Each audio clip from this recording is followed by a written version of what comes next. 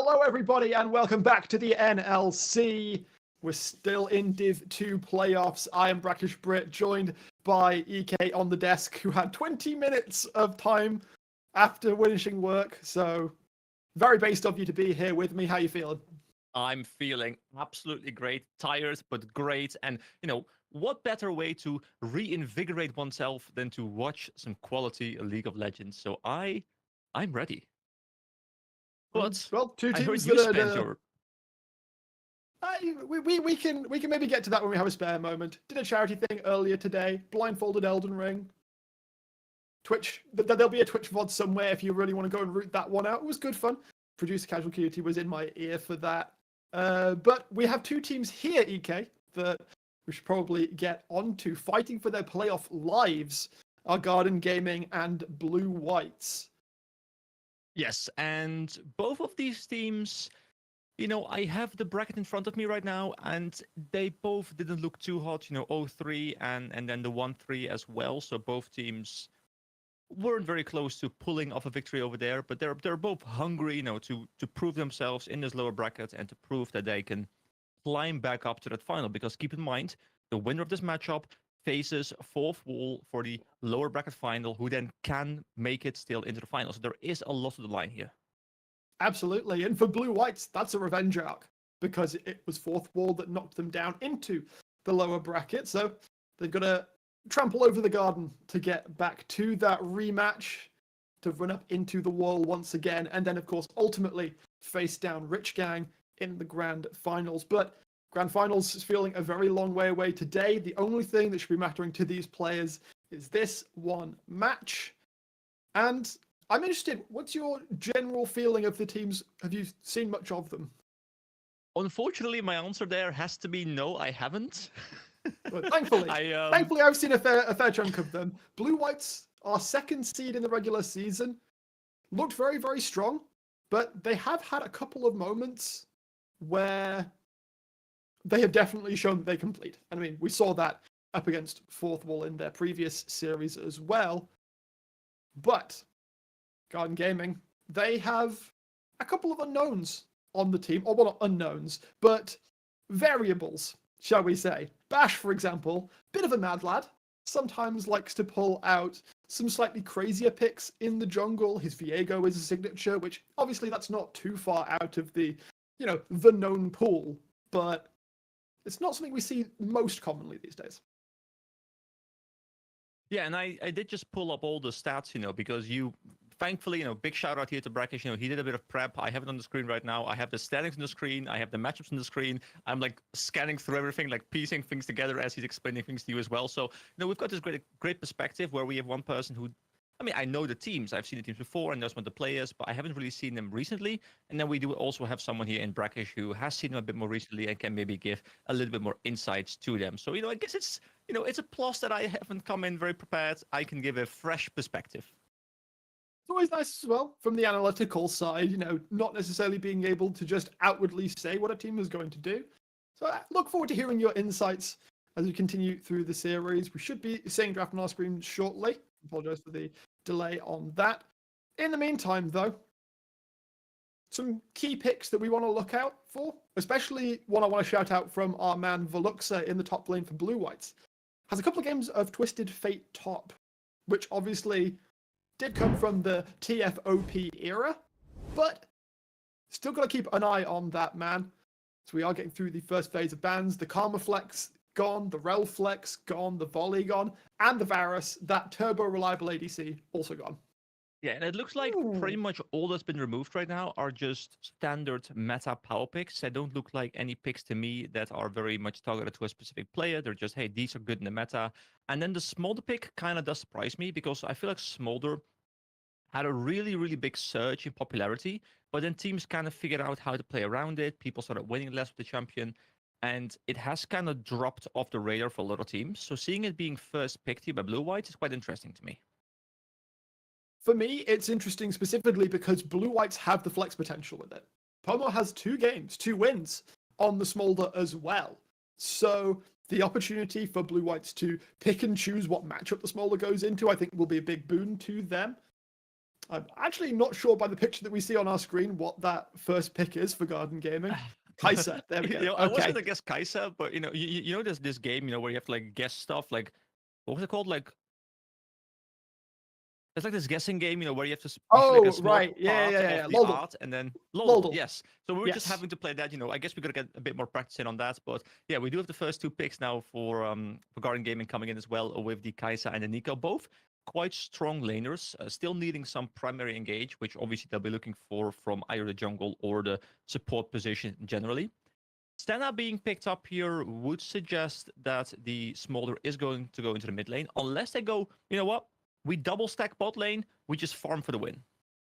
Snurmy and Egats, they're not exactly strangers to that playstyle, and even better, there is a support AD flex on this center as well. Both Snurmy and Egats have games on the champion, have wins on the champion. We're looking forward to seeing how that comes through as we are back. Normal Draft has deigned to be present, although I believe the summoner names might be the wrong way around. And we will have the Tom Kench. So it is going to be the center Tom potentially towards the bot side, although of course you could still lob that up towards the Luxor.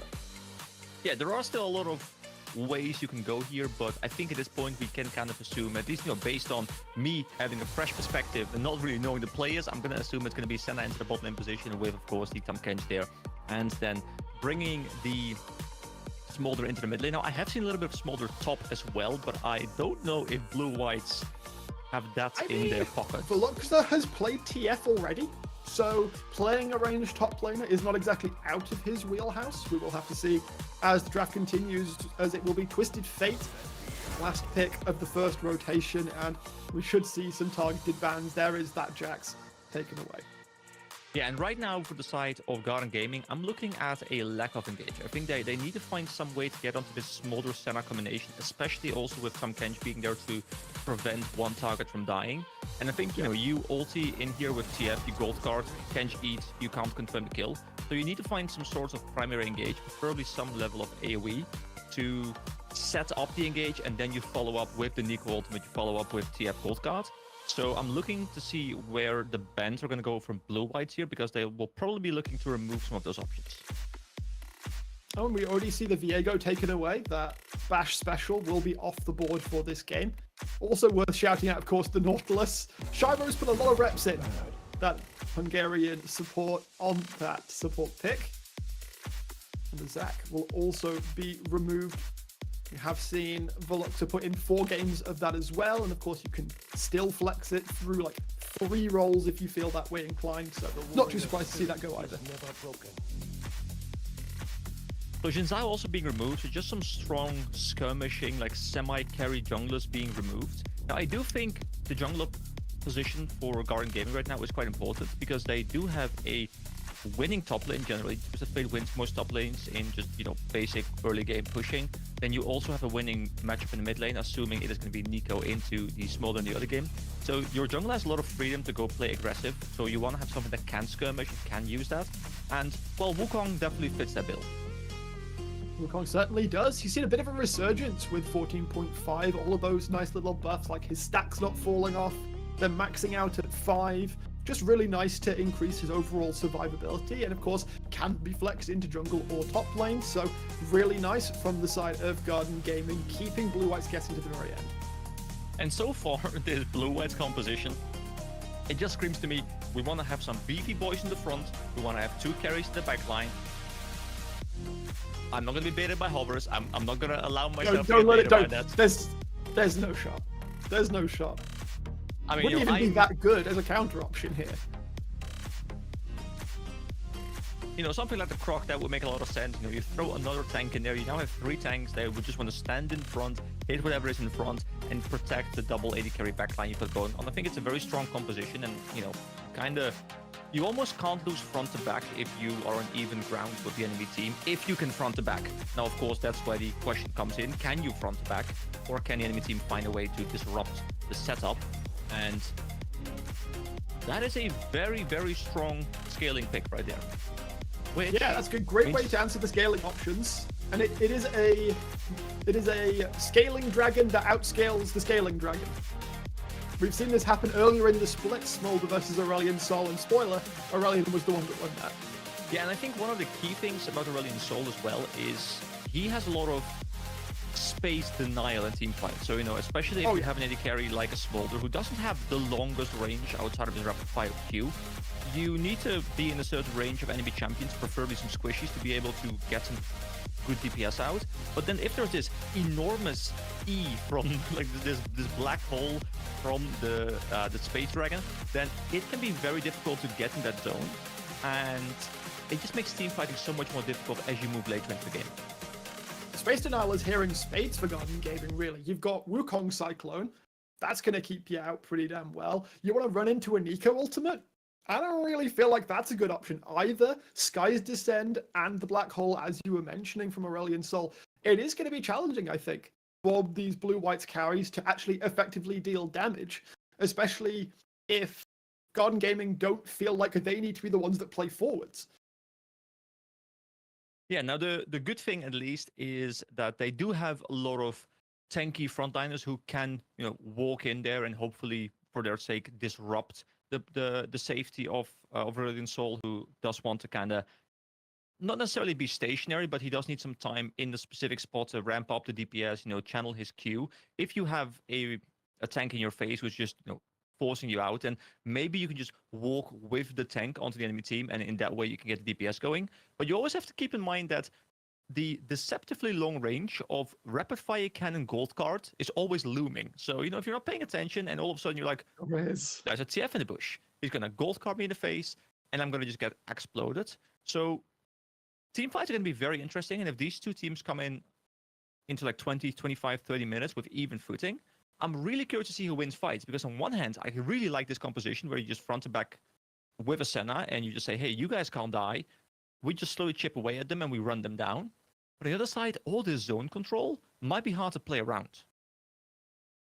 We'll be able to find that out very, very shortly, EK, as we are moments away from getting onto the Rift for the first game of the day. And unless I'm much mistaken, there should be predictions going on in chat, or hopefully we had predictions as well, so you fans can put your money, or your imaginary money, where your mouths are, as we are indeed onto the Rift, fighting for their playoffs lives. Blue Whites and Garden Gaming will take to the floor. Are you expecting anything to happen in this early game?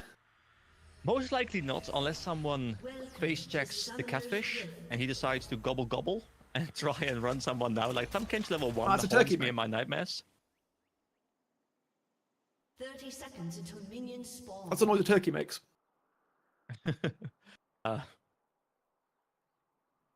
Isn't that like?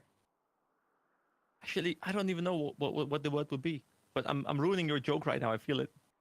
It's all right. We are, as you say, pretty standard line of scrimmage. In fact, that man that we see in the top lane, I do want a little discussion with you about how do you feel this lane phase will go. Obviously, Twisted Fate has the ranged advantage, but Renekton's not struggling necessarily to go forwards. I feel it's very much dependent on how Fat Shield can space his auto attacking and how quickly he can grab his gold card when Renekton decides, hey, I would like to just get a kill right now. Okay. Because Renekton has so much engage range. If he has a minion wave and he can slice and dice, get the double dash, get onto Fat Shield, get the empowered W, and then just conquer or run him down, then I feel like the matchup is Renekton favored. But I do think the skill expression is on the side of the TF. And if TF can stay at the perfect range and not allow the engage to take place and just chip down at the Renekton slowly, it should be favored for Twisted Fate, but it's just such a high skill lane. We'll see how these laners are able to execute, as Pomo is, the baby dragon is being put in his place a little bit by the Elder Drake in this situation. It's always weird to see, it's weird to see Aurelion Sol go aggressive early game, but Smolder is just not a champion before 25 stacks. Yeah. Get level 2s coming in for top lane. Maybe Fetchel can get a bit of a nice trade going, but he does seem to respect level 2 coming in for Renekton as well. Just steps back, respects the dash potential. It seems that all of Blue Whites are mostly just kind of chilling throughout this early stage. We're not surprised to see the fasting Senna here on the bottom side of the Rift. Snurby going to make it so Egets is really tough to get through, which, as you said, very important for the front-to-back style that Blue-Whites are presenting. Yeah, and the one thing that I did mention in draft and that I'm a bit worried about right now for Blue-Whites is that because they have 3 lanes that all get pushed in, Bash can just kind of do whatever he wants, and he should always have backup if his lane should move, because they have to give up less CS because they have the wave pushed. So I'm curious to see if Bash That's a good old chunk of damage. Catfish will be forced out of lane. Does have teleport, however, so won't be away for too long. Right now, though, you see pings coming down. Jones has already taken his blue buff, but Velux is the one who's kind of in need of assistance, as this push from Fat Shield is kind of nasty. I like this by Bash. You know, invade the enemy jungle, you have top lane push, you have mid lane push, you have the backup needed to just go in aggressively. Doesn't really get anything, but, you know, he gets the intel, knows where the enemy jungle is, gets a bit of chunk damage, gets a wall, and then just, you know, takes the scuttle. So, slowly but surely building a bit of a lead. I think that will be the case throughout this early game, as you said, that Garden Gaming just have the stronger lanes in this situation, and Snurmy and Egets, they will be able to push their bot lane out, but it's not going to mean all that much, as Nickel will get to the turret. It's not going to be losing much in the way of CS. And of course, Bash, making use of all of that lovely, lovely prio, will be able to get the double scuttle. And I want to talk to you about something while we don't really have anything going on. And as I say that, Chiro is... something ain't right here. As a minion. I mean, you know, minion AI can be weird. So, you know, don't question it until you know for sure their support is missing. Maybe it's actually a minion on a bit of a vacation. But I wanted to talk to you about something. And it's that I feel like I have seen more and more junglers step away from the very common I full clear into level 4 into then make a play into a lot more 3-4 camp into making a play early game. How do you feel about that? I like to see it as a play-by-play caster. More action in the early game. And we see these junglers affecting their lanes just that little bit more. Right now, though, they are actually doing quite a bit of the farming in this game, at least. I think Blue-Whites, they're not complaining about that necessarily. Both compositions just really want to get to at least 1 item, and you know, in case of Blue-White, you know, most of them want to get to about 2-3 items. I guess the Renekton can fight a bit earlier, and we always know how dangerous a combination Renekton plus the Sejuani can be because of the permafrost stacks. You just blow someone up in the CC chain with the empowered W from the Renekton, but nothing should happen right now just because Jones can't really make aggressive plays because his lane is collapse. Ericsson continuing to make those aggressive plays because he knows his teammates can collapse, and Garden Gaming will be turning that continual prio into a nice early pickup of the first Drake. It's only a chem tech. It's not really the one that you'd necessarily want a single one of, but at the end of the day, you need to pick it up in order to continue your stacking. Cloud will be the next one, and we see Jones doing that trade that we have seen so many times, going for those first grubs. Yeah, and I very much do like this for Garden Gaming. I think what we have seen a lot everywhere around the world against Smolder is because Smolder just isn't a champion in the early couple of levels. Let's be real here. No, it's more like a glorified caster main early game.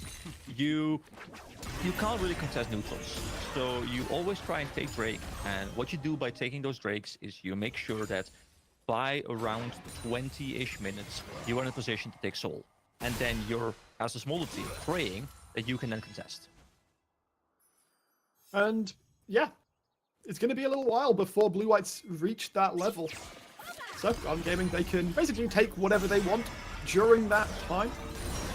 Cuomo is still on the receiving end of bad trade after bad trade. As he said, Smolder just does not have the tools to respond back to that longer range as a soul poke. Hey, the cool thing is we have 3 champions in this game who all have stacks. So, you know, we can stack or we can stack crack these champions. That was difficult to say, as we have a bit of a fight in bot lane potentially. But we go forwards. Mickle does get caught by the root. Last embrace forwards. Bash will come on in. A lot of damage dropping, but Egets is the one who's taking most of it in the ASOL. It's pretty darn tanky for what it's worth. Wave getting shoved in though, and Ericsson is here lurking, a falling star, potentially with their names on it. Not the kind you'd want to be wishing on, as down it drops, and first blood will be secured. Make it 2 for Ericsson, an immaculate dive. very, very, very well played here by Garden Gaming. They get the summoners out, or at least they trade the cleanse. They force them low. They push in the wave. They bring down their Space Dragon. Aurelion Sol really can't be contested on this point in the game, and won't be contested pretty much throughout the entirety of the game. But he always has push, shoves in the wave, and when Pomo resets, he's like, "This is my time to shine." Walks down to bot lane, uses his level 6 power spike to get 2 kills going. And now there's a pretty sizable lead developing for Garden Gaming. And keep in mind, they should be able to keep doing this for a while, because Smolder just doesn't really activate until generally about 15 to 20 minutes into the game. So you're really just praying, if you're Blue Whites right now, can we stabilize this game? Can we keep the scaling going? Right now, Pomo's not in a good spot to do that. His wave pushing away from him. Bash. What? I was going to say Bash lingering around, but no, I got. It's Shiro. Was looking to make something happen on the Nico. And this Blue is Whites. the fun I don't think Blue Whites are panicking right now. Like, going to an early deficit is not necessarily something they should find a great surprise. But we're going to keep tracking this as Ericsson might be looking for a fight here as down drops both of the ultimates. There is a flash available, but there's no way of using it, and Pomo will pick himself a tidy little shutdown. That is very, very big.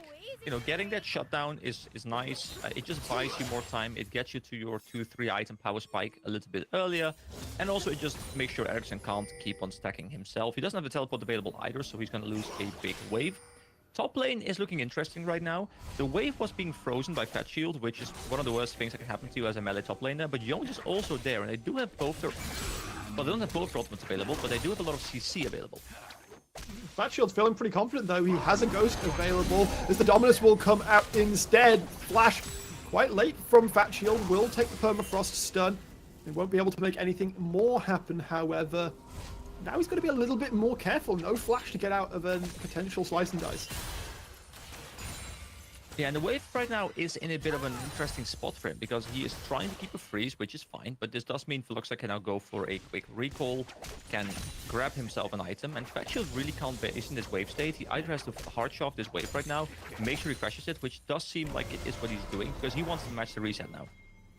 What feels so funny for me though is that we basically have a twisted fate with 3 summoners in this game, because in the lane phase, Fat Shield's not really that interested in joining fights, because he gets free money from his passive, although Jones making his way top once again. Fat Shield is able to dodge away for a while, but the flash of Veluxa will be able to set up for the stun. And there's no way out for the TF. A gold card will mean nothing. He's going to get put in the hole eventually. He is managing to make a bit of effort out of it, but the wave will be removed, and Jones will be able to pick up the kill. I mean, even though Fat Shield died there, we can see what he was trying to do. He wanted to get the crash of the wave so that he could base as well and have the wave in a nice resetting position where it was going to push back into him and he could reinitiate the freeze. Also some fancy footwork on his behalf. He dodged a lot of the abilities, he wasted a lot of time. Does not allow Garden Gaming to go for Drake. It will be easy enough for them to pick up. Jones again sticking towards the top side of the map, so it'll be 2 Drakes for Garden Gaming and the Hexagrub buff pickup for the side of Blue Whites. Again, they're not panicking too much, and with those kills they've picked up, they've managed to even up the gold. Yeah, there we go. The game has pretty much equalized. We're 200-300 gold between the 2 teams. Still... I was worried for a second there. It's coming a scary dragon. Meanwhile, the fight's happening towards the bottom side. The Devour will keep Snurmy safe. The Pop Blossom will not get all that much done. He is getting pretty tanky off the back of the farm he's received. Flash coming in. No, some cancel, keep that in mind. Flashes over the Cyclone though. He gets feeling pretty good about that one. Shiro is dropping quite low. Will have to step away here. Does have flash, does have ignite, so he can't necessarily commit to going forwards here. Veluxa has resorted to just proxying because Fat Shield has been clearing waves so hard. Yeah, so now we're in this interesting game state where Fat Shield's clearing his own waves. Meanwhile, Veluxa is just proxying the waves, and nothing really is happening top lane. It does mean though that he gets, or Renekton gets a little bit more time to move quickly. He might be in some real trouble this time, taken down. It'll go across to Shiro. And Snurmy might be in a little bit of trouble himself. Ericsson was looking for a potential roam angle. will end up slinking his way back to mid lane as Pomo still just clearing up waves, has picked up his first item in the Essence Reaver, and we've got a Night Spout for him from Jones as well. Yeah, 105 stacks. We are approaching the point of the game where you at least become a bit of a champion, where you do get the bouncing ball on the Q, which means getting future stacks, but also participating in fights is going to be a lot easier. Obviously, we are waiting for 225 to become this really powerful champion. There and beyond, we'll see Pomo really come into his own. See how good he is at counting minions right now, though, because Shiro is here in the mid lane, root straight down. He wasn't paying attention. Flash puts the fly out. Will keep him alive for now, but Ericsson does have Disguise Descent if he wished to use it. The wave disappears quickly enough, and Pomo will live to fight another day. See, I feel like it's unfair to have to count minions for some champions, because if you're playing Jhin, for example, you can only count to 4, you know? So when there are more than 4 minions in the wave, how are you supposed to know?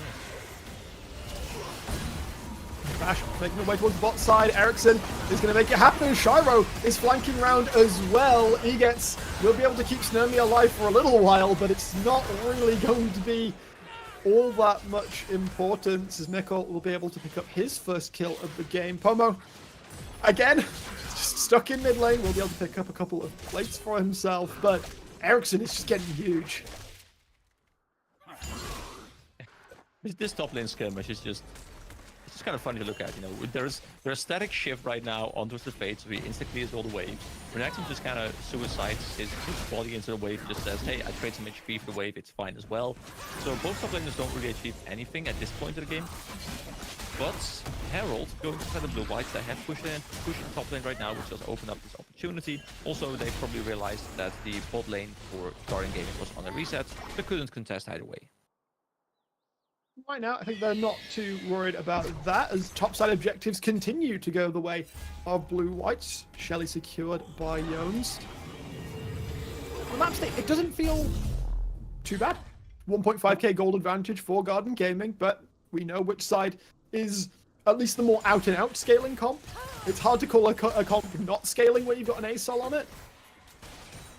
Yeah, it's a bit of a weird composition, because generally I would say most of those champions say to me, hey, we want to fight in the mid game and we want to try and, you know, win the game off soul. We want to win the game, you know, 30-35 minutes tops. But then you throw ASOL on there and you're like, well, I guess this warped the composition into we can play both mid game and late game. And the fact that he is now 3-1, you know, he's the most fed member on his team as the best scaling champion on his team, does bridge that gap to late game for Garden Gaming quite well. How do you feel about the Celestial opposition on Nico, though? Just noticed that on Shiro. I'm actually not too sure, but I think I'm going to be interrupted by a lot of action here, which... Nope. Actually, I was wrong. Flat.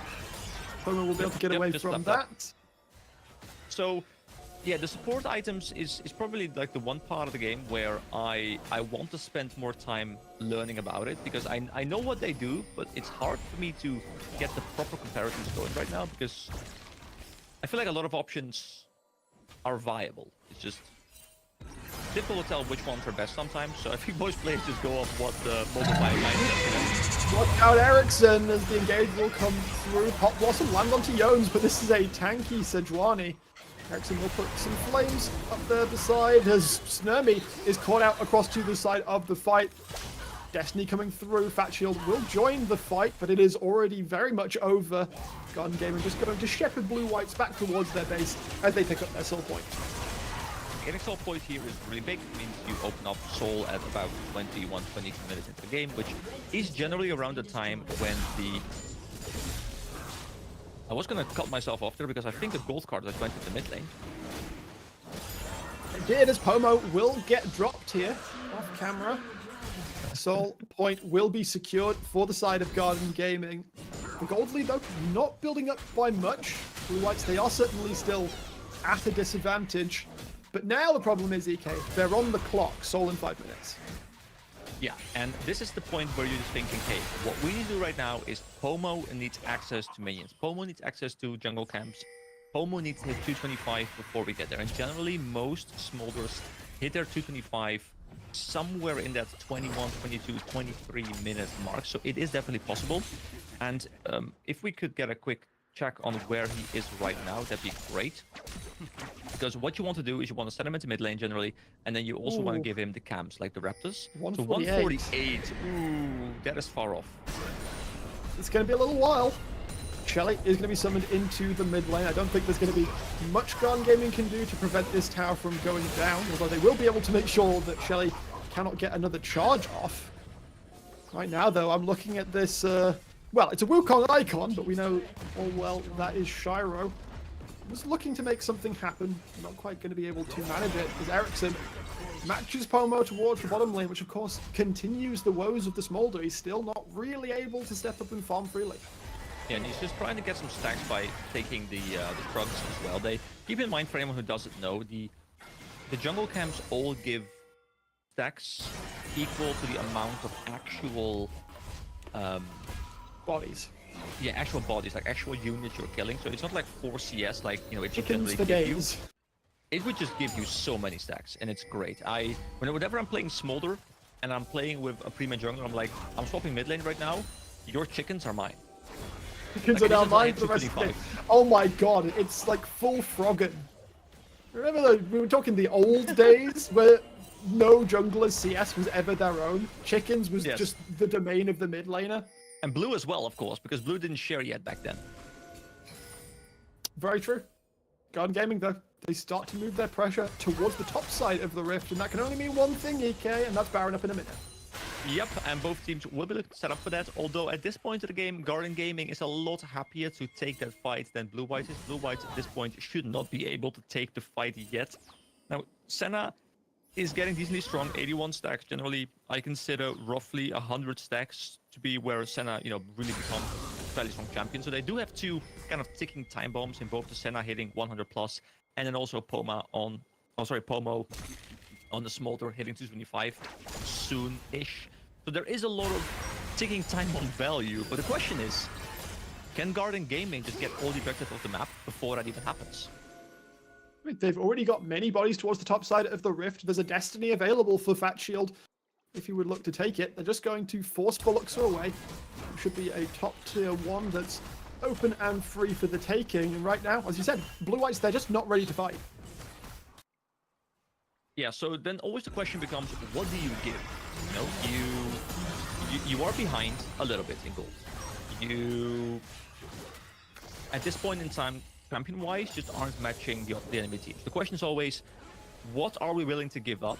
And what are we not willing to give up? And which things do we fight for, even if we should probably not fight for it?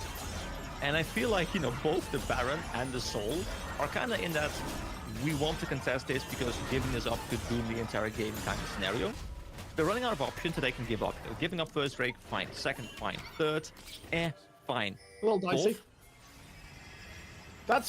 That's where we start to worry, and that, especially in Ocean Soul, will give a lot of extra tankiness that this Garden Gaming comp was slightly lacking.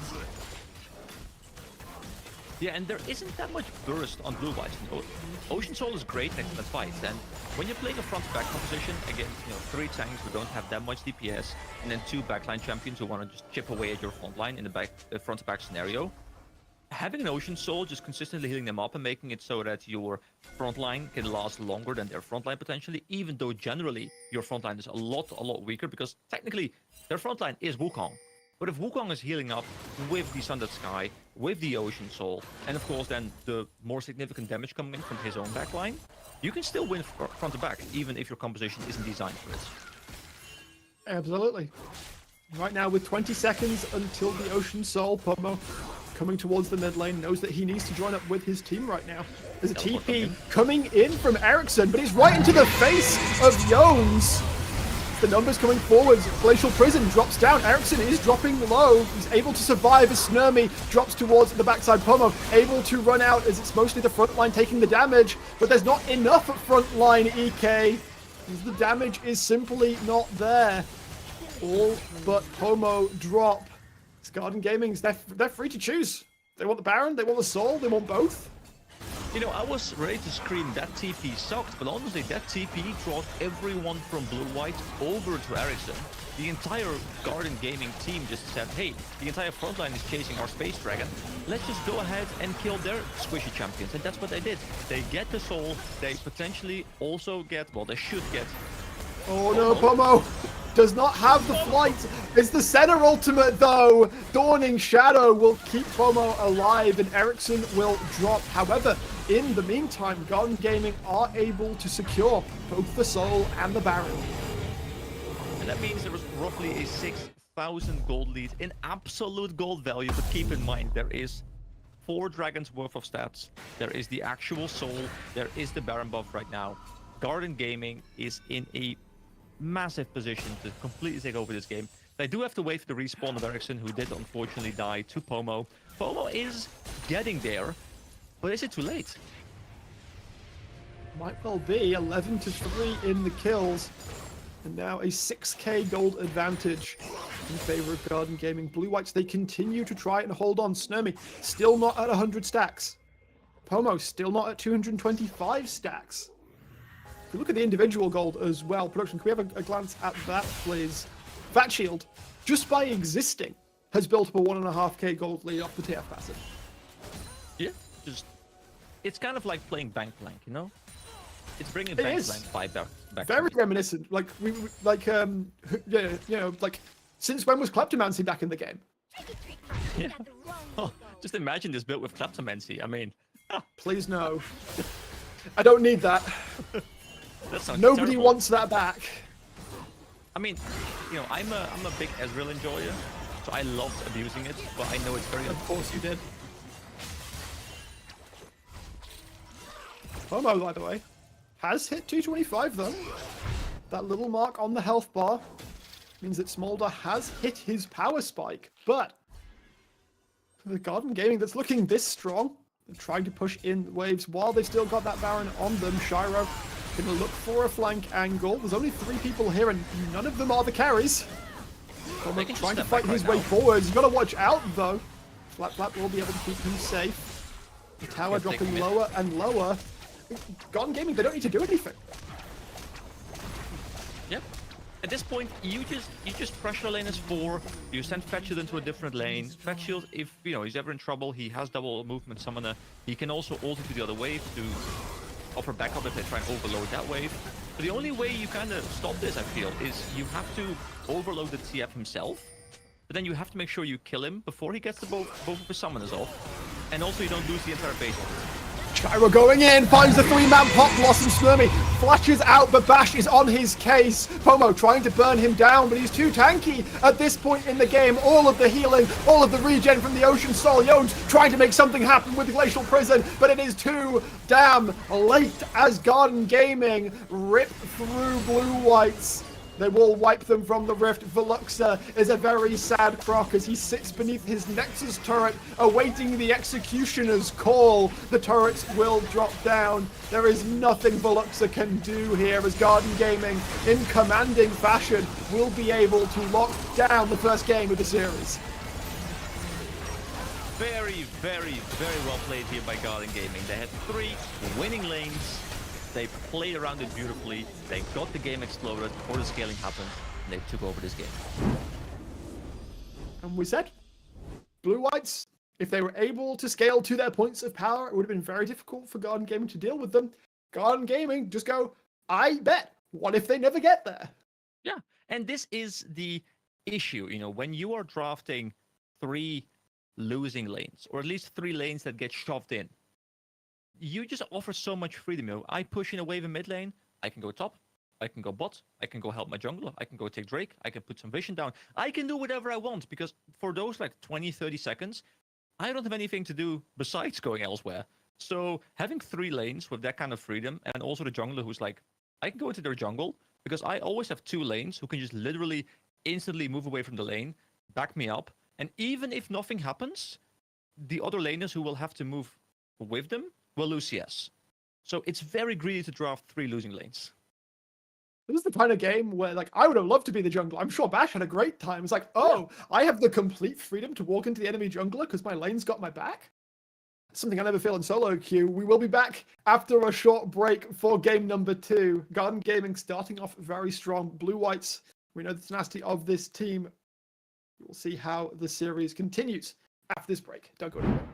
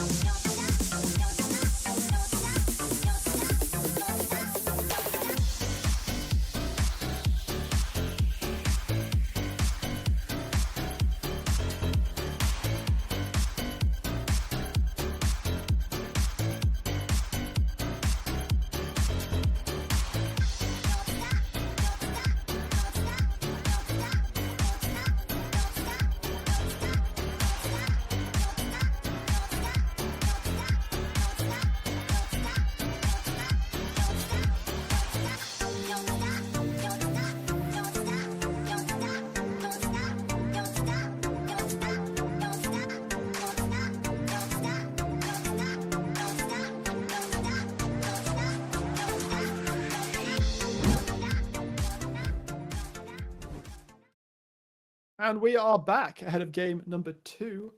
Blue Whites maybe went a little bit too hard into scaling in game number 1. I mean, how often can you say that Aurelion Sol is a lane bully? Yeah, besides his deceptively strong level 1, I feel like most champions just deal with Aurelion Sol in those early couple of levels. He has to be stationary in order to get most of his damage out, so you really just lose most matchups.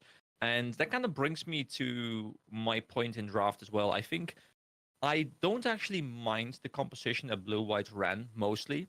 I just think they over-indexed into that scaling idea. I agree. I think if you run back the same composition, and I can't remember the exact bans, but if you run a similar composition, but instead of Smolder, your mid laner is an Orianna, or your mid laner is a Syndra, or your mid laner is just anything that has a little bit of contesting in the lane, can move out of lane, can actually pressure the other laner, and can help the other lanes like bridge that gap to that late game.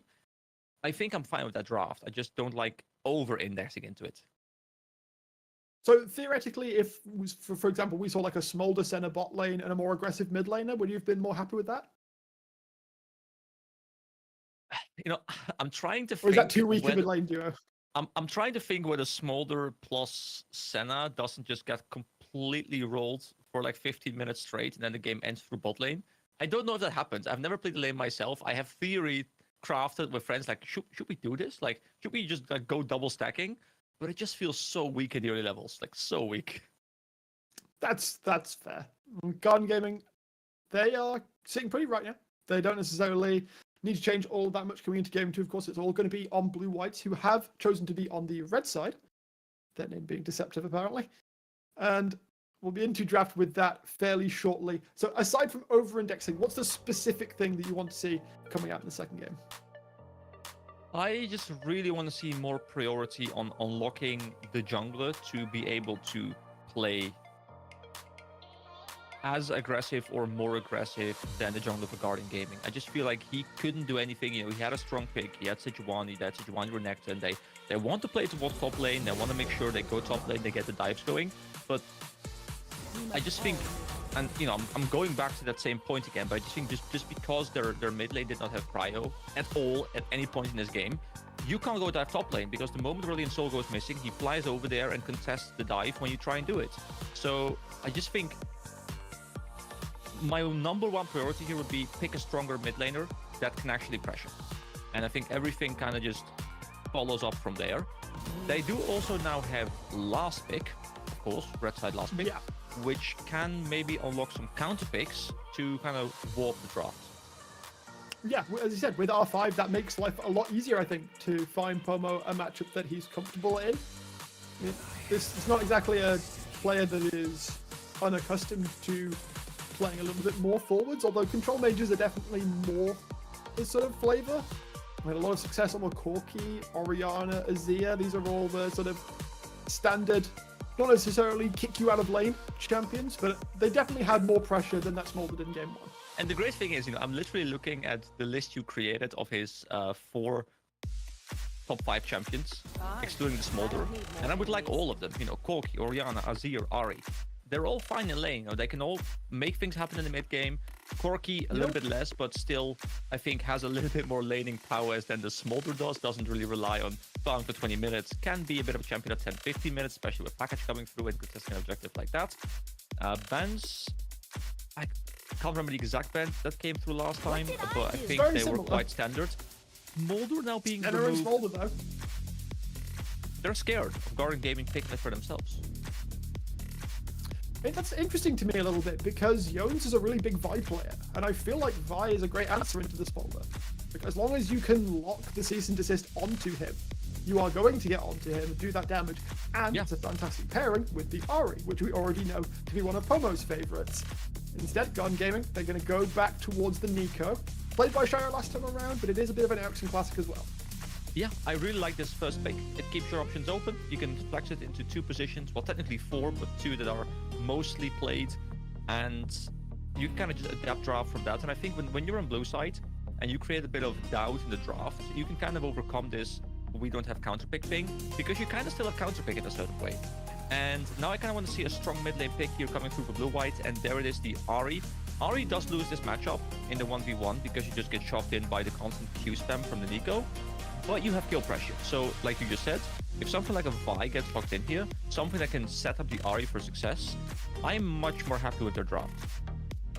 I wouldn't mind waiting until R3 for the Vi, or alternatively, could go for a strong support pick. Yeah. It does look like blue-whites might be considering that option. Banned in game number 1, it's going to be picked by Egets in game number 2 to ensure that Shiro, who has 8 games on it by the way, doesn't get his hands on that Nort either. And I'm curious to see whether they're thinking about maybe taking away the Vi, picking it up for themselves. There are, of course, many options. You don't have to pick the Vi here, but their composition so far to me just screams Vi will slot in here very nicely. Well, that's related, at least, as the Jinx gets locked in for Miffle. Big scaling option of their own this time around, and I mean, Nico again, you said, she's a very difficult champion in terms of you're going to struggle to deal with her.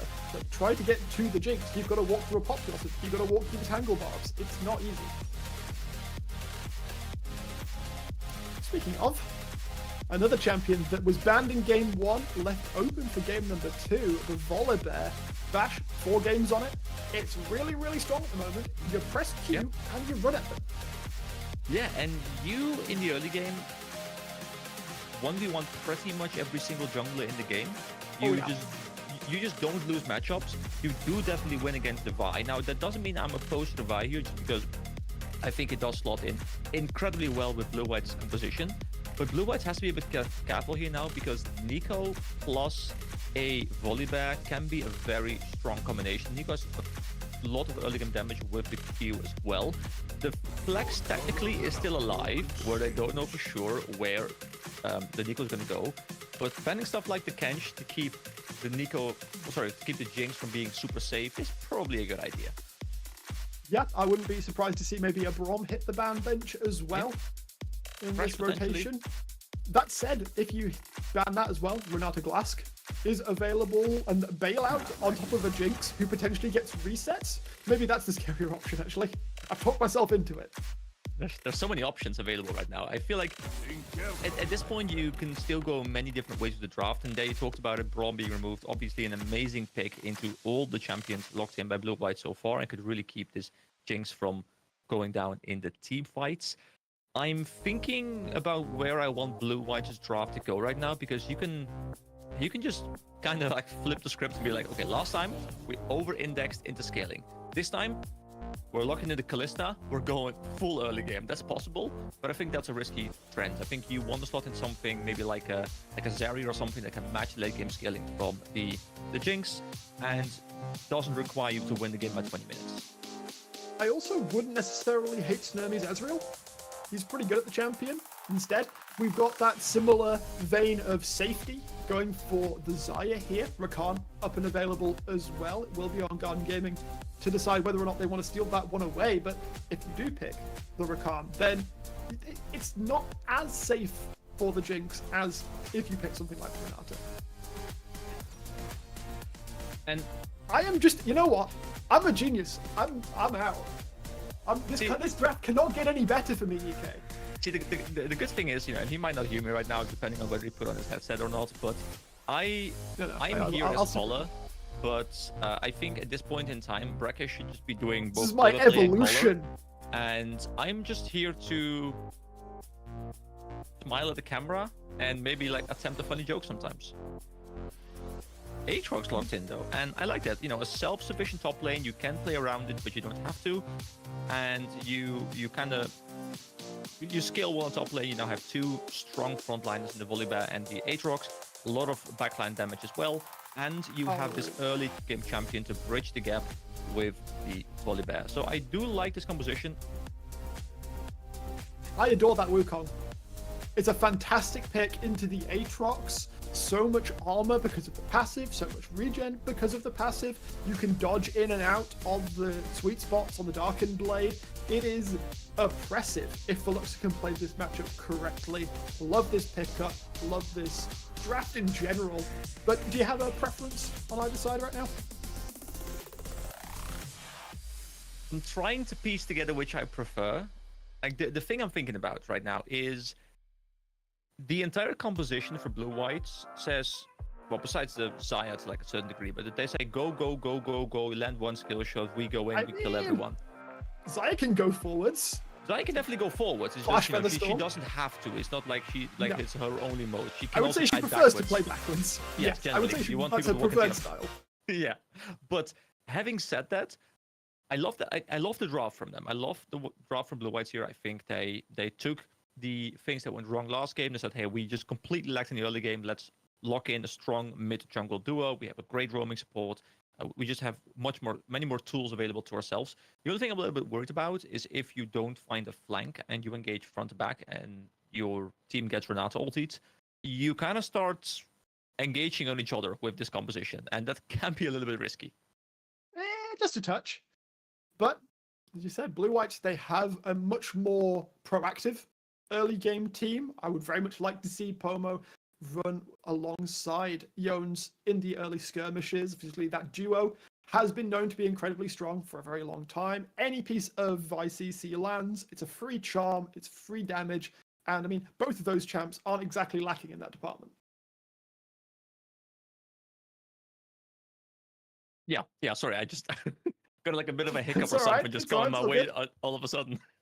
We're just ticking down the seconds until we get onto the Rift for the second game of the day. Garden Gaming, they're still in good swing after their win in the last round. Blue Whites, of course, still looking to pick themselves up in the lower bracket to get to that revenge match up against Fourth Wall. And that will be in a few days' time. But no more ruminating, no more thoughts, as we are back onto the Rift. What up, Rift Stag? Whoa, You got a game I've to never watch. seen that. Wait, hold on. Where's that stag located? Is that on like a little pillar on the side of the map or something? It's the bot alcove.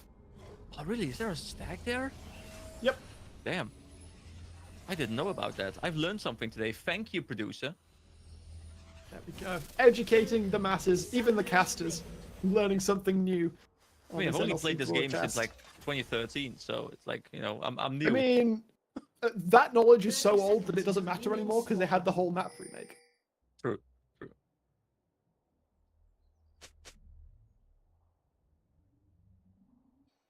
All right, so we'll probably have a fairly slow level 1. I don't think either team really wants to go aggressive, although there will probably be a lot of action level 3, level 4. Bit of upping back and forth going on the top lane. Nothing much should come of it. But Although with Bash these is high. CC tools available, the early levels are going to be spicy. Absolutely. Both teams have plenty of options to make things happen in the early levels. Veluxa actually going to just step back to base, get his health all the way back to full before the lane starts. Didn't take that best of early trades up into Fat Shield, but as the levels grow up, as the regen he'll get out of that passive gets greater and greater, and I think he'll be feeling pretty fine. And Pomo, confident enough to step forward. The level 1 trade pattern of the RE with the electrocute, you can't really do anything about it. Yeah, you just walk up with your W active, throw a couple of auto attacks in there, press the electrocute, and refuse to elaborate, and just you know, walk away. So Ericsson, once he does get a few levels, he will start pushing his wave a bit quicker. It's just because REQ in the early levels doesn't really do too much of the wave, while Nico Q takes out waves so much quicker. So you do get a bit of prio in the early levels once you start being able to insta-clear those backline minions. But for now, both mid laners kind of just trading back and forth, getting something. Yeah, Orbit Perception will help Ari at least keep up in the farm department, or the wave clear department. For now, it's all pretty chill, although Shiro has snuck out of bottom lane, will get a nice little ward off towards the blue buff.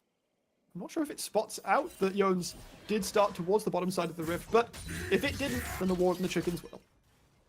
And I'm happy to see, as I say that, Hands from me gets root onto Shiro as well, but the handshake will pull back.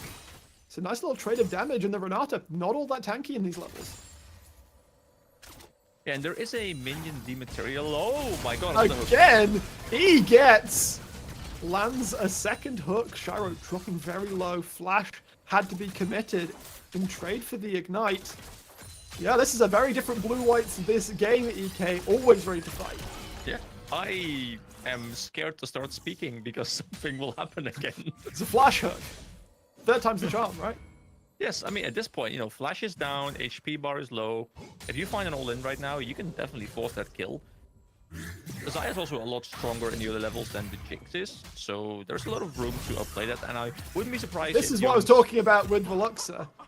Able to push forwards, is going to get just a considerable amount of regen for the passive. Bash, I'm not sure if he got spotted out there, but we'll be able to take that top scuttle. Yones doing the same. Bots, you know what I mean. Oh, yeah, I think everyone knows what you mean. It's all good. So the thing I tried to mention before is that there is the minion dematerialize from Pomo, and I quite like that because as Ari, you have so much value in being able to clear your minion waves with your Q more effectively. Nothing sucks more than playing Ari, queuing minions, you know, front to back, and then they both, or like all three of them, survive on literally like single-digit HP. So getting that minion dematerializer, getting the shot, matching Ericsson in the clear, and then being able to roam with Vi can be massive. That's why I love playing Victor. It's like, as soon as you get the E-Evolve, caster minions just melt. Ah, it's so satisfying. It's great. Evolution. What might not be great, though, is Bash looking for the mid lane here. Charm misses. Sky Splitter will drop. Flash, followed with the root. But it does not find its target, nor does the Vault Breaker out of Yone. So, just going to shoo Bash out of the mid lane, ensure that Pomo can complete the push in. Because doesn't have any pots right now. Had to burn them to survive that. Might want to take a little reset. Top going pretty much even right now. This mini wave should equalize the CS for Veloxa. They're both around 36 CS right now, but Fat Shield did get in the quick reset, so he is a bit stronger right now. Picked up boots, just to make sure he has a bit more armor and he can hopefully contest the Wukong a bit better. Although, keep in mind, there is some armor strength. That there is, on the crushing blow. On the Wukong. And of course, he also really loves building Black Cleaver. So all armor throughout this game gets just that little bit worse the later the game goes. And also Vi has armor shred on her W. Yeah, I mean, what even is armor at this point, right? Well, I mean, if you don't build it, then you're going to lose even more. So it's kind of that catch-22 situation. Fat Shield having a very good time in the top lane right now. Veloxa yet to hit level 6. And is at quite low health. Bash gonna make his way towards the bottom side of the rift, of course. Got pushing mid, got pushing bot. That's a free break. I'm looking at Jones right now. I don't think he knows this is going on. He will get a couple of cams potentially, and I think he should look to try and make a bot play right now. But Jones doesn't realize that Bash is also in the area. Does sweep it. Does he see the ward? He sees the ward, but he still doesn't know that Volibear is right around the corner. And Shiro's walking up into him here. Jones does not have a smite available. Looking for the handshake is Shiro. Will be able to land it, and Bash can now look for the angle forwards. Vault Breaker going forwards. Mikkel, however, has been left alone. Has to flash away as Blue-White's now just trying to reorganize themselves. Root lands onto Jones. It will be first blood there for Ericsson. Can't quite take down Shiro, and Snurmy is on the run. He's burned all his summoners. It's a double kill for Mikkel. And the Jinx, who gets forced out of the fight right at the start, walks back in and waltzes out with 2. Oh, and this could not have gone worse. This fight looked really, really good initially for Blue White, but they couldn't get the kill onto what I believe was Shiro running. Actually, no, it was Mikkel flashing away. But then Mikkel comes back, gets the resets, gets the double kill as well, and is now in the leading position. And we have to keep in mind that this entire composition for GG, it revolves around this Jinx being safe and the Jinx getting some DPS out. Ericsson, gotta be careful, my man. Taking a lot of damage from Snurmy, but will be able to land the Tangle Barbs and get out. And there's always the issue when you are running a composition that is like, hey, we burst this one target. You burst the one target? Great, it works. You can't burst the one target? Well, that's when you run into issues. So they need to get sufficient damage to be able to blow up Mikkel, for example. And it can be a bit difficult into the Renata. So him having a couple kills now and being able to get a reset potentially a bit quicker can prove disastrous. Now, GG also picking up the Grubbies here, which I think is gonna be their first Grubbies, right? Yes, 2 Grubbies picked up by GG, so 1 Jones, by Blue Whites. Yeah, Jones went in and snuck one away right at the like pretty much as they spawned. But that will be 2 going across to Garden Gaming. So if they are able to secure them on the respawn, that would still be a penta buff. Would be enough to see some little mites helping them out take down towers. I wonder if Jones is thinking that Bash is looking for a dive. That's why he's hovering here. At this point, Fat Shields could potentially turn this fight around if Veloxa doesn't respect the damage out of Fat Shield. Well, Mikkel right now is the one who might need to respect, although he's going to need to get out of there pretty quickly. Manages to land the hook and will be able to get away from the handshake. Bash not quite able to make contact either, as Blue Whites, they will survive the attempt, but they do have to burn some summoners to do it. That was some beautiful Spider-Manning though by Egerts. Yeah, wonderfully timed. Yeah. Alongside the handshake, so it will pull him away into safety. And Veloxa, much as I was hyping up the Wukong in this matchup, he's not having a great time into Fat Shield. Yeah, I'm not too familiar with this matchup. I feel like most melee matchups just go to Aatrox by default, just because he has the built-in sustain and he deals so well with bruisers. But then again, I feel like often Wukong is very deceptive in how strong he is. He has to be very careful though. He is going incredibly low. If he gets one more Q into a Q flash or something, he is dead. So he needs to go for the reset. Doesn't have teleport. Fat Shield could try and greed for a wave right now, or could try and just match the reset and get a better base. You can probably get a plate off of that one if he wanted to stick around, but as you surmise, he will look to get the reset off. Try and make it happen going forwards. Of course, still has a decent amount of gold in pockets, and it will turn it into a tunneler and 2 longswords, which is it can be pretty intimidating. This will look to go forwards in the game. Mid is kind of just turned into a farm fest. It's also, there was a flash down on Pomo, but you can't really punish flash down when there's also still Spirit Rush available for the Ahri. So at this point, both mid laners are just kind of farming up for their 1-item power spike. And then they'll probably try and sync up with their jungler, potentially sync up with their support as well. Try and get some pace going, because both pairings can do a lot. That has to be Pixels. Jones was looking to get the cease and desist onto Ericsson, not able to lock on. And so Pomo to leave empty-handed, just clear out the wave. Fatshield continuing to bully in towards Veluxa. The level lead, the items, making this look not very close at all. Yeah, both mid laners just base, both mid laners also teleport back in. They both are still sitting on components. No first item has come through. Dark Seals in both inventories, looking to pick up some stacks potentially if they win a fight soon. Dragon also up very shortly, so we probably have a fight in our hands quite soon. Fatshield has teleport, Veluxa does not. I honestly think the difference in this top lane might just be steel caps versus not. As the second Drake does spawn onto the rift, and as you say, there's a TP available for Fatshield, so it's going to be difficult for Blue Whites to fully commit to contesting this, especially as there's a ward behind them in that bot tribush. They're going to try and walk in. Bash already doing a lot of damage to the objective. We'll try and drop it down. The flash of Jones is not able to secure it, and it's full force forwards from Garden Gaming. Blue Whites not currently able to find an angle to fight from. They're putting a lot of damage down. Pomo tries to go forwards for the execute. Ignite from Shiro will be put down also. At the end of the day, they don't get extra kills, but they already got a kill and the second Drake.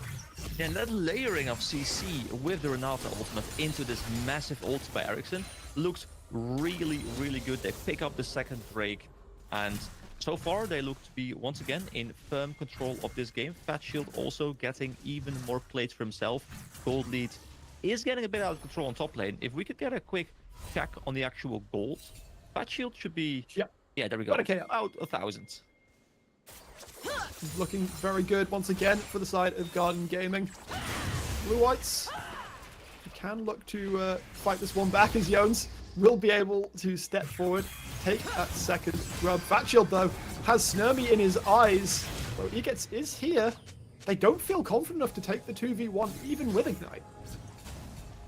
Yeah, I feel like at this point, you know, you're fighting a 1-item bruiser, you're a 1-item midi carry. You know, I've been there before. The bruiser seems really, really busted. So you're like, well, let's just not try and fight this guy. Let's back off. Let's, you know, shop a little bit and match the swap, because we now see both bot lanes heading towards top lane to potentially try and contest these next rubbies. Right now, though, Blue Whites, they're a little bit slower on the rotate. Bash going to be able to take these remaining grubs. A little while before Shelly comes back up, and Blue Whites don't seem terribly interested in contesting for that. Right now, instead, they're more interested in keeping that top tower alive, which of course has taken a beating from Fatshield.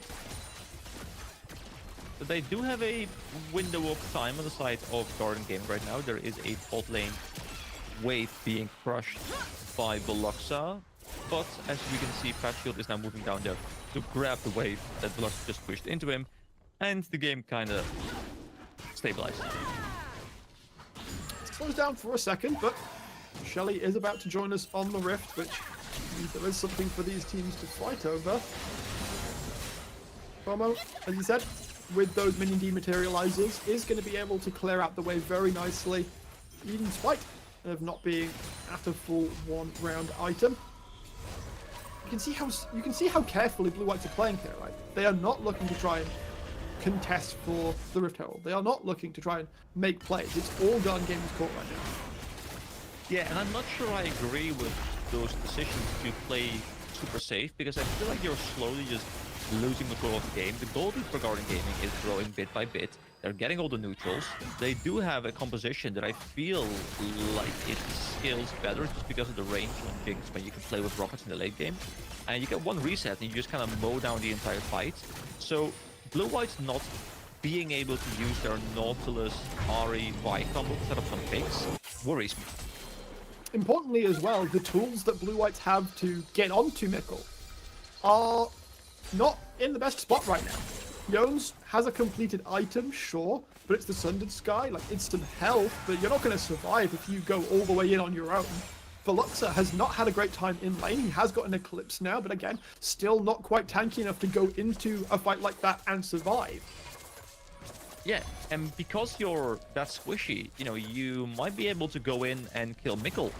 But keep in mind, Renata Revive exists, and if you have to engage on top of the Jinx, where Ericsson is most likely waiting with his ultimate, Ericsson's gonna just completely blow you up, revive the Jinx, and then your team comp doesn't work anymore. So you have to blow up in this game and get enough damage to blow up one target with ease. Otherwise, this game just snowballs away from you. One thing that hasn't changed from game 1, EK, is the fact that Garden Gaming have zoning for days. They have so many options to keep their main carries safe, which, I mean, Ericsson is a zoning tool in and of himself, but Mikkel is, you know, the one that is slightly more vulnerable to being engaged upon. And they've got more than enough tools to ensure he stays safe. Jones, I think. Oh no, Bash was the one who actually secured the Rift Herald.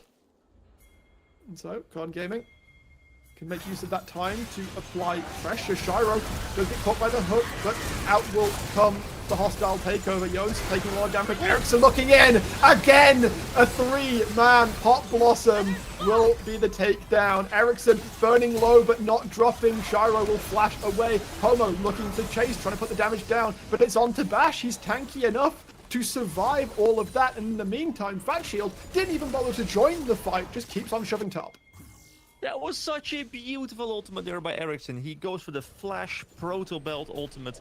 That was actually a 4v5 as well, I do believe. Ash dropping low this time around and will get taken down. First kill onto the board for the side of Blue-White as Veluxa going to try and chase down Shiro. He should have a bailout, but not going to be able to survive that one. Meanwhile, Fat Shield disintegrates Snurmy on the side, looking for Veluxa as well now, but the rest of Blue-Whites have joined the fray. Cease and desist onto Fat Shield. The healing is just too much though. He lands a hook. I don't think you want to be there, my man. Has to flash away, but Mikkel will take him down as the rockets keep on firing. Super Mega Death Rocket, look at the timer. It is getting very, very close. Because of that, Blue-Whites have to scatter. They can't be on vision, or else they risk taking a rocket to the face. This fight looked so back and forth. We had both teams just kind of picking each other off. First, there was the beautiful engage by Ericsson. Then it's followed up by an amazing engage by Veluxa. Gets the Flash ultimate into the back line. Takes people with him. But in the end, it is Garden Gaming coming out on top. Ericsson once again with the ultimate. You know, just gets the one shot. Low HP on Veluxa, who was trying to clear the wave quickly before going for his own reset. And they should open up Dragon right now for Garden Gaming, putting them on soul points. And again, Garden Gaming, they just are that little bit cleaner in terms of execution. They come out with these small advantages, but they're able to build them up now. They are 5.5k ahead, and at 18.5 minutes, they will be on soul point once again, putting Blue-White onto the clock. And you were already saying it. They're the ones with the team that, in theory, scales better because of the Jinx. Yeah, so right now, I'm looking at Blue-White and I'm thinking, okay, they can't just sit back, wait right now, and hope something miraculously falls into their lap. They have to set up the vision. They have to play around this Baron that's going to spawn in about a minute. They have to set up the vision. They have to force Garden Gaming to face check into them, and then see if they can find a pick. You find one pick, you find maybe 2 champions. That means the Baron is for you, and that's when you can start playing aggressively again with your composition. But right now, they need to play some sort of vision denial, because otherwise Garden Gaming just sits back for the next 4 minutes, takes the soul, and then wins the game of that. Still a minute until the Baron comes up as well. Blue-White, so you can see, trying to set up some defensive vision, trying to will Garden Gaming to come into them. We've already seen they're not going to do that. Yeah, at this point, there's just no reason to face check. No, there aren't objectives up. you are fine giving some level of vision over because you know you're stronger. You just catch some waves, you get your power spikes. Talking about power spikes, look at the inventories right now. Ericsson is sitting on 2 items, 10 stacks and a Dark Seal. Also, Infinity Edge just picked up for Mikkel, so much more damage now coming through from the Jinx. Yeah, that's a spike. I've seen one. Fat Shield should just about be finishing his second item, and that's a Sterix Gauge. Good luck killing him now. Yeah. 3 second items just picked up in a row. So that window where you're looking to maybe play a vision game, get a catch, go for Baron, it's a lot more difficult now. All these items going through, as well as the lockets being rushed by Shiro, meaning that there's even more protection for this Jinx. It's going to make it difficult. Bailout. Baron has spawned and Garden Gaming. No, they can just go, hey guys, look, there's a Baron here. Ooh, are we going to take it? Are we going to take it? You got to be here, Blue Whites. If you don't, we're going to take it. Immediately force Blue Whites to be exactly where you want them to be. Veluxa is forced to take a back. And as soon as Blue Whites step up, they get a little too aggressive. Garden Gaming can go, all right, yeah, we take this. Or in this case, no.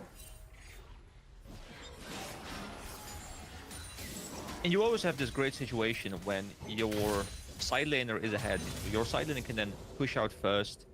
He can be the one to determine the pace of the game. He can move into mid lane and do things like this. Caught by the Infernal Chains, is able to dodge away from the Super Mega Death Rocket, surviving, narrowly escapes the Sky Splitter, but that is a carry down and out of the fight for the next 30 seconds. Meanwhile, Pomo is getting chased onto. Blastcone will be able to keep him safe.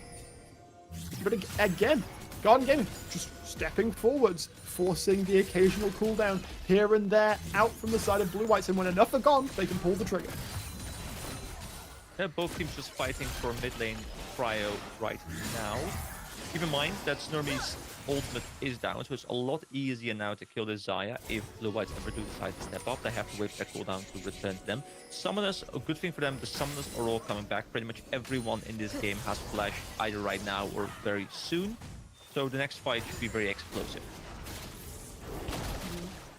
Next fight is coming all too soon, about 2 minutes until the next Drake potential soul for the side of Garden Gaming. But also, they can just let it be. If Blue White's over-index towards the Drake, they can just take Baron. Yeah, and there's always this great spot. If you are the team with 3 Drakes, you are fine with either trade generally. You give up a Drake, it's just 1 Drake. You give up, you get the Baron in return for it. So Yo, you want to give Chemtech Soul to an Aatrox? Yeah, I mean, there's so much healing coming through. And now, Chemtech maybe isn't the strongest overall Drake, but sometimes, you're like, okay, we're losing Baron because we got picked. Fine. I guess we'll take the soul. We'll just chill while Baron goes down. So, trading back and forth in that sense, you have options as Garden Gaming right now. And Blue Whites just be careful because losing either objective is big to them. Right now, they step towards the mid lane as the engage gets found onto Pomo, forcing the use of the Spirit Rush. That Ari ultimate's not going to be back up until after the Drake has spawned. Veluxa not able to step down bot lane. There's too many Garden Gaming members around. Now, Ari ultimate has a very short cooldown, so maybe they can stall long enough, but this dragon is going to spawn very, very soon. So you can see Pomo also resetting, has teleport available. They are positioning themselves around Baron right now. They're saying, hey, we can't contest this, let's just give this up. Let's get Baron Vision instead. The question is, will they also be trying to rush it down? Or are they just setting up Vision? But Snurmy is wave clearing right now, so Blue Whites are not even actually going for the play. They're looking for the damage. They're going to go onto Fat Shield. World Ender can come out. All of that healing. Damage dropping down. Fat Shield still isn't dying. Veluxa TP's in, but it's Blue Whites who are still running. Pomo comes in. Snurmy forced up with the Feather Storm. Pomo trying to find Ericsson there, hidden away, pretending to be the Aurelian Soul as the real Ericsson makes it happen. 2 kills already taken. Mikkel will take another. Pomo dropped, and it's a sliver of health on Snurmy as he will limp away from the fight. Soul for Garden Gaming. Baron for Garden Gaming. At this point, we might as well say it's the game for Garden Gaming. There is a roughly 10,000 gold lead soon. I think the Baron still doesn't register. No, it doesn't. It's 8k. I've been lied to. We just have such a gold lead right now with a Baron buff, with a Soul, with the 8k gold lead itself as well. I feel like I'm rehashing myself from last game, but the exact same situation occurred last game. Garden Gaming had Baron, Garden Gaming had Soul, and Garden Gaming is just playing a whole lot better.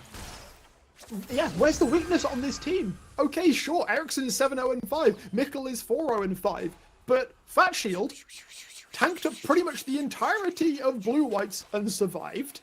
Bash is a terrifying engaged threat, has now picked up a Knight's Vow, which he can lob onto Mikkel or Ericsson, whichever he feels like.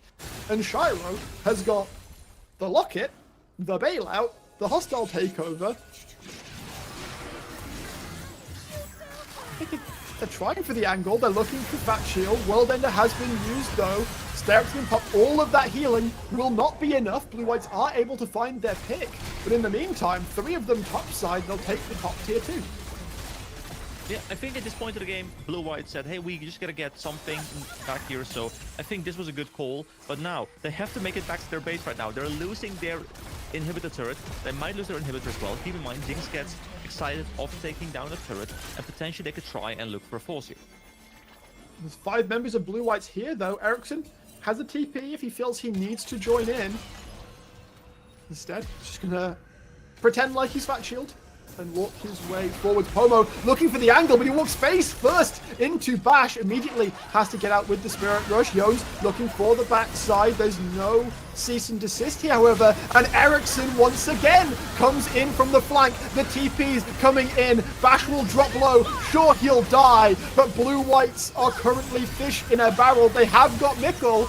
They are actually potentially turning this around. Yones still so healthy. Fat Shield is dropping low, forced out with the Sterak's Veluxa going low. Pomo, who is able to get out of the fight, will be able to force the bailout, and Shiro not surviving. Fat Shield, though, surviving far too long. Blue Whites, they're currently umming and ahhing. Do they want to even go for the ace here? I don't know, but Fat Shield is just saying, my team might be dead, but I am dead. So he's just gonna... Jones has the ultimate. They will just about be able to take down Fat Shield. And a fight that looked very dicey. Blue White's turn around. Yeah, I think I have to apologize to all the Garden Gaming fans. My excitement may have cursed them. So this one was probably on me. But we do ain't over till it's over, EK. It ain't over till it's over. Blue White with an incredible catch initially onto Fat Shield, then they move towards the entire remaining part of Garden Gaming. They force the engage, they play it slow, they dodge the Renata ultimate, they take down Mikkel initially, and then they just slowly turn the entire fight. It looks a bit... Yes! Steps a bit too far forwards, no flash, no hope. They're TPing Pomo in to try and make something happen, but the Ahri is immediately going to have to ult away. Bash will keep them at arm's length. Ericsson looking and lurking off towards the side here. There's no Elder for a little while yet. Everyone just about makes it away. So even though that whole chain of events that happened a minute ago was really, really big for Blue Whites, they are still very far down. They still have to be very careful. Garden Gaming... Make no mistake. Yeah, it's still going to be very much an uphill battle, but it's a start. Right now, they try and shove out their vision. Make sure that they are not walking into complete darkness whenever they want to leave their base. We're looking towards the next objective, Baron.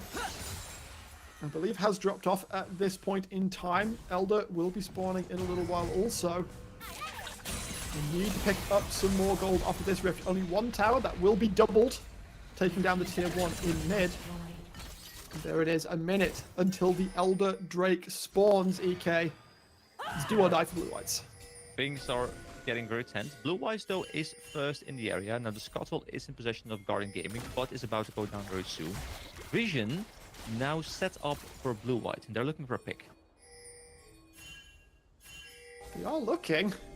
Right now, Garden Gaming just don't care. It's like, okay, well, you've got this gold elsewhere on this rift. They're going to take down the tier 2 in mid lane, and Mikkel can open up on this inhibitor turret. Sure, Blue Whites, they're looking for their flank angle. Veluxa coming from the top side. but can they actually make it happen? And Snurmy has to use the cleanse, has to use the Featherstorm immediately. Jones looking for the backside for the main damage dealers. Veluxa doing a lot of damage, but not enough. The backline is not able to participate in the fight. And it doesn't matter if you get one good fight, Blue Whites. All of the other ones are Garden Gaming. That is going to be a clean takedown. Shiro drops, but there'll be a Sonata for the Renata as Garden Gaming will waltz the victory party into the Blue-White space and claim their second win. Blue-Whites, you got one more game to do something. And it has to be a big one, because so far Garden Gaming has looked absolutely dominant. Blue-Whites, they need to find something. They need to find a kink in the armor. They need to find a way back into this series, because so far it's just not, it doesn't look like it's happening. Another fantastic performance from Garden Gaming. Bit of a jitter there, though. Fatshell getting caught. The next fight going towards Blue Whites. But it felt like as soon as they focused back up, it was a very strong performance, a very strong way to end the game and put themselves on match point. Garden Gaming started out in the losers bracket, beat out Ruzer after they fell to Rich Gang. And now on the cusp of beating out Blue Whites to face up against Fourth Wall in the losers finals. There's still potentially 3 more games to come. We can't exactly call it done just yet, but what is certain is that after this little break, we'll be back for game number 3. Do not go anywhere. We've still got more to come.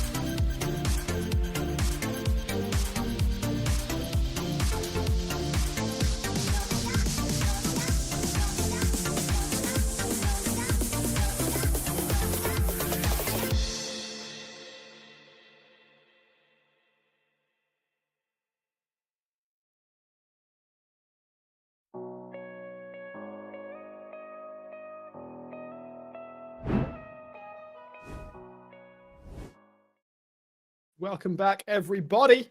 Ahead of game number 3, Garden Gaming on the brink of forcing their way through Blue Whites and into the losers finals against Fourth Wall and EK. They've been pretty damn convincing games. Yeah, so far both games have looked very similar. Compositionally, they've been very, very different. Couldn't be further apart. But in terms of how they played out, both times, Garden Gaming got the Soul, got the Baron, ended the game. And I kind of don't want to see a repeat of that. I want to see a cleaner game. I want to see some plays happen from Blue Whites. I want them to step into this game and be like, hey, we're gonna make things happen. We're gonna take control of this game before it spirals away from us again.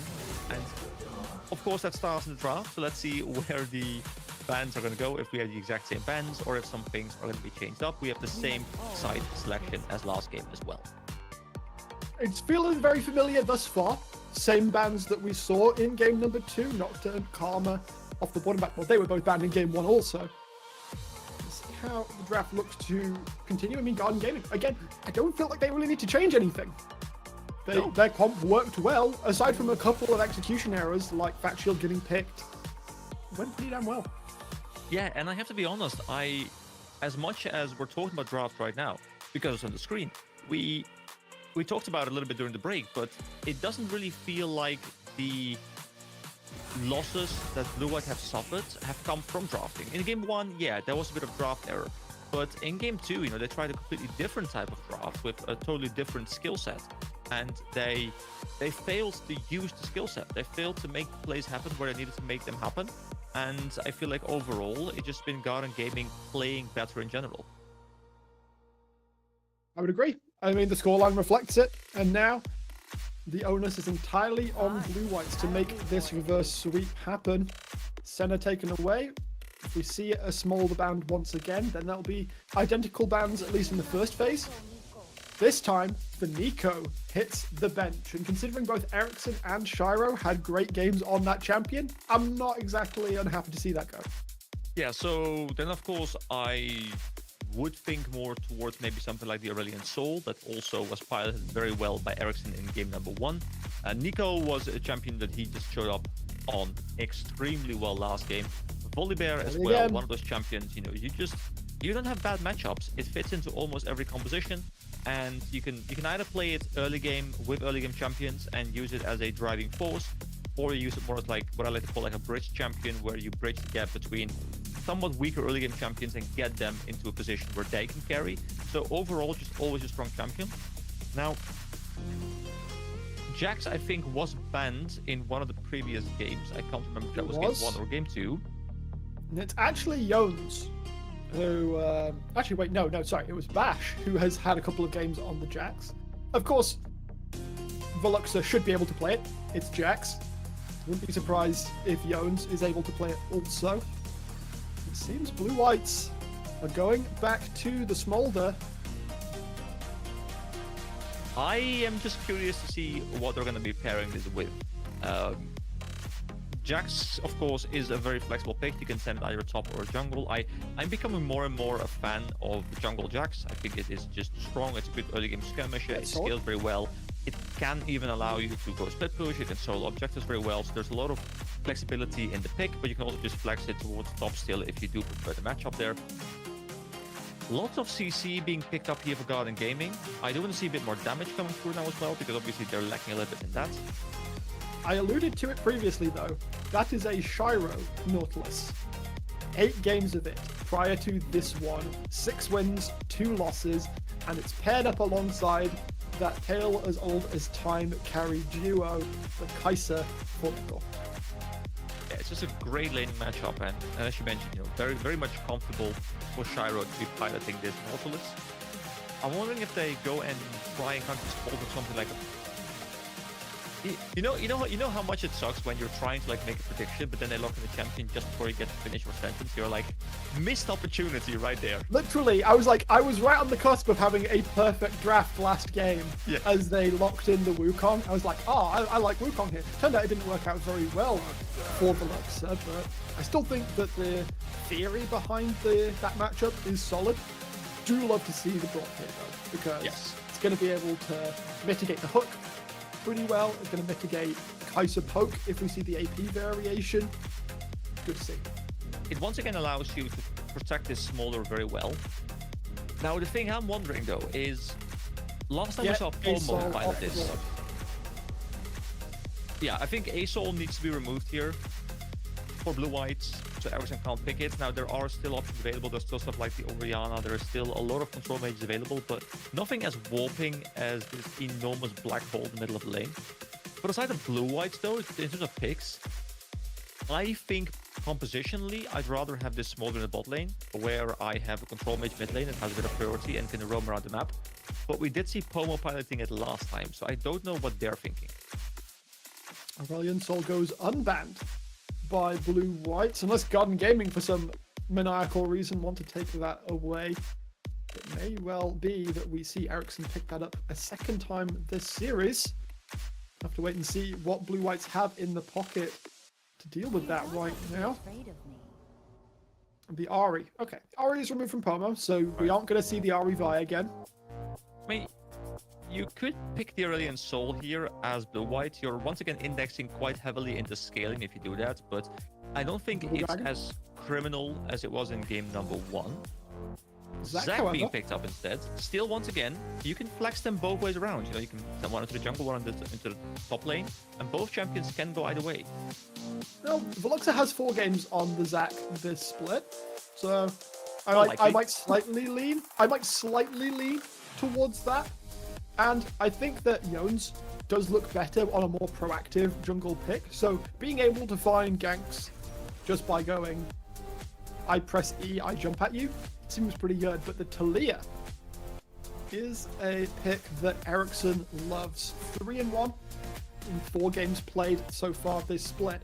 And it also pairs up so well with all the CC they've got thus far.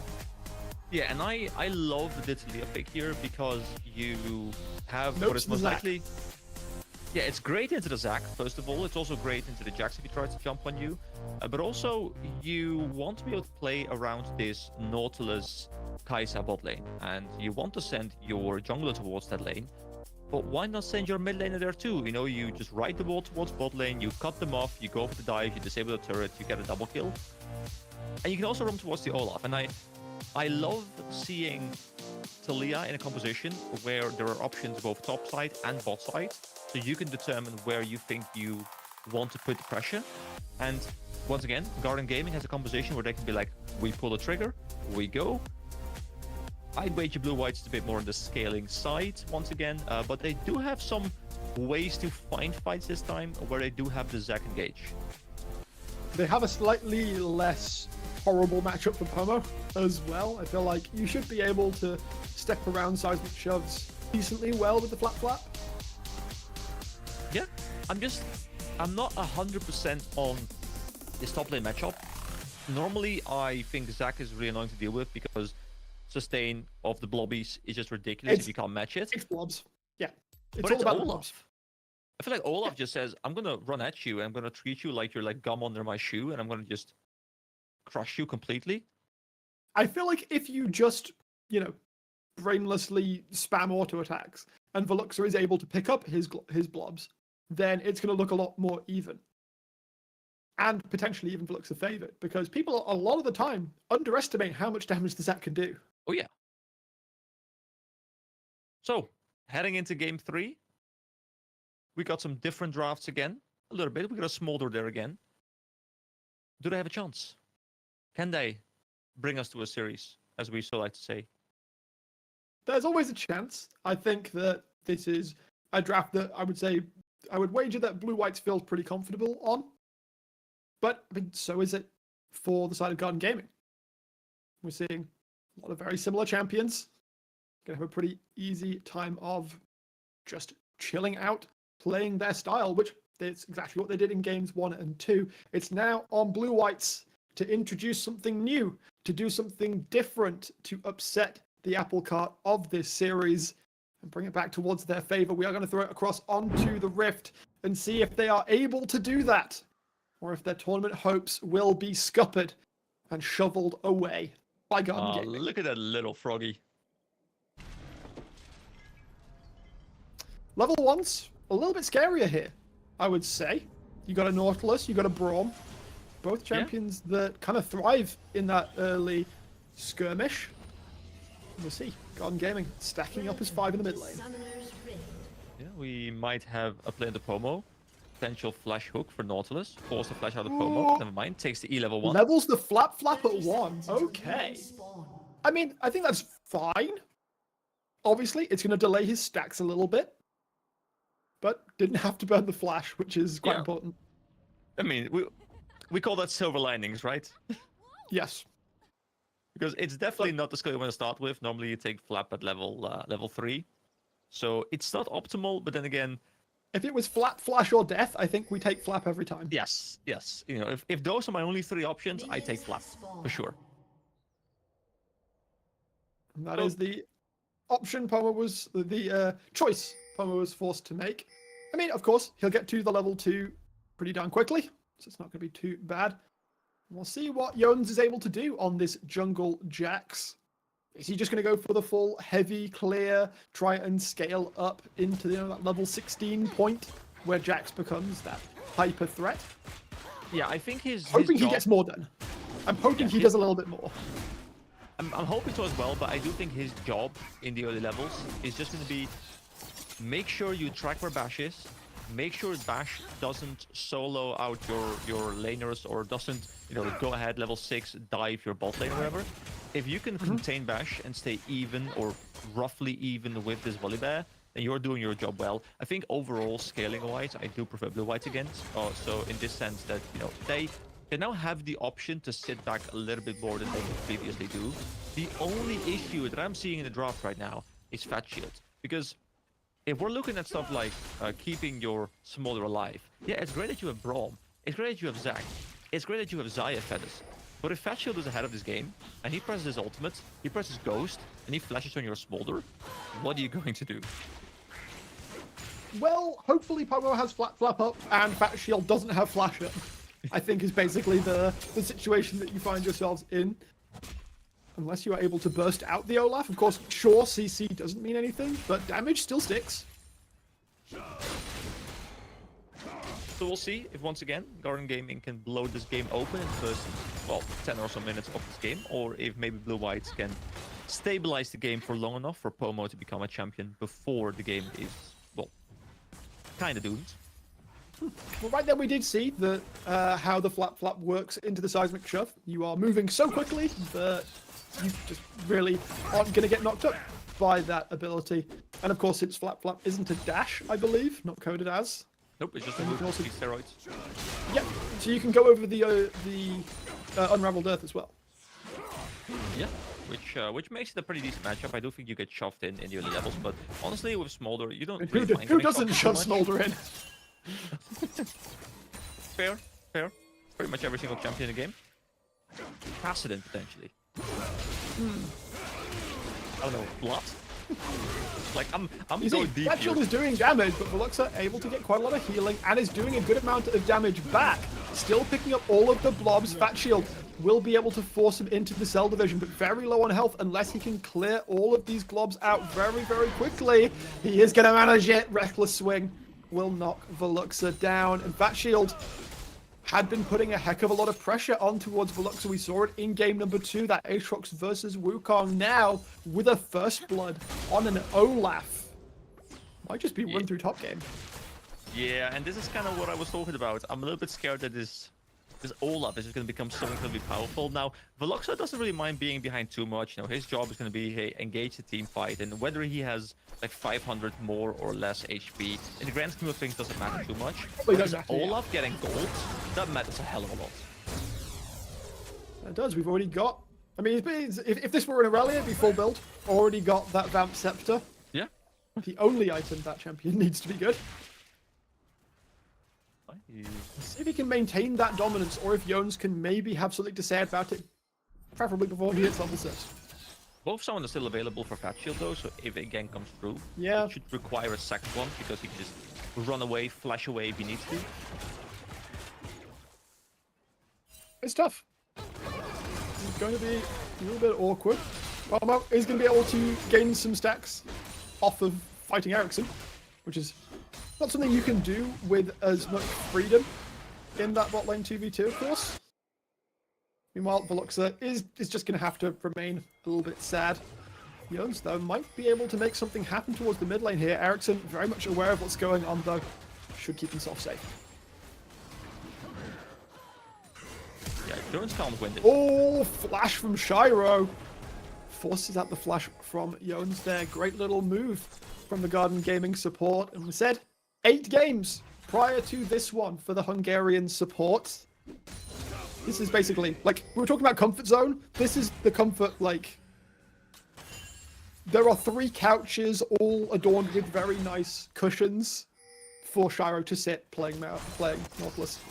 I mean, he has to be a bit careful. He doesn't just fall asleep because he's too comfortable then. Because that couch sounds I don't amazing know to if me. that doesn't sound all that worrying to me. In fact, like, Blue Whites might need that to happen. Now, I do want to have a quick shout out into the chat here. We do have some blue-white fans posting in the chat right now, hoping that their team can turn this around. Taking some damage, doesn't quite drop to Ericsson. Jones is looking for the angle in right now. Bash is currently taking the play. Ericsson so low. Jones doesn't spot Ericsson out now. Can walk into the pit. The bot lane's not really going to be joining in on this play. It will be secured by Bash. The Garden Gaming bot lane are actually trying to run away from this one. Shiro, no flash, of course, and it will be handed across to Snurmy. The blue-white bot lane are the first to get on the board. Blue-whites on the board. Blue-whites have roughly a 100 gold lead. This is the beginning. The beginning of something great. Is this the first time they've had a gold lead this series? I think so. Maybe like early game 1. I can't remember what happened in like the very early levels, but that game spiraled out of control super quickly. I think this might be the first time. We're talking like a couple minions, but it's a start.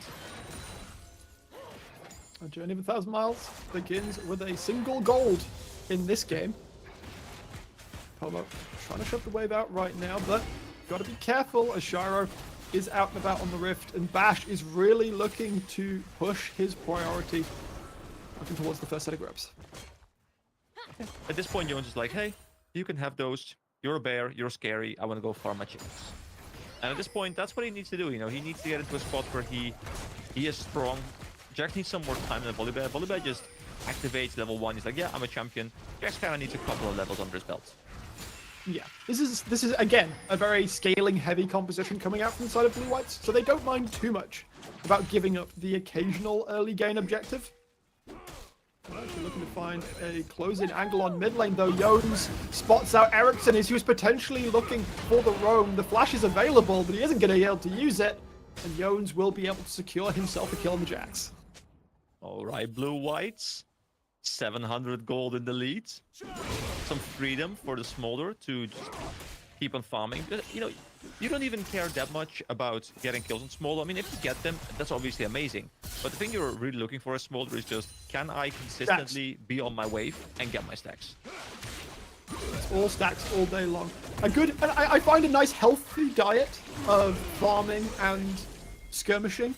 Yeah. Helps Smolder get to his level ups as fast as possible, because of course every time he hits a champion with any of his abilities, that does proc. Yeah, I have a cool story about that. So I was playing Solitude the other day, and I leveled W level 1, and the enemy team invaded me, and I landed a 5-man W level 1, and I was like, GG, I won.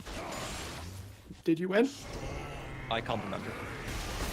I'm gonna take that as a no. I might have lost actually, but in my it does mind, feel good. The value, you know, that's very much like the blue Magic the Gathering players. Like, that's pure value loses when the opponent turns 20 creatures sideways into you. You're just like, I'm 20% to my first upgrade. We haven't even started laning yet. Yeah, to be fair, as a Victor player, I can feel that. You get like a level 1 and you get an assist. And it's like, yes. All right, I'm at 25 stacks already. We're gaming this time. Yes, I feel you. Right now, Blue Whites are gaming. They are doing pretty okay. Not falling behind in the early game on this composition that we've already said feels to scale a good deal better than what Garden Gaming is presenting us with this time around.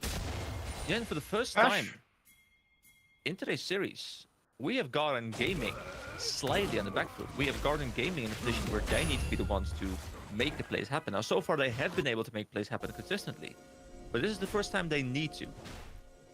And Snurmy as well. Look towards the bot side. Look at all those plates he's got. He's up 15 CS. He has got a completed item at 10 minutes. He is getting plates for days. He has got gold coming out of his pockets. I'm surprised he has a wallet large enough to contain all of the resources that he's been given this early game. He gets knocked up, locked up. Ignite will be ticking.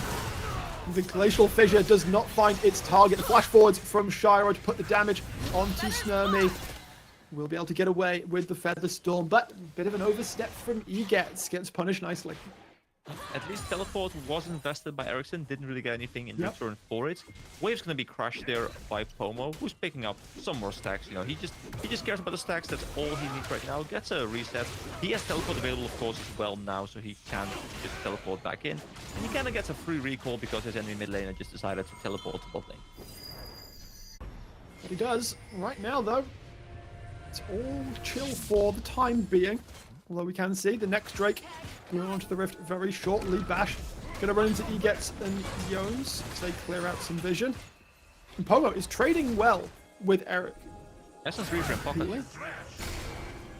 But Garden Gaming numbers are going to be able to force the output. Lands onto Egets, looking for the angle out. Mom has been called to help. Egets too low to continue the fight as the Dragon will join us on the Rift. They do get out without losing anybody. Yeah, but they forced an ultimate out of Smolder. They got the HP bars quite low, and they should now be able to pick up this second break. So once again, the trend continues. So far, Garden Gaming has just picked up their 10th Dragon of the series, which, if you've been keeping track, has been every single one so far. Yep. And it is Infernal Soul, so that's a good way to overcome a potential scaling disadvantage. This is a comp that really, really, really likes Infernal Soul, though. Yes. Apart from Shiro, everyone on this team loves that burst of damage quite a lot. Yones, we go into the pit, secure a single grub. That's not going to stop the pentagram buff from coming through, but I mean, it's worse than giving 6, I guess. Or not as bad, rather. Yeah. At this point, you know, you're just like, hey, we can take one away, it's fine. And I think, you know, taking that one away, you're almost not even doing it for the buff improve denial. Of course, that's a nice path, but you're like, hey, that's a bit of experience onto my Jax. Let's make sure I'm in a nice spot to be able to team fight when we need to start contesting breaks later on. Yep, Yones is doing a decent job of farming up right now, and it looks like that tier 1 turret in bot lane should drop here to the damage of Tsunami and Egets. No, Shiro will get there in time to prevent that from happening, but so look at the gold on the Rift. Fat Shield, big advantage up towards Veluxa. Snurmy, almost 1,000 gold up on Mikkel. Well, we know who's important in this game. Yes. He looks for the Glacial Fissure, but it's flashed away from by Mikkel almost immediately. Still has the cleanse as well. Nicely done. The bot lane seems more eventful than we've had in the other two games, which is great because we're obviously playing with some aggressive AD carries and, well, in a single aggressive support pick here in the Nautilus 2. I don't know. You can play Braum pretty aggressively. I mean, you can. It's just you're often kind of. It's very match dependent. You know, you can play Braum very aggressively, Yes. but not in every matchup. You know, if you're trying to walk up to the enemy Lulu, and you're like, "Hello, I have a door." It cannot always work out very well. No, you can say that. Snurmy will be able to secure first brick for Blue Whites as Bash spots out Yones and Egets. Going to take a bit of damage here, but could just use the Stormbringer to get out. Will be able to step away. Sky Splitter will keep him nice and healthy. Pomo, yeah, going to put a bit of damage towards the mid turret. Plates, of course, have now dropped, but doing decently well for himself. So we can clearly see a bit of a separation in where the teams can play and where the teams are playing towards. You know, we have a Fat Shield just consistently past the enemy turret. We have him proxying waves. We have him taking camps, putting vision down. Meanwhile, the same thing goes for Blue Whites, where Flash also is forced in mid lane right now. But they are consistently pushing in the bot lane. They're consistently making sure that they extend their lead, which hopefully for their sake can also translate to them contesting the third Drake. Right now, it looks like Shelly might be the order of the day. Pomo being sent towards the bottom side of the Rift could be liable for a dive. Ericsson and Shiro shove that wave in. We are seeing numbers starting to congregate down there, but we have seen that second upgrade be picked up now by Pomo on the Super Scorched Earth. Even will use Mom to ensure that there is less of a dive angle. Garden Gaming, they might just not care, as the flat flap not gonna do a damn thing. Bash will be able to secure that kill. Is traded, of course. Herald will be picked up by Blue Whites. It seems like Young's gonna use that to break open the mid turret. That big teddy bear was just like, I mean, there is no minion wave, but who needs a minion wave when there's also no turret? So it doesn't really matter at that point in time. Checks out. Mid turret broken, bot turrets, little chunk, not too much happening. And Blue White right now, 1.5k gold ahead with a pretty good scaling composition. I was a little concerned for Snurmy for a second there, but Bash, of course, lacking the Stormbringer, not going to be able to engage effectively onto them. Pomo, sent back to the bot lane. We know exactly what he's there for. More stacks. Okay. More stacks. Did someone say stacks? I think someone might have said stacks, EK. Yeah, I love myself some stacks. To the moon. Oh wait, that's stomps. Apologies. Pomo right now. Yeah, 141. They're doing okay. Might be a little bit behind the pace before trying to hit that major 225 upgrade. Of course, they're not on quite as much of a time of this game. Yeah, last time they... A little while. Teleport. I'm looking for the fight here, though. Fat Shield, of course, already here. Does not have a teleport. He gets caught by the Seismic Shove as Yode's trying to step forwards. As the Ragnarok out from Fat Shield, he's looking for a target. Jones trying to lure forwards. Veluxa doing the same. The follow-up is a little bit slow, though. Ericsson is the first to drop. Veluxa drops, but it's only into the cell division as Jones trying to chase him down. The damage there. The concussive blows is a double kill for Snurmy. The fissure will land onto Fat Shield also. He steps a little bit too far forwards. They're looking for the damage here. Veluxa pulls them back together. Mikkel will get taken down. He does have to give his life to do it, but that is an ace for Blue Whites, and they stop the dragon stacking. And Blue Whites are pulling this series back from the brink of defeat. They win this team fight. And if you were looking at Fat Shield during the team fight, he was consistently trying to find a target to hit, but the flap took Pomo away, and he tried to jump onto Braum, but Braum jumped away over to Snurmy. He just couldn't find a target. His ultimate runs out, the counter engage comes through, and Blue White just completely take over this front-to-back team fight. This is the sort of fight we've been wanting to see from them all series long thus far. Now Blue Whites in the driving seat of a game. We need to see them push this advantage. They are up 3.5k, yes, but it's got to grow, and it's got to grow pretty quickly. Yeah. You know, we're still a little bit off Smolder getting the evolve. I can imagine Smolder picked up quite some stacks during that skirmish. A lot of people were hit by a lot of abilities, so probably some Smolder stuff was in there.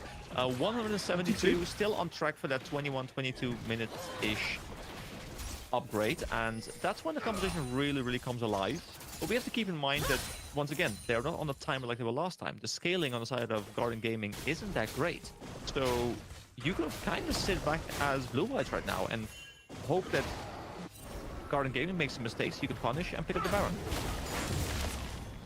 Bash is able to secure his own blue buff, despite the machinations of the side of Blue Whites. But right now, the vision is the complete opposite color to what we saw last game. It is all red in the river. There is very little Garden Gaming vision, and a lot of their plays were made because they had the vision advantage. Oh, Fat Shield. Kaboom! A little bit of damage onto Pomo with that Bromarcia Brolaf skin. Bash towards the top side as well. Can they make something happen, Yones? Also, there's going to be a little bit of a bodyguard for his mid laner. Baron will be joining us on the Rift as well. It's a little bit early to think that anyone would try and take that blind. Yeah, the gold lead isn't big enough for that to happen, but we have a skirmish in mid lane. Shiro going to take a stun from Yones there. A lot of damage coming through from Mikkel. Has gone for the AP variant. Right now, it's not going to matter all that much unless you can keep landing them shot after shot after shot. Veluxa, for a second I was worried he wasn't paying attention, but will be able to avoid the seismic shove. Pomo is going to have to watch as Bash and Fat Shield take down that top tier 1. Mid tier 2, however, might be in some trouble. He gets caught on the wrong side of it, though. Trying to do the damage here, but caught by the seismic shove again. The Braum will drop. The tier 2 stays up. Little misstep there by Egat. I feel like he could have walked back as opposed to walking forward when the wall came in, but maybe he thought he could still jump back over to his AD carry, which he was not able to do. Also, I like the idea of having Veloxa in a matchup against Ericsson, because Ericsson doesn't have that much damage right now, and the Spirit Visage on the Zac is going to make him pretty much unkillable in that 1v1. Yeah, as long as he doesn't try an elastic slingshot through Unraveled Earth or on top of a seismic shove, Zac is not really going to care about the Talia, and of course Pomo can stay far enough away that Fat Shield realistically shouldn't be able to kill him. We're 205, 20 stacks of the power spike. Just a little bit off the mark, but there will be it will be up in time for the next Drake. Yeah, and that's really the priority here. Both teams will be wanting to fight for that. Garden Gaming, of course, will be trying to fight for that to put them in soul point position. And Blue Whites, well, wants to deny soul point, and of course wants to slowly make their way towards that beautiful soul point themselves. And, you know, getting to soul point with 3 Infernals feels pretty good. Yeah. Yeah, and this is also a Blue Whites team that have some carries that really like to do a lot of damage. Right now, though, Garden Gaming going to step out into this river. Less than a minute until that Drake will join us. And now Pomo, he needs to find somewhere to farm to get those remaining stats. And there's not really anywhere that's good right now. All right, 219. He should just be able to grab this mid-wave and then have it just in time. Jax is around the Baron. Did he start the Baron? He's there for a very long time. Wow. Okay, that is a call out of Blue Whites here. Vision does get put down by the side of Garden Gaming. Can they make it here in time? Mikkels, the first to step up, will send Void Seekers flying across towards the side of Blue Whites. This opens up mid turret though for Garden Gaming right now. They can just push this wave out, grab this mid turret. It does now, however, give Pomo the freedom to clear out that top wave and get himself to 225 stacks. There it is. He's hit exactly 225 as Garden Gaming are looking to confirm or looking to commit to getting their soul point. Blue Whites go, you want to do that? Sure, but we can take Baron. The problem is, that's an AP Kai'Sa, and she hurts. Yeah, AP Kai'Sa, I hate playing against it. You know, you get hit by one of those W's from the Kai'Sa, you're like, well, might as well go back to base again. It's like old Nidalee, if it were worse. Like, well, more annoying. That is, to be fair, pretty apt comparison. It's like, okay, cool. What if a Nidalee spear had, 3 times the range? And a wider hitbox, I think. Yeah, and the champion also functions outside of the spear. Or like outside of the W. So yeah, I think it's pretty funny that Riot decided to remove Nidalee because it was an unhealthy game to happen, or at least rework her, and then AP Kai'Sa exists. But different topic. But I just had to put it out there. So, Smolder on his power spike, Jax with the Triforce, Xayah sitting on 3 items as well. Should be able to now deal with the front line that is slowly picking up some armor. Should be dealing, well, near true damage at this point. So, Blue White's in a great spot to push this game forward. Let's see if they can grab more objectives in the next couple of minutes. Of course, they did give over Soul Point. Yeah. To the side of Garmin Gaming. Again, Eget's trying to jump forwards, trying to make the engage happen. Jones is able to find the flank angle. The cleanse comes through too late. Flash out of Mikkel will allow him to get out. But Pomo is able to open up. Shiro will drop the Weaver's Wall coming through, but will not do a great deal. Bash trying to defend this turret, but Blue White's trying to break open the base. It's the Kai'Sa damage that's the real X factor here, though. Tower will eventually drop. Blue Whites continue to apply the pressure. Ericsson is now here to try and make something happen, and that's a lot of damage straight onto Snurmy. Forced to use the Featherstorm immediately after Sky Splitter. Not going to find its mark, but that will mean Blue Whites need to leave. The inhibitor stays up. And that consistent poke damage from the Kai'Sa is just so strong. Now, every time the Kai'Sa W misses, you're like, oh, that is great. Because now the cooldowns can be longer. But look at Fat Shield. This Olaf's been doing pretty good for himself.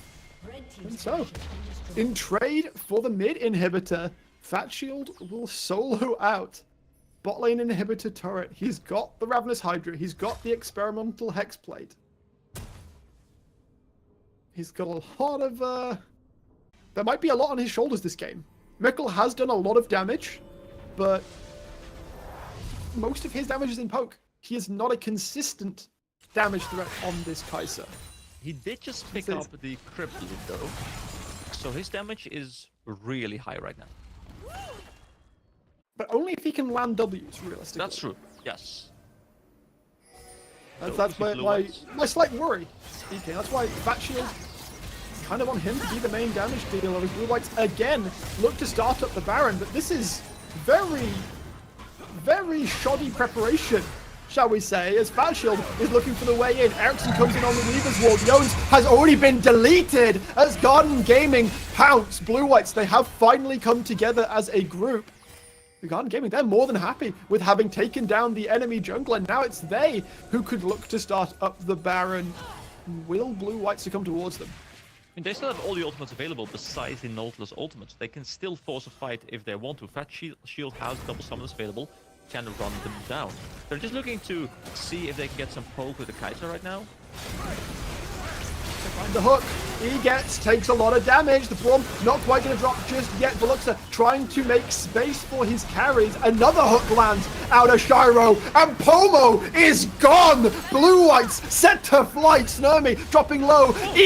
Can't protect him. A glorious hook out of Shiro. And Garden Gaming are right back in this game. Oh my god, Blue Whites had such a great spot in this game. They played this game so well up until this point. Jones is still alive. Doesn't have the flash, but can go for a ward hop. Doesn't have a ward available though. He can't get into the pit. There's one in there already if he can get in quickly enough, but the Garden Gaming Goon Squad will look to make it happen instead. Trying to make the damage happen. He doesn't have a flash. Shiro will be able to keep him at arm's length as Garden Gaming secure the Baron and flip the gold lead right on its head. Oh, this game was so well played by Blue Whites up until that point, but they decided to just throw out the playbook and be like, hey guys, you know, I know there's like step 4, 5, and 6, but let's just go straight to step 7. Let's just start up the Baron, not clear the vision out properly, and just flip it. I have to be critical about that. I don't think skipping those steps was optimal, but I guess the pressure was just kind of getting to them. Blue and white is slowly turning black and blue in this game, and they took a beating from Garden Gaming in that last fight. That's not to say that they're done though. Pomo has hit his point of power. Snurmy has been doing fantastically. If his front line can last long enough, maybe it's still enough for the side of Blue White. Shiro going to take a lot of damage, but looks at looking to close the angle in. Jones, however, has found himself in a bad spot. He's trying to make it happen. Pomo will be able to be shut down as in comes Fat Shield. His support is just not here, though. They're hitting onto Veluxa, but he's got Cell Division up still. Mikkel can look to fire the Void Seekers as long as he likes. It is going to be Blue Whites who take the overall win and will be able to pick up their second Drake, denying the soul.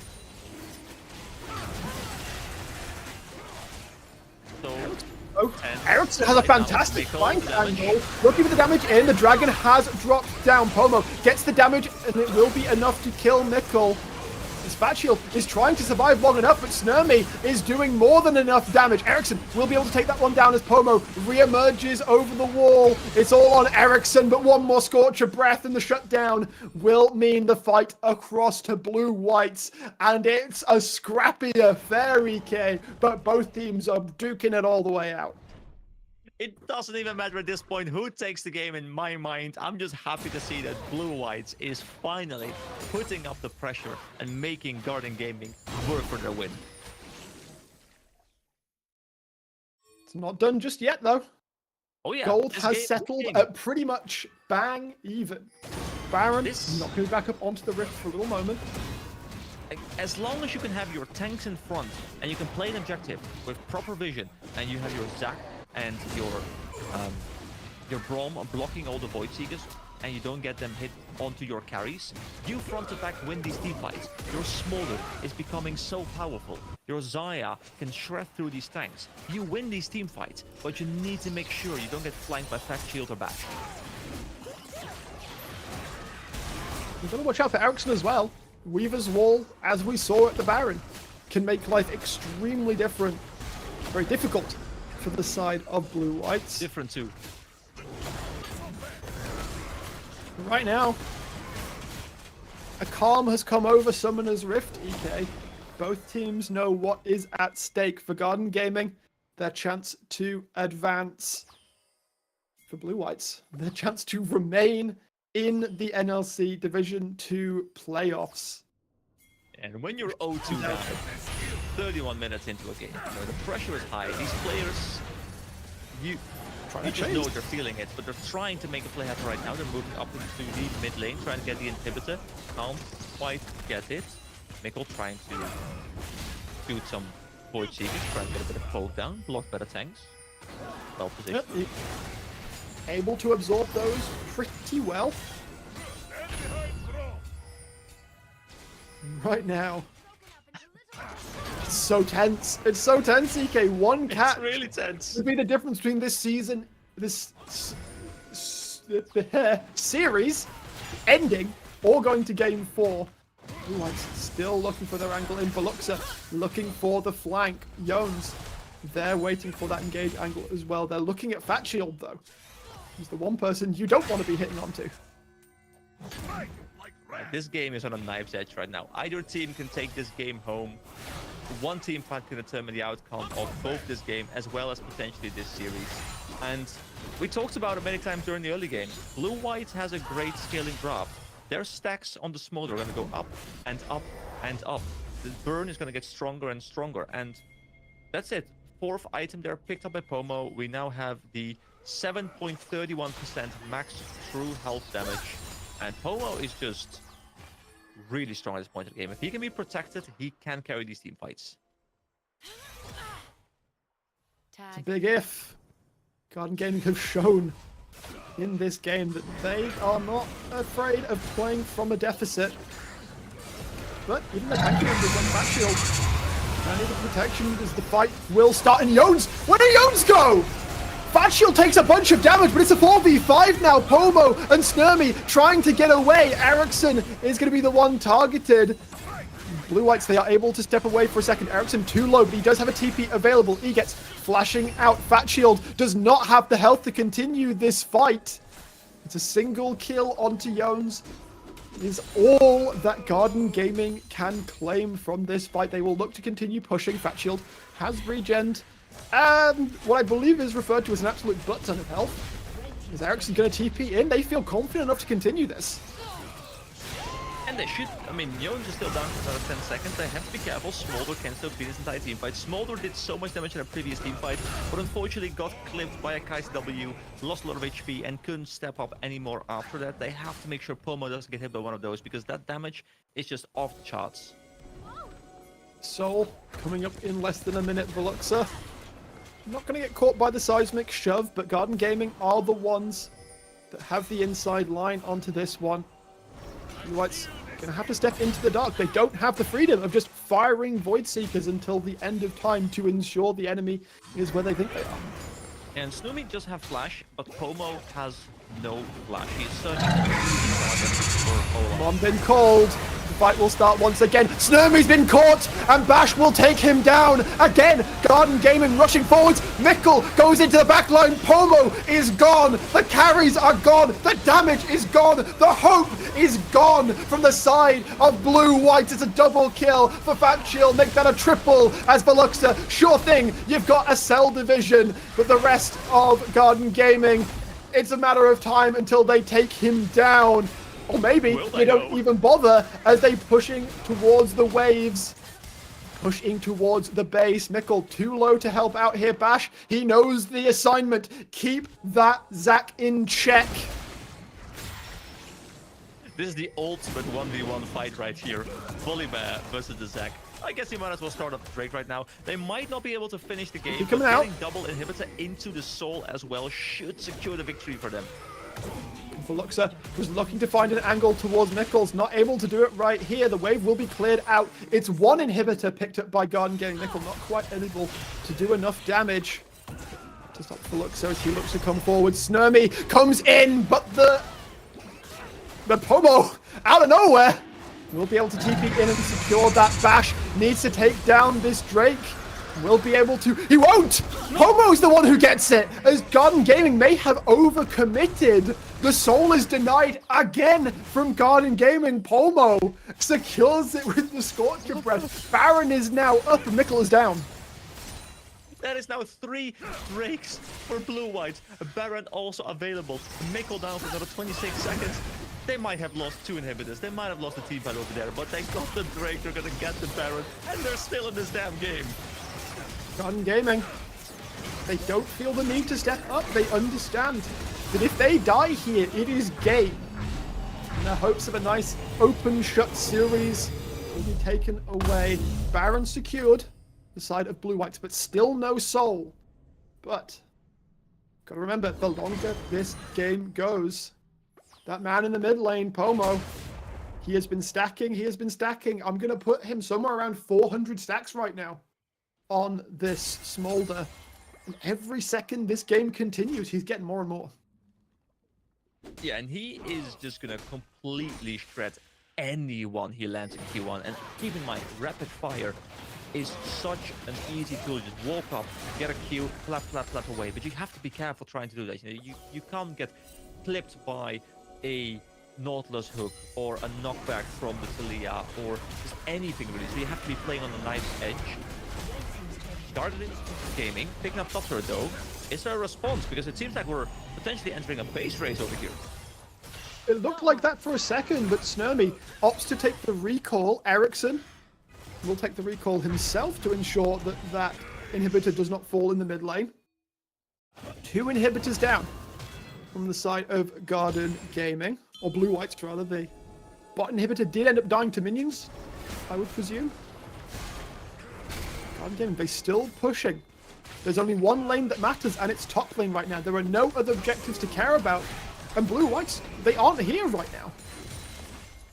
Yeah, although they should have enough time, Smolder clears these super many waves at this point of the game super fast, so he just goes bot lane, clears that wave, walks back to the top lane, and this is what people have been complaining about with Smolder, Smolder just extends games forever, because you can't end into this champion. This champion will also wave clear everything extremely fast in the late game, so you need to find a way in that isn't just walk up to the turret and try and hit it as Garden Gaming. You need to find a fight. You need to find Pomo. It does feel like now the game kind of lives or dies on that little dragon. And he just picked We've up got a while yet. the Koenig Rookhorn. Yep. I think much needed.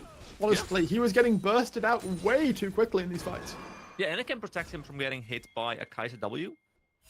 So it can make sure that he is actually able to fight, because if he gets hit by a Kaiser W before the fight starts, Ericsson might be in some trouble. He gets able to find his mark, and that's a removed Talia.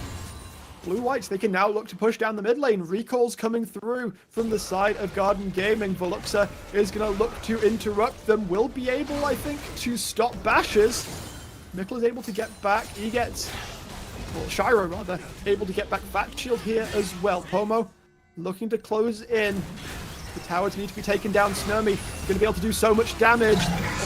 Coming out. Mom is called to help. It's 3 members of Garden Gaming trying to close it out as Veluxa returns the favor on what Bash did to him earlier. 25 seconds until Ericsson is back onto the Rift. The Baron has dropped off.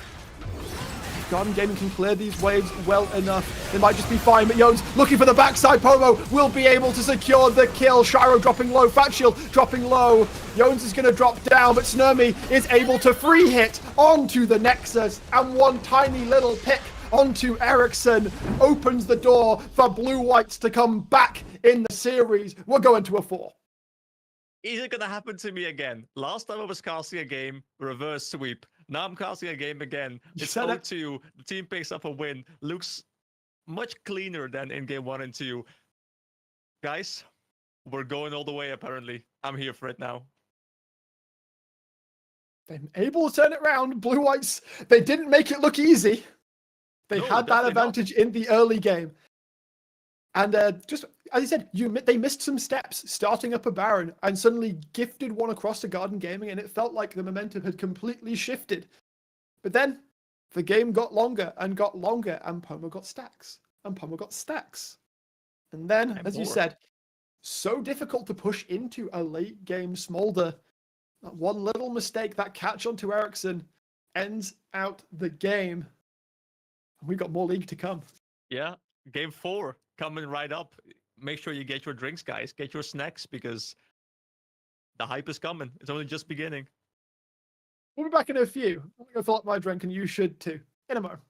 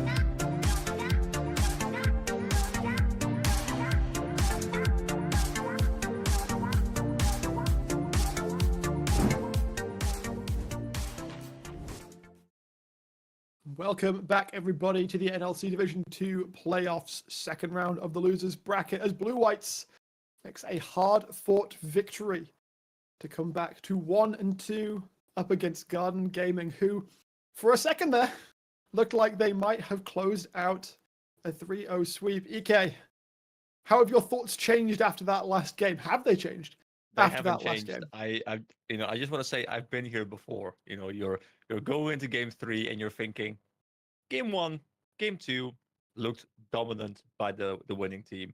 They're 2-0 up. They're going to go into the third game. They're going to close it out. It turns into a very messy, long game. And all of a sudden you're thinking, are we going to see 5?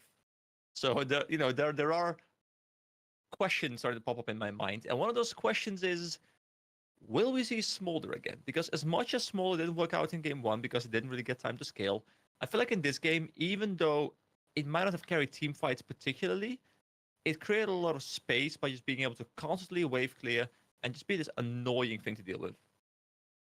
The important thing, though, is that, of course, having lost, Garden Gaming went back to red side. So if the Smolder gets picked, it could be very much a game 1 situation where we see the Aurelion Soul picked up by Ericsson again, and Pomo not allowed to play the game. Yeah, and I would like that. I always like seeing how these drafts evolve, over the course of a best of 5. And you could Oh, think, yeah. but then maybe then you ban the early and soul. But then the question is, of course, well, what do you leave open if you What are don't you? Yeah. getting an early soul ban? So there are so many questions I have right now, and let's just start from the top. Let's see what the bans look like, and then adjust from there, because we have so much stuff that we can talk about. 3 full games that we've seen so far. Garden Gaming definitely still looking like the stronger team overall, but with their win that they managed to just squeeze out of their game for Blue Whites, they're still in the series, and they can still mount the big comeback. And they have the benefit of momentum as well, just coming off the back of a win. Does some good things for a team. Nico taken away. And that's, again, not surprising considering what happened in games 1 and 2. And there goes the Volibear. Let's see Bash on that a third time. Let's see what this final ban is going to be.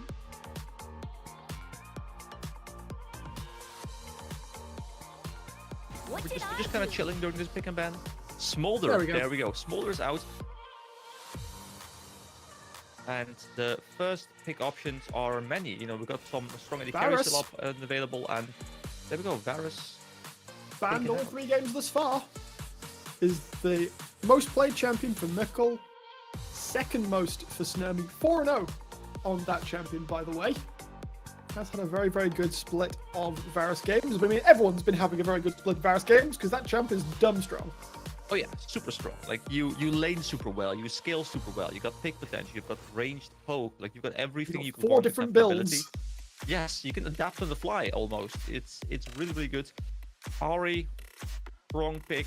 Once again, I like this pad with something that can set it up. I like the vibe, but of course, other engage junglers can work perfectly fine as well. Something like the Jarvan, we haven't really seen too much yet, but I still think Jarvan is a viable option. And there we go. Ashe being picked up.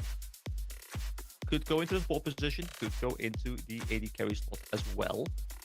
Much flexibility still available right here.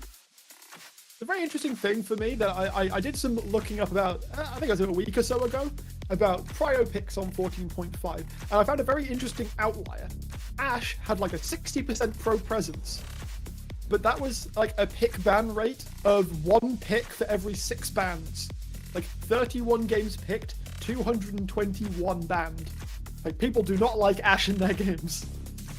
Yeah, I just think Ashe paired with another strong ranged champion. I actually think I prefer Ashe in the support position and then pair with something like the Varus, the Ezreal, something with long range poke as well, where you can just play this really annoying double poke lane.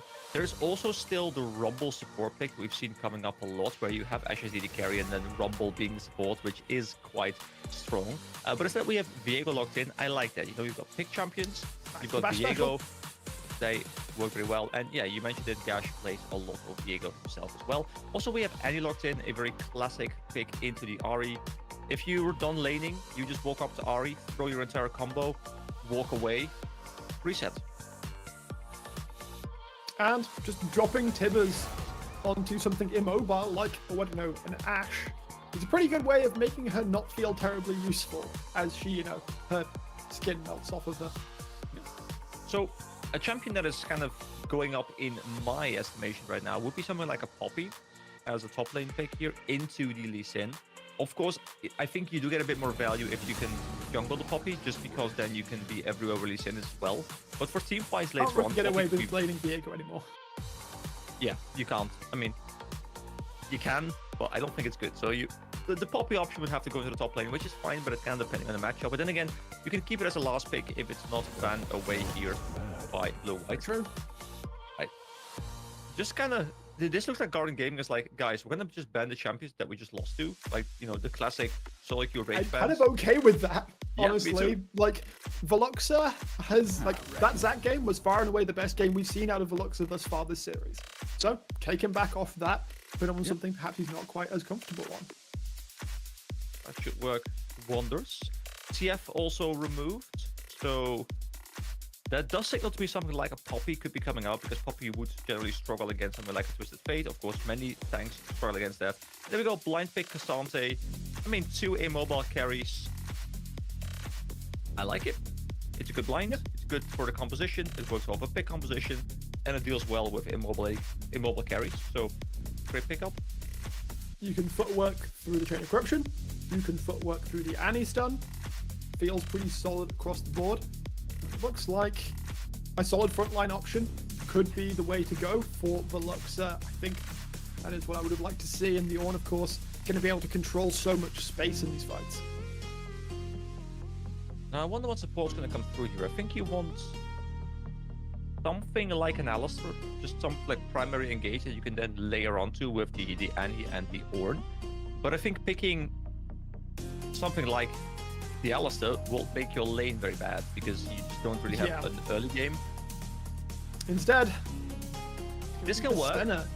You're just more reliant on Ornn or Lee Sin finding a pick or like a Flash Tibbers or something. It's a bit less secure, but you have a bit more damage this way. And Blitzcrank would be very interesting because it does work around the pick composition. And it's locked in. Take away his Nautilus. Shiro's still going to find a way to have some use with the hooks, and there are so many great targets for a Blitzcrank to hook in. Varus gets hooked, flash or die. Senna gets hooked, flash or die. Annie gets hooked, flash or die, EK. These main carries for the side of blue-whites have got to live, and they've got to hope that their vision is immaculate. Because if one hook lands at 30 minutes, suddenly that's a Drake or a Baron.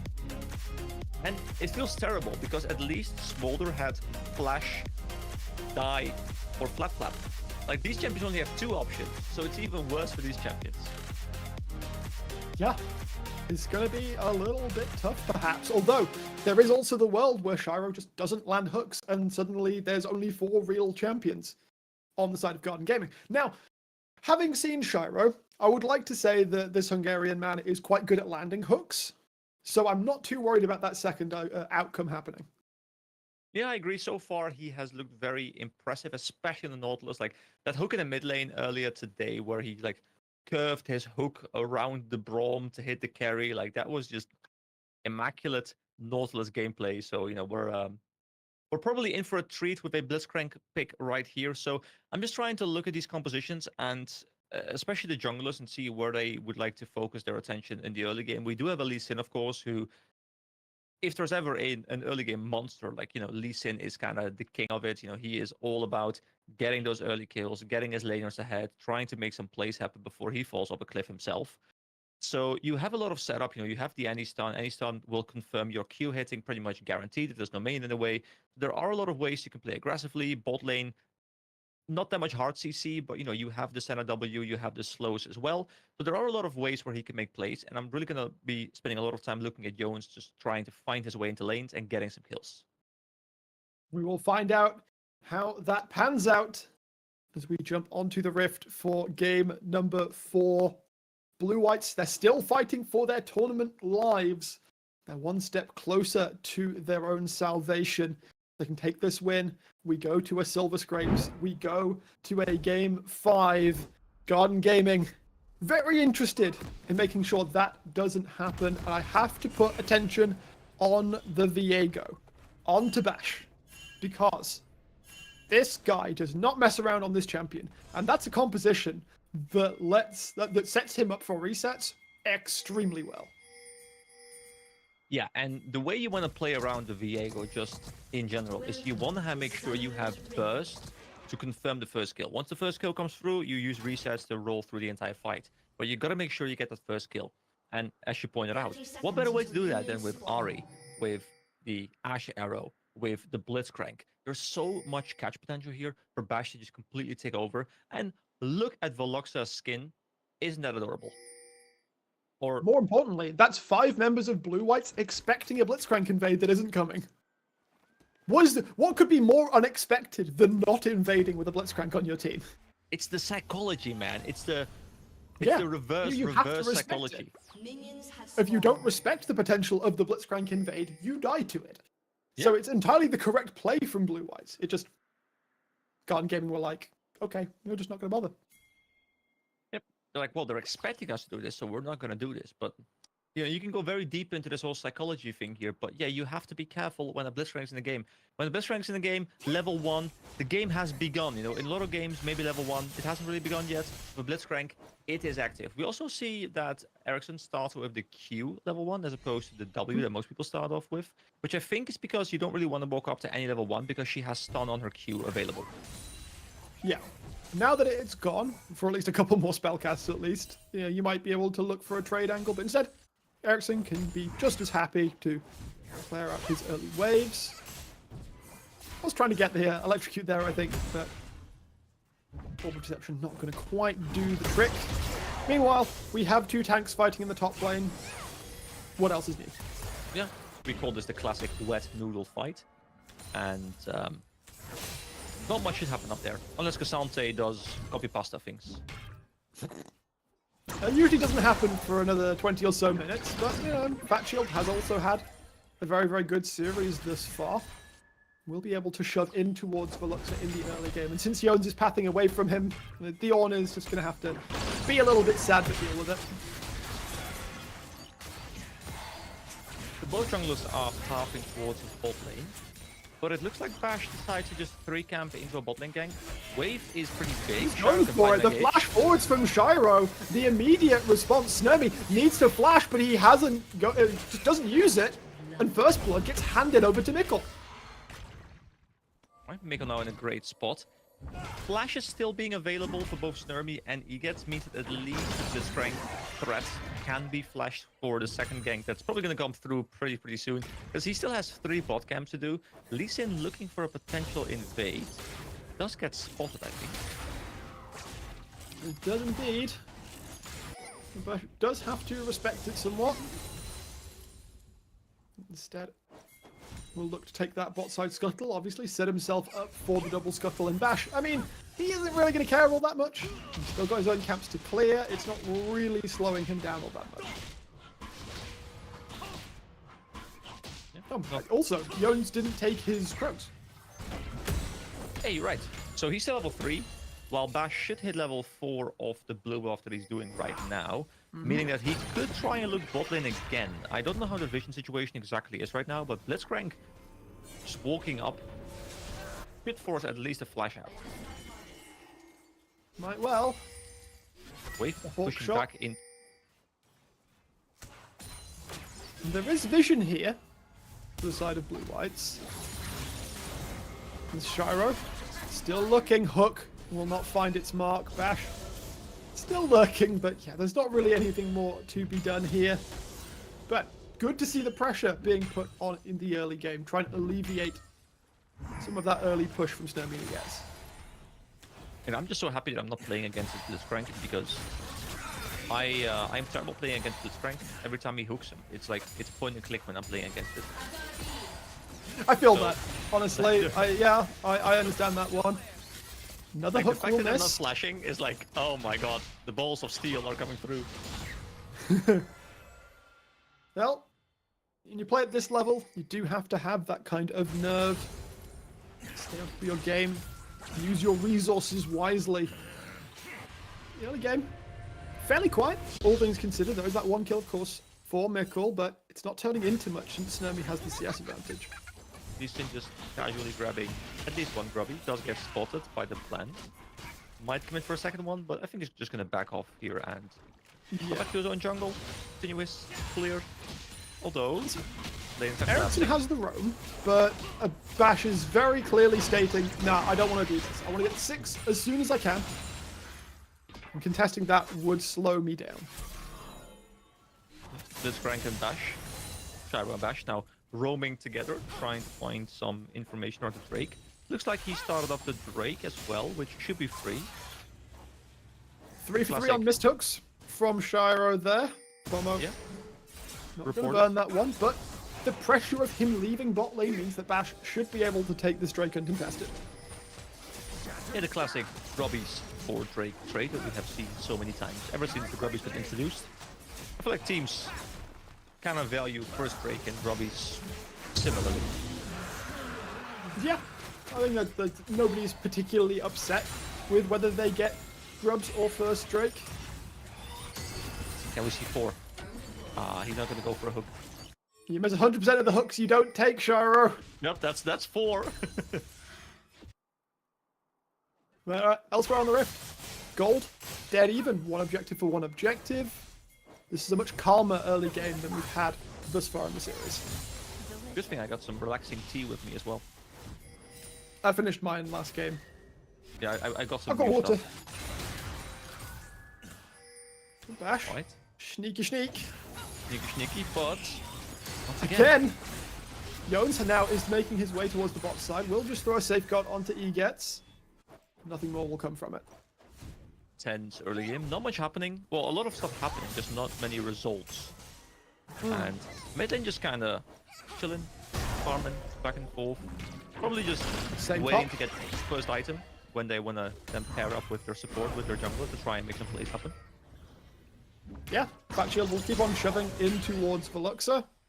But yeah, no one has an out-and-out advantage. It's tank v tank. Even if someone got a solo kill, I don't think it would matter a great deal.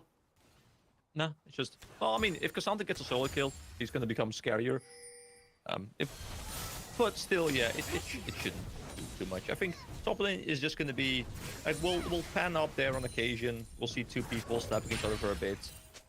We'll pan down to other lanes where, you know, more stuff is happening. But, you know, you got to make sure you, on occasion, check in on these guys, you know? Make sure they're still fine. It seems like they are. Veluxa, of course, with the Living Forge, will be able to build himself up some more items, get a Chain Vest, be able to shrug off some more of Fat Shield's damage. Of course, having already completed the Balmy Cinder, he is now able to basically absorb the waves outside of tower range, so Fat Shield is not able to get any plates.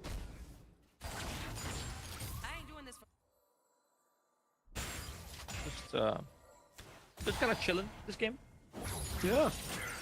Did you get too much outside of working today? I know you said you had like 20 minutes notice between coming into work, like getting in from work in the series.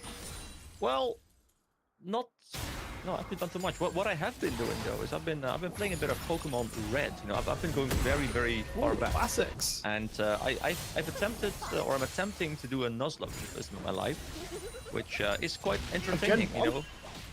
Yes, I mean, I decided to start with... You are a braver man than I. Is that... I mean, I have no idea if that's hard. I can't remember. Last time I played Gen 1 was Let's Go Eevee. So I decided to just go in, and I've now made it to Mount Moon. No depths yet, but we'll see how that progresses.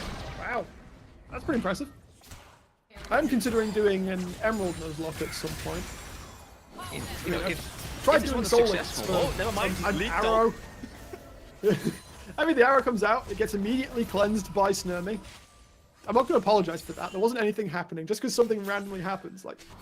Yeah, no, it's fine. It's fine. We can just... Nothing came of it. We're all good. Keep chatting away. So, yeah, the idea for me is, you know, I'm going to do red, see if I can make it through. And if I like it, maybe I'll do silver after, which to me is like the most nostalgic Pokemon game. I don't know how that is with you, but like Gen 2 is like my OG series. The only one I actually played through fully was Pokemon Pearl, so Gen 4. Ah, that's where I kind of stopped playing. Well, that's the one I played, but not finished. And then that's the only one I properly finished. I played like small amounts of Gen 2, Gen 3, but I would say 4 is the main one. But 4 is one of the hardest ones to Nuzlocke. So, yeah. It is very engaging though, because my biggest complaint with Pokemon has always been, well, this is way too easy. I'm just spamming one ability, but now, you know, I'm at a type disadvantage. I'm getting like hit a lot. I'm like, ooh, but what if he crits me? And I'm actually swapping because of that. Like, I'm using stat reduction moves. Like... I got 3 words for you. Commander Mars Perugly, Shiro, putting the damage down onto Pomo. Ericsson trying to finish the job, but the kill has not come through just yet. Shiro now on the run. No flash as Snurmy will snipe away the kill. Bash looking for an angle in, but the health bar's too high to really consider looking for the Heartbreaker. Blue Whites, they're on the board. Dragon also spawning very soon. Let's see if these teams are going to try and set up for it. A lot of vision in the river mid-side for Garden Gaming. Blue White's moving in, they're probably going to put some vision of their own. We'll see if these teams contest or just give it over. Grubbies are also available, of course. Ping's going down there, so it looks like Garden Gaming deciding, hey, let's pick up the Grubbies this time. Let us give over the Drake, and we'll just be trading. Yeah, grubs for first Drake is a trade that I don't think Garden Gaming will be unhappy with. I just realized it's BW versus BW. Thankfully the logo's insane. I don't know, just to bring that to your attention. But Garden Gaming, are they able to even up the grub score? So we got 3 grubs, 1 Drake apiece. And the game continues to be pretty darn even. Yeah, 200 gold between these teams. 1 Drake for either team. 4 grubbies for blue-white. 2 grubbies for Garden Gaming. So, in that sense, they're ever so slightly ahead. Slightly also, advantaged. of course, the 200 gold lead.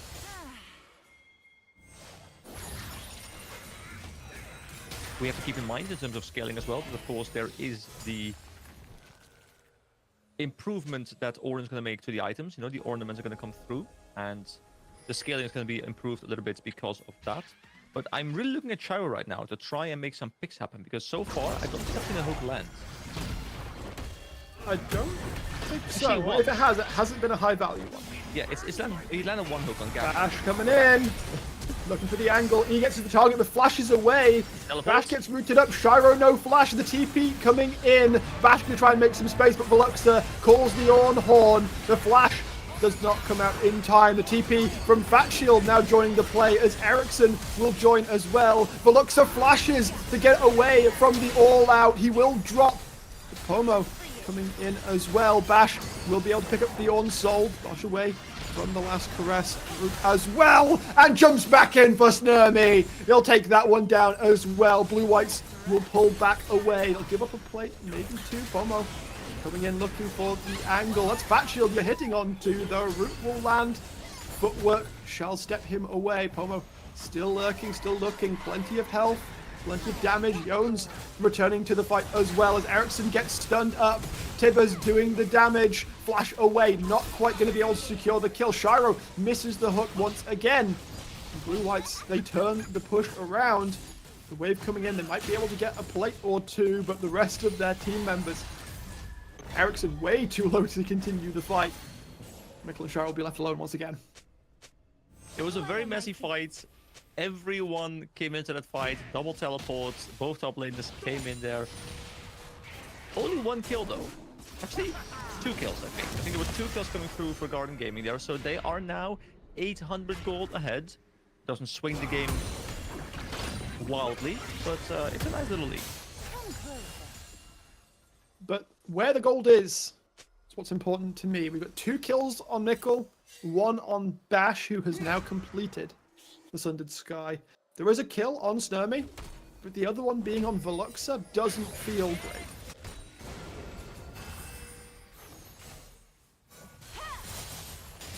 So I'm trying to see what they're doing right now, because I see everyone from Herald. Garden Gaming just moving into mid lane, looking for Herald, but they seem to be giving it up. They seem to be fine just giving this. They're looking to make a bot play though, I think. I mean, Pomo could be an interesting target. Tibbers is just about to come back up though. Has flash available as the arrow. Gonna find its mark, I think.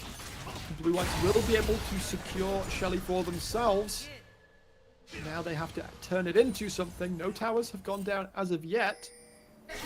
In fact, Mikkel shows up towards the bottom side of the rift. Gotta be careful though. You've got to cleanse up, sure, but that's an immediate Tibbers to the face. Volley will be able to keep Tibbers at arm's length. That's a cleanse for no real commitment out of Pomo.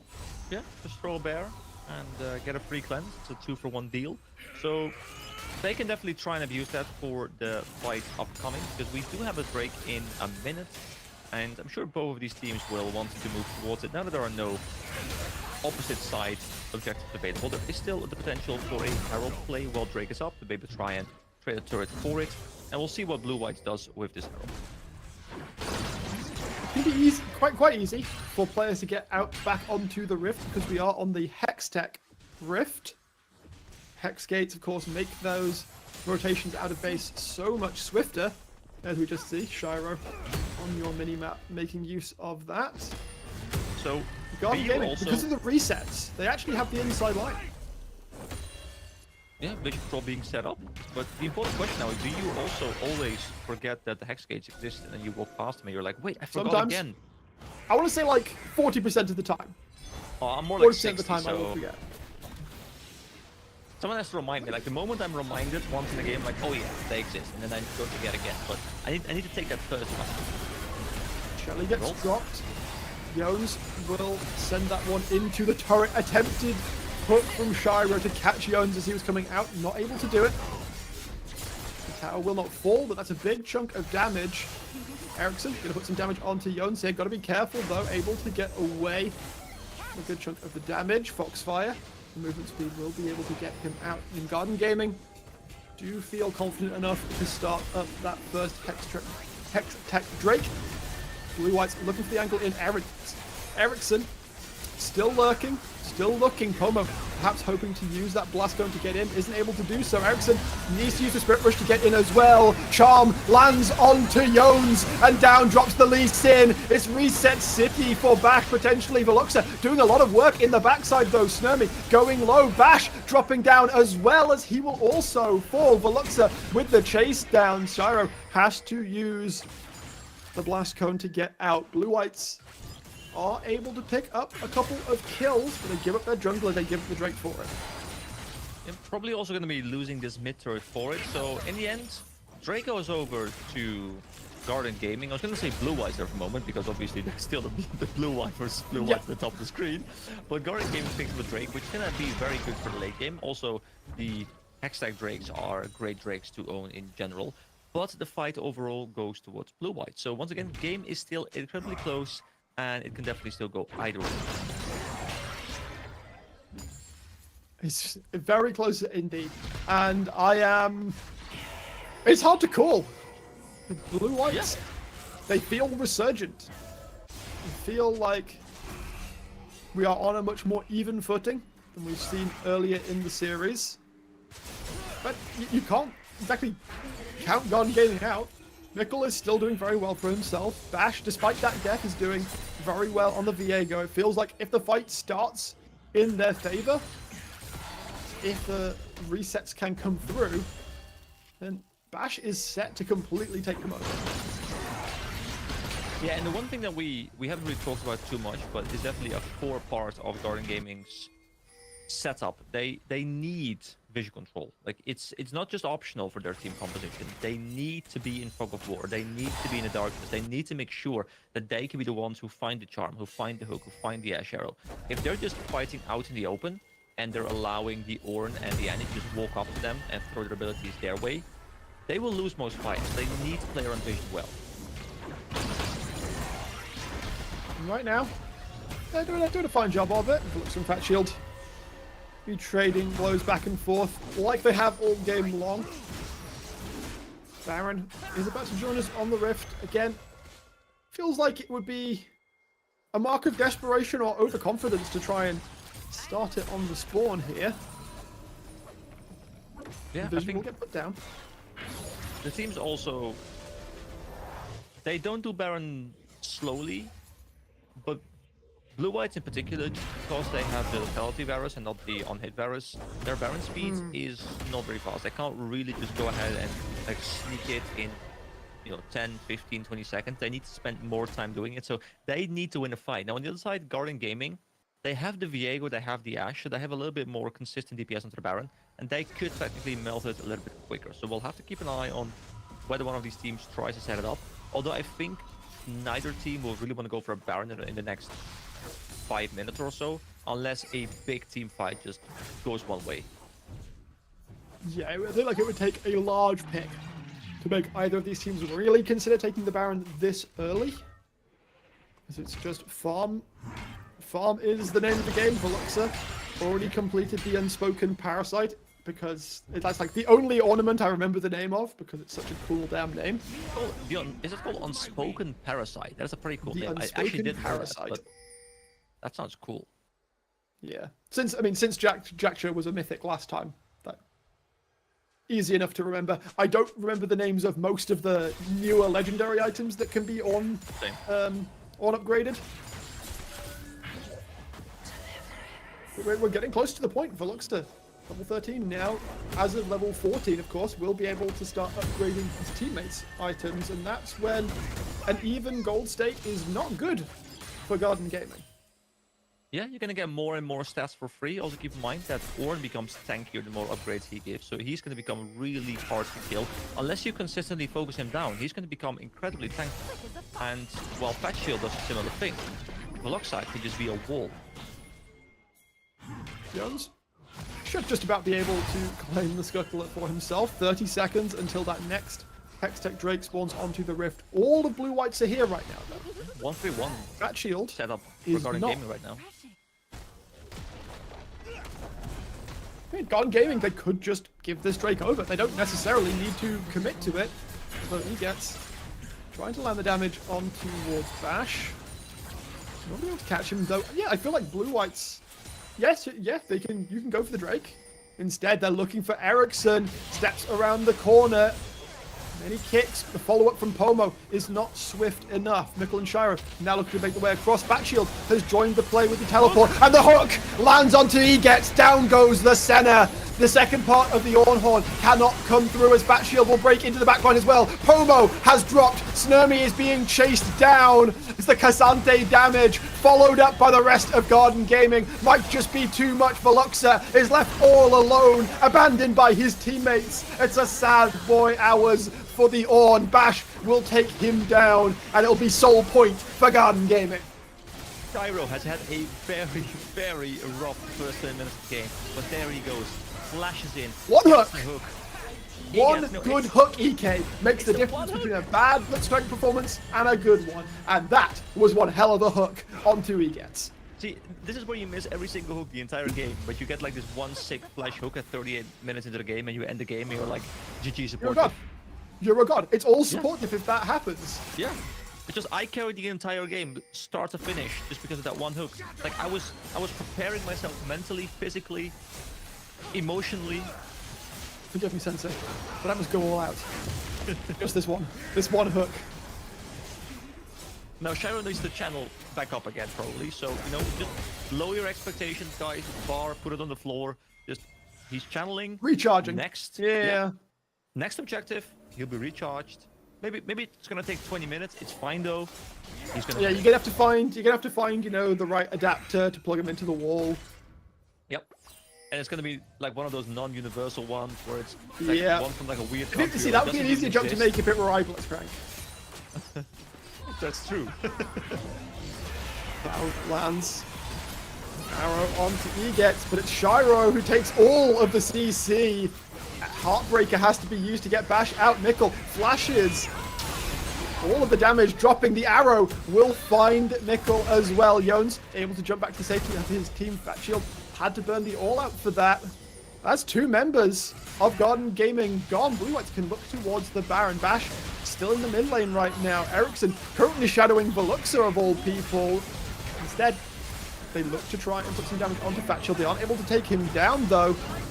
Second part of the Ornhorn not able to come through. Bash does not have the Heartbreaker. The flash from Veluxa, but the charm follow-up will be that the kill goes across. Can they get to the Baron in time though? I don't think slow, so. though. It's slow. 6,000 health. It is slow actually. Fatshield looking to step in now, putting the damage onto Egets as the rest of the team spread behind him. Bash looking to find the damage, looking to get in. Jones is able to take it down. Shiro can come over the blast cone. They're looking for the damage. They're looking for the resets. Ericsson will find the damage onto Pomo. Fatshield still chasing Egets. Cannot Egets out of this one. No flash. It will be secured by Ericsson. It's a Baron pickup for Blue Whites, but they pay dearly for it.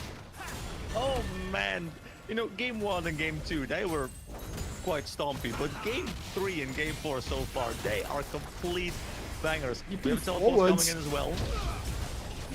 Jones not going to be able to do anything to save his tier 2 turret in the top lane. And Garden Gaming, despite dropping the Baron, they are still up 1.5k.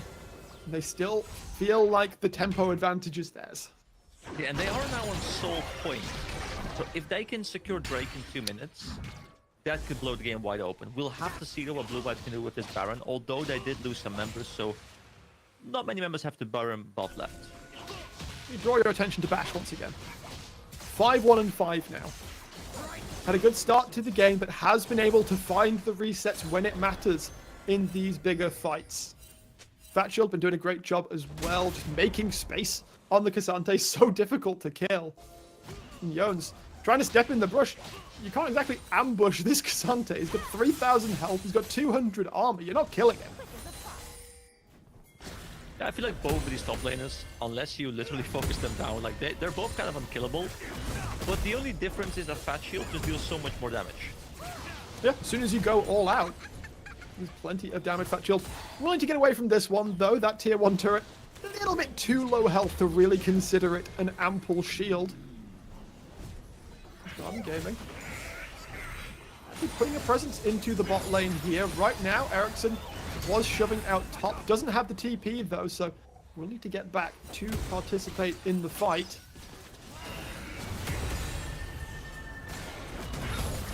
Also, can we just talk about this build of Senna here? The fact that you went Blade Rune King first. Like, I guess I can see it, like it's percentage damage and there's a slow on it, but you're already slow with your auto attack in general, so I'm not saying it's bad, I'm just saying it's something that's quite unorthodox, and I'm not sure how I feel about it. We'll see how this Senna's build continues to shape up. It looks to me like going towards a Lord Dominic's. There's the second one there with the most Blast Whisper. likely. Yeah, how many Doesn't stacks feel is Senna like sitting healing on? is that big of a concern. 106, so Senna is definitely online right now. It does have to melt through Fat Shield potentially, but if The we get Ornhorn, those though. squishies- Veloxa, again, not able to do the full Ornhorn. Again, it's Fat Shield who's taking all the damage, but this time, he gets melted. That's with the Drake coming up. It's not going to be a soul. It's not even going to be a soul point for Blue Whites, but it does look to be a pretty free pickup. Garden Gaming, though. It seems a little like they actually want to try and step in for this. Mikkel stepping out of the brush. Shiro looking for the angle in, but on the other side, Ericsson gets caught. Instead, though, gets deleted by Bash. It's not really a great soul to have, though. Needs to get out with the Heartbreaker. Ericsson able to survive for so long. Snurmy is able to take them down, though, and is still very, very healthy. Mikkel trying to do the damage as well. Ericsson on the run. Ash needs to body the Ahri. Will be able to get away. 2 for 3 in favor of Blue Whites, and they are able to pick up the Drake as well. That was a great pick by Blue Whites, though. They got the pick on the Fat Shield, they forced the Drake. Garden Gaming is... It looks like they're kind of losing composure here. Like in the first 2 games, they looked very clean. And it starts to look to me like they are now the ones who are like, what decision should we make? Are we making the correct call? They tried to contest a 4v5 where their top laner, their entire front line was already dead. They got a good pick in that fight, but you know, you're still 4v5, so even if you do get a catch, you just learn all of your skills, you're now 4v4, you still get run down, it was for a Drake. You lose the Drake anyway. And it was for a Drake that didn't really matter. It was only second Drake pickup for the side of Blue Whites. I feel like you just disperse and grab every little scrap of gold elsewhere on the map you can get. Yeah, you push all the waves, you reset, you're like, okay, sure, we messed up, we'll be back for the next one. We just get as much gold as we can, we get our items, and we come back in. And speaking of items, we do now have the upgraded items coming through for both Varus and Lee Sin. Now, please don't ask me the names, because I wouldn't have a clue. But these items coming through just makes the scaling that isn't that great on Blue White, makes it so much better just because of the ornaments. Blue Whites perhaps a little bit slow to the play as Garden Gaming trying to put the damage down onto the turret, but the Ornhorn will come through. Jones looking for an engage angle. Blue Whites trying to find their engage outside of the Ornhorn. It is pretty difficult. You see, they are not able to capitalize. Yeah, this feels like the kind of game that's just going to blow wide open from one team fight around the Baron. I feel like both teams want to get Drakes. You say that. 20 seconds. But yeah, Baron's gonna come up, and I just feel like Blue Whites is starting to feel themselves. They're like, guys, we're in control of this game, and I feel like they're gonna be looking to set up the fight, set up the pick around the Baron, and take us to game 5. Right now, TP coming in from Ericsson to the mid lane. Snurmy with the Edge of Night, going to be able to not worry too much about taking the occasional Blitzcrank hook, and also able to shove the lane away, or clear the wave quickly enough. Gun Gaming not able to take that tier 1 again. Thanks to all of that wave clear from Blue Whites. A bit of a Aaron window is for up. Garden Gaming. Ornn clearing bot side right now. Fat Shield moving in first. Maybe an Looking Ash for Arrow. the angle. Gonna flank. Can they pull the Fat trigger? Shield. Can they Ash Arrow? Is looking for it. Looking for the back line. Able to find the damage as Egets is taken down. Bash gonna take over the center. Chain of Corruption was used in that situation as it does spread across Garden Gaming.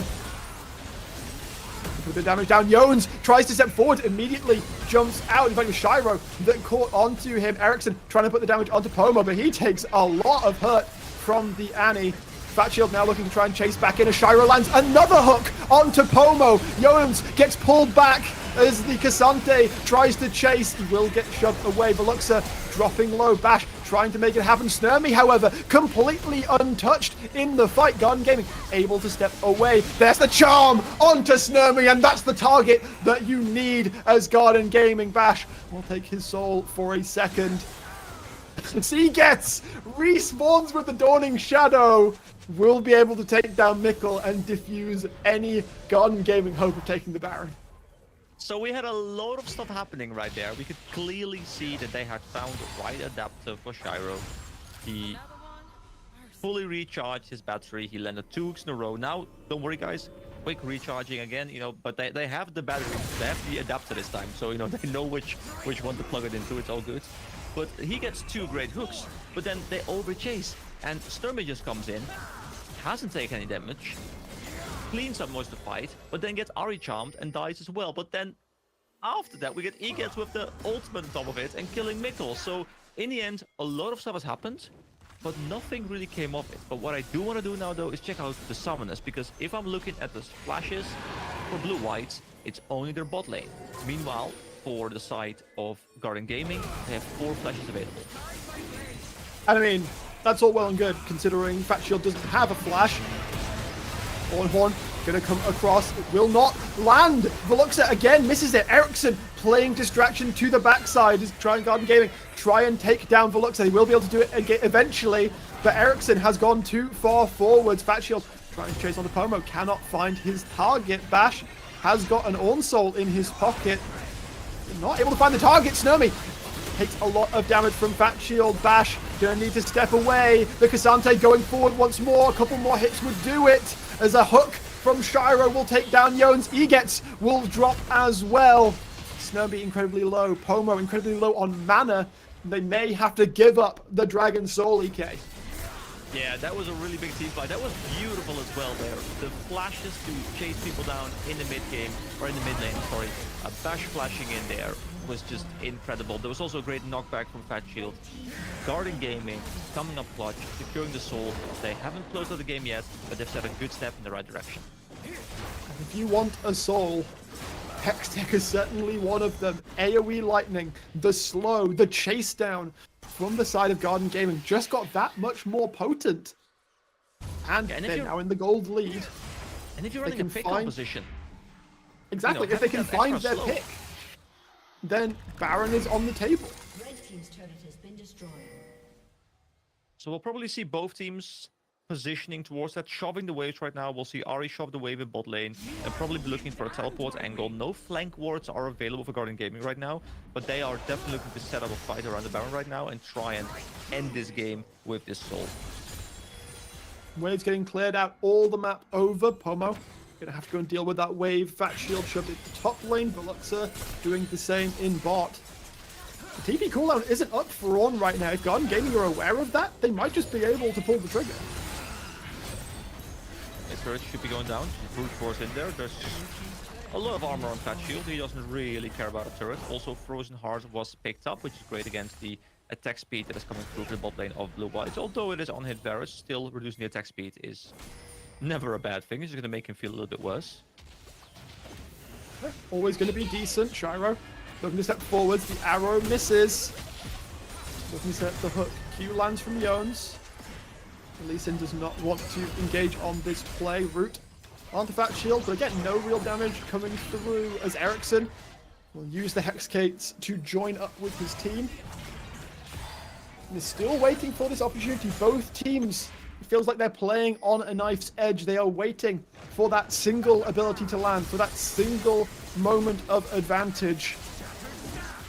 It is great for Guardian Gaming though, because they now have the vision control, and they also have tools to do the picking. There isn't that much picking potential for blue-white unless they, stack up in a bush or something.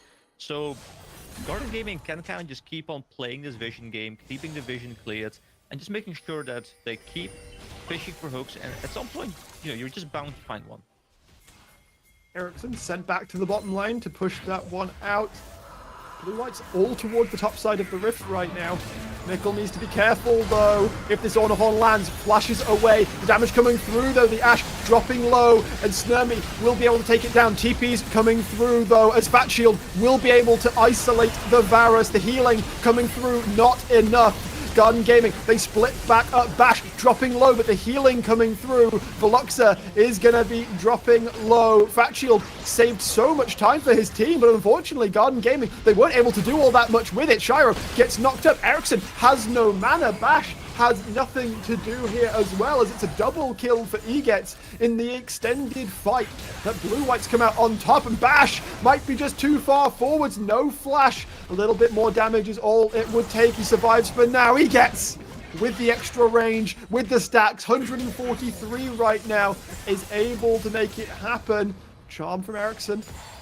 Going to land, the only one who is alive. Egetz drops all the same. An extra charge on the Spirit Rush as Ericsson looks to chase. Blue-whites, they don't seem to have the ability to commit. Charms lands on 2 Yones as Ericsson can keep on chasing. Another charge on the Spirit Rush as he will take down Veloxa as well. Ericsson, the sole member stands tall and takes them down.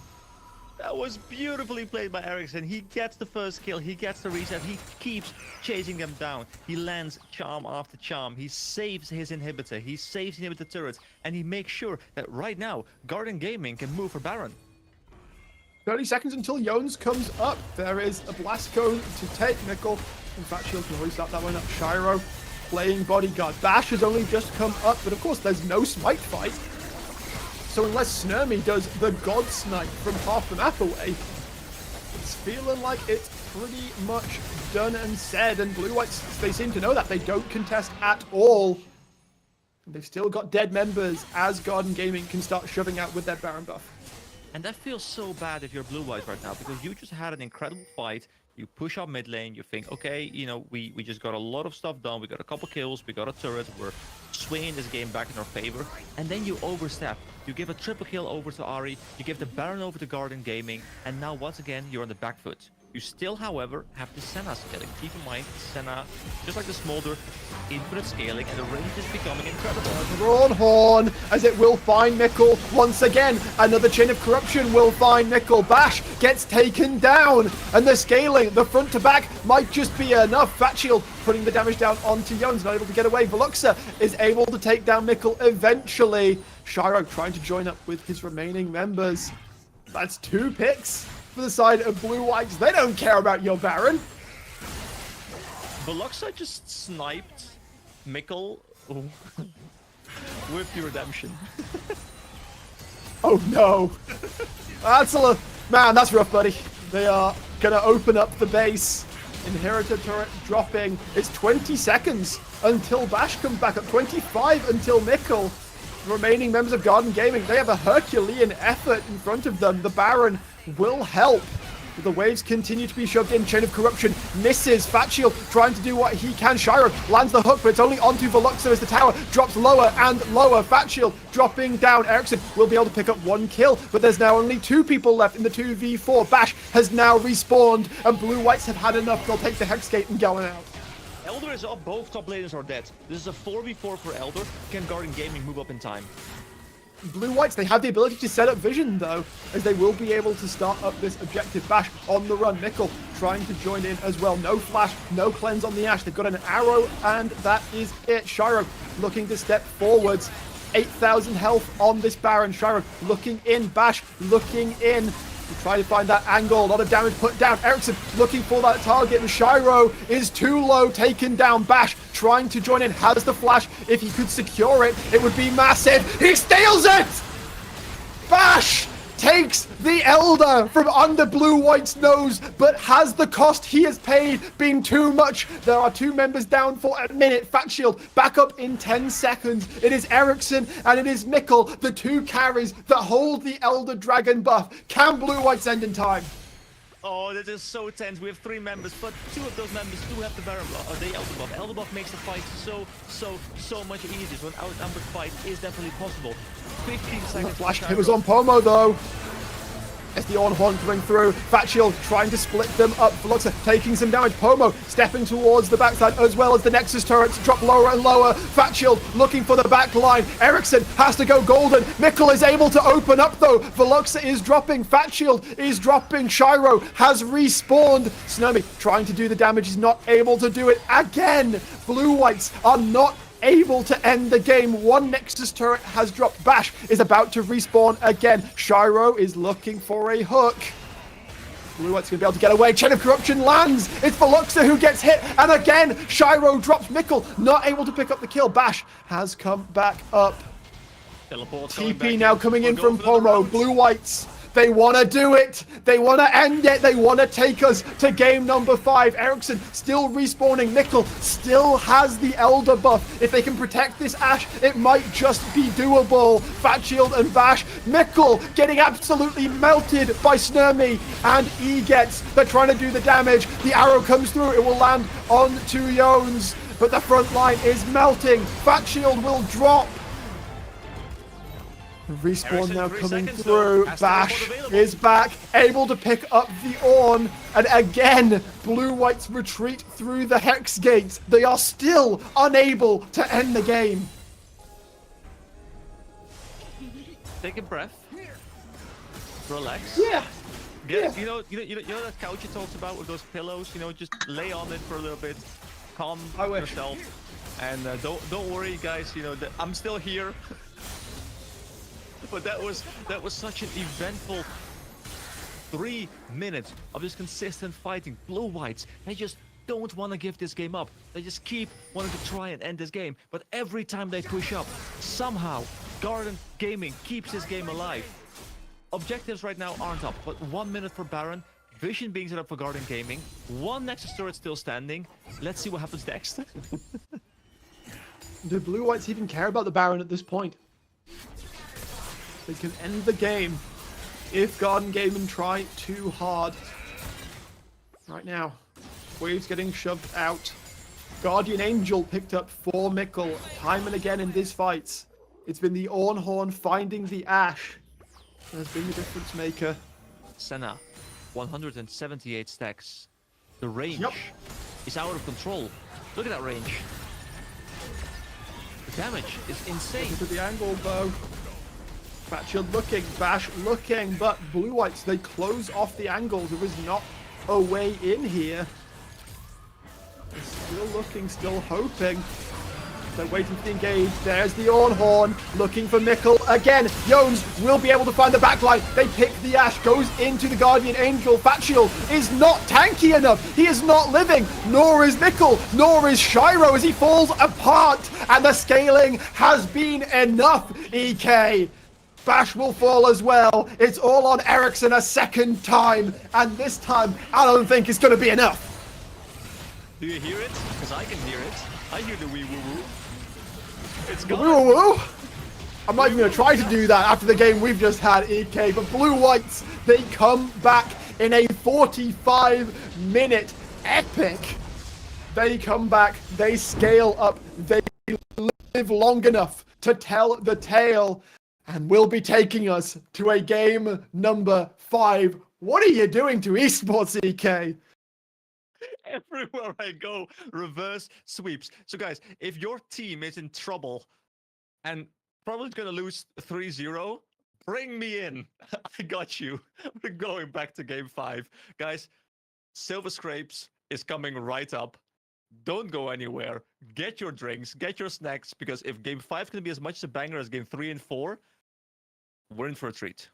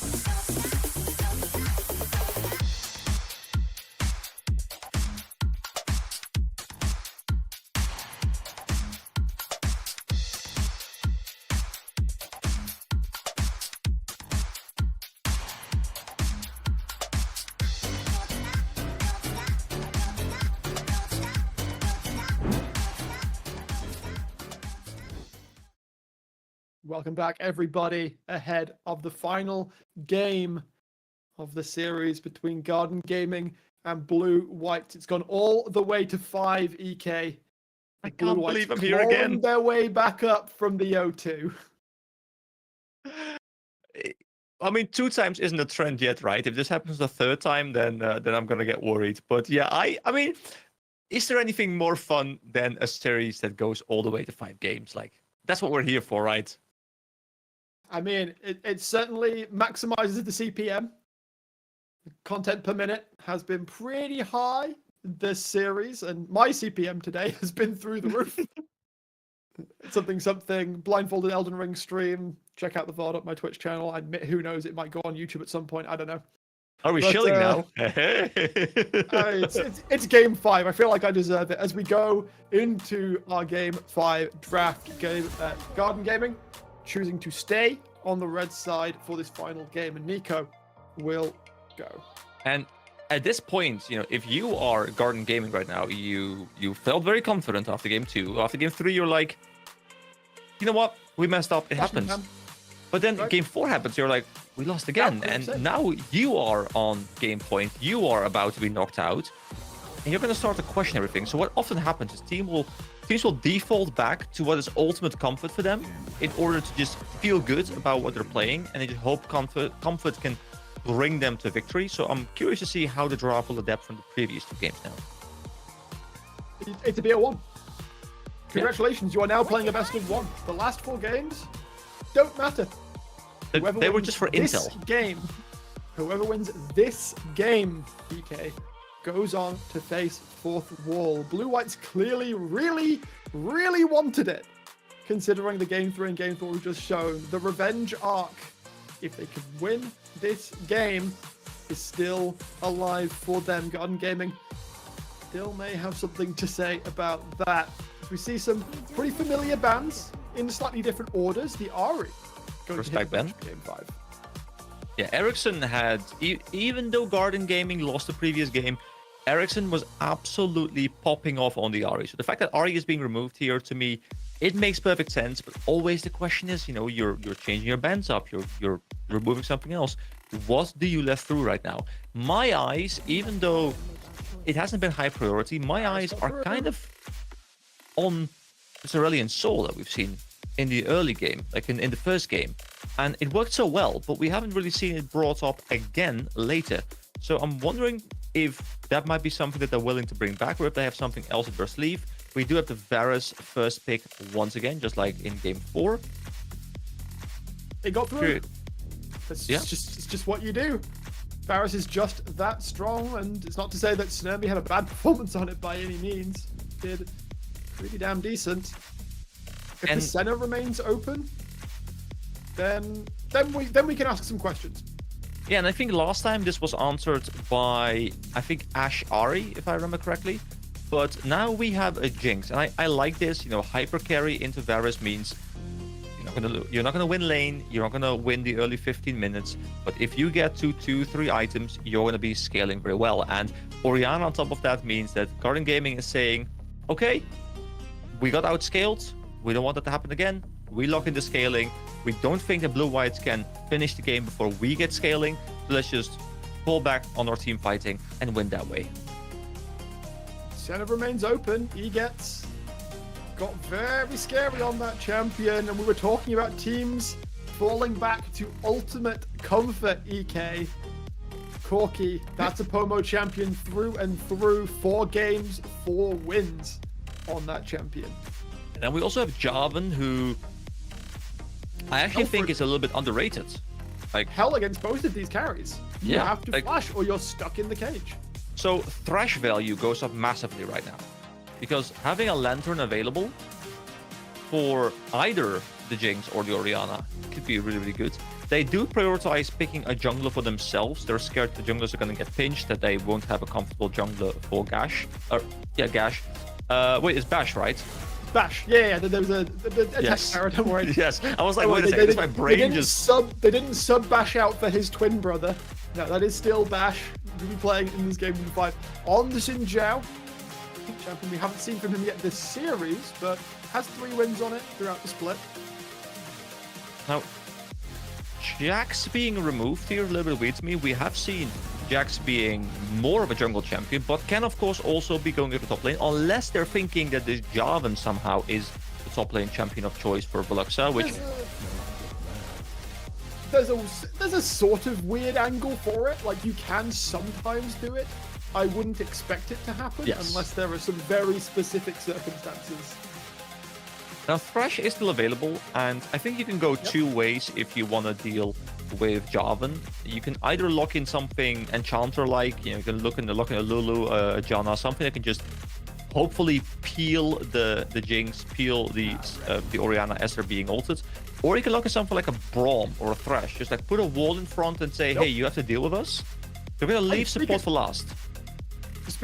Speaking of a wall, Veluxa had a great game, made it so Mikkel couldn't really participate in a lot of those later game fights on the Ashe. So instead, they take the Ornn away for themselves, and now it's Snurmy who's going to have to be worried. Yeah, and so far, I quite like this draft from both teams, honestly. I think both teams have a lot of tools. Both teams scale very well. I do... Okay, That now...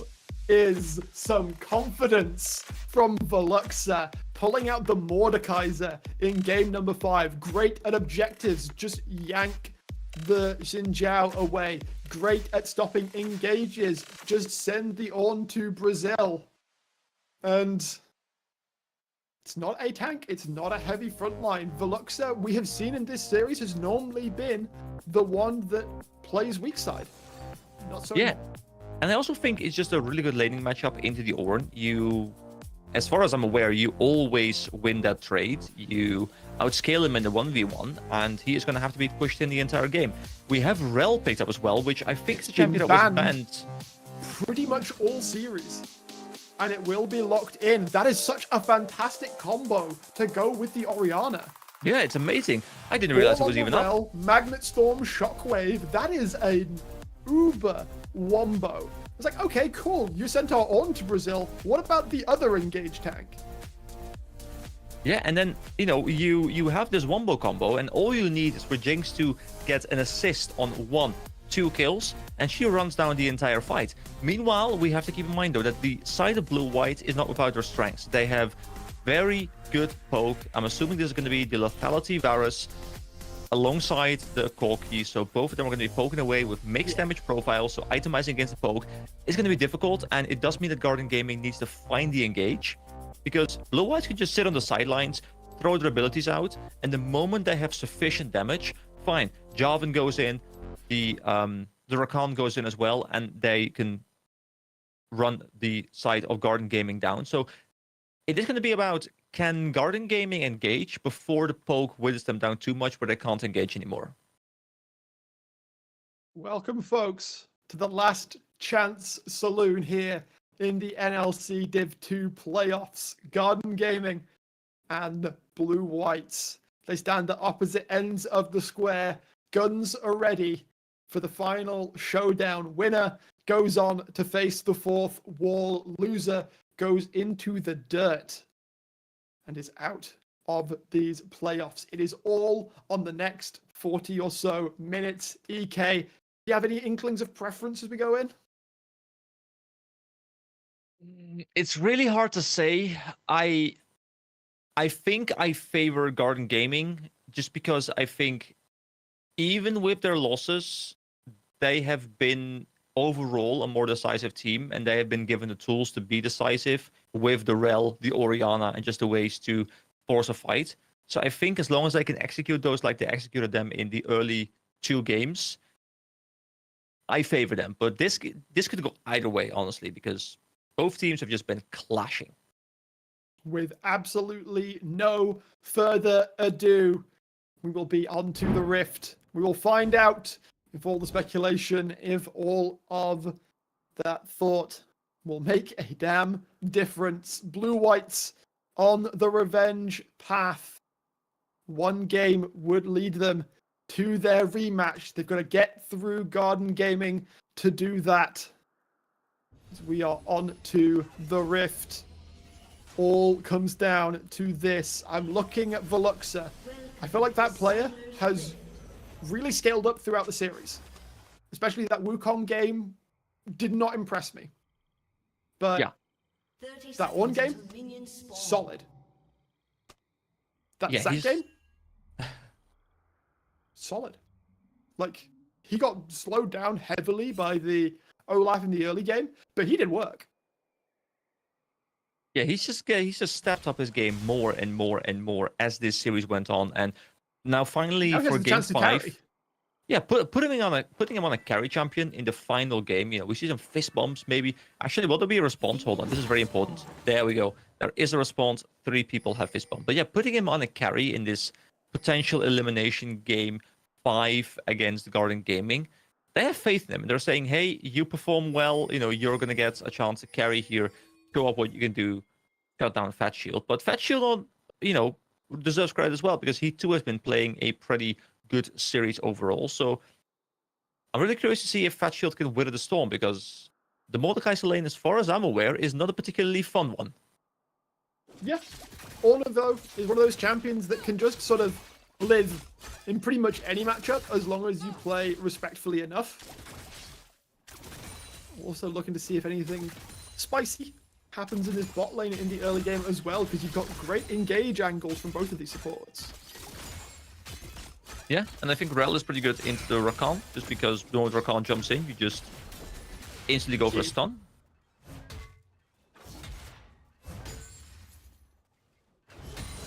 Probably not too much action in these early levels. I mean, yep, you got to remember that Ornn does that as well. If Veluxa isn't careful, isn't respectful, might end up find himself on the wrong end of the hammer named Hammer. Okay, you're kind of just waiting for the first base for Veluxa, so you get a haunting guys, and then you kind of start putting under pressure. Your early levels aren't that great. A little bit AP. Yeah, a little bit AP to make things happen. But Veluxa not exactly falling any noticeable amount behind. This Bash looking to step forwards. Veluxa not having a fun time at all in this early lane. That one damage is something you have to be afraid of. In fact, he's being forced to take a super early recall as Bash is making the invade as well towards the red buff of Yones. He was spotted though because his W missed the Krug. So Yones knows he's there. Both junglers contesting the red. Bot lane has push for Garden Gaming though, so they move up. Yeah, Garden Gaming can get out of lane quicker. Yones might want to try and contest this one, but at the end of the day, he's just going to have to put his hands up and go, they have more numbers. 3 is greater than 1. Damn. You know, I know they say don't do math on stream, but you just did. That was impressive. What can I say? I'm just that level of goated, I guess. As the rest of the game continues around us. It's been a long day. These jokes are getting bad. I know, but it's been a very long day. You gotta keep making them. Yep. I appreciate them immensely. Yeah, no, absolutely. Yones is going to be a very sad boy to realize that he has stepped into the top side of Bash's jungle, and there is nothing for him to take. You get some deep vision, sure. It's fine. He was just scanning like, hey, does this camp respawn? Because I need a camp somewhere. Please, someone give me a camp. But yeah, you are now going to get collapsed on by Xin Zhao, who's going to try and go for a second clear. So will they meet, or will they be able to get out just in time? Well, Fat Shield isn't stepping out of lane for this, and Veluxa, having picked up a couple of levels in the Obliterate, is going to be able to do some pretty good work. Shiro also taking quite a bit of damage for his trouble.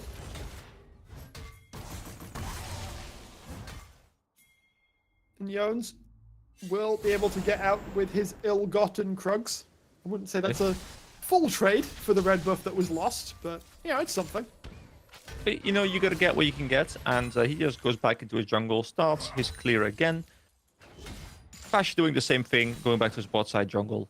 Bot lane also coming off of a reset, so that means that maybe he can start looking for something bot lane, because Jinx right now just is a lot stronger. The boots coming in means that it's much easier to run people down. The attack speed comes in very handy as well, and potentially you can even go for Drake right now, because the enemy bot lane still has to go for a reset. Yeah, the wave is currently stuck at Snurmy and Eget's turret.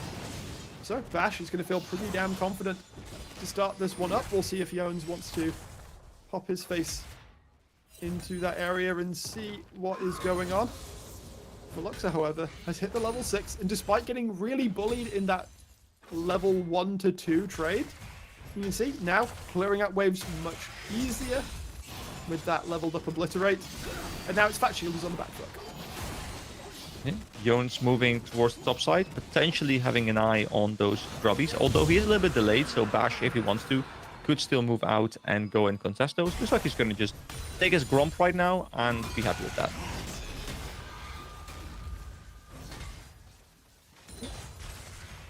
So it's going to be pretty chill. Drake has indeed gone across to the side of Garden Gaming. There's that trade though, Yones on the Grubs. And Thatchill's not really in a position to step down out of lane for that. Will take his first recall of the game, coming back with starting components towards the Hollow Radiance, which, considering the amount of magic damage that will be coming out throughout this game, seems pretty good.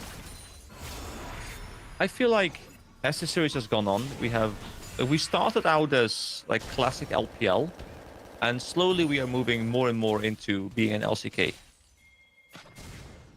Because the game's just getting slow, you know, we're relaxing over here.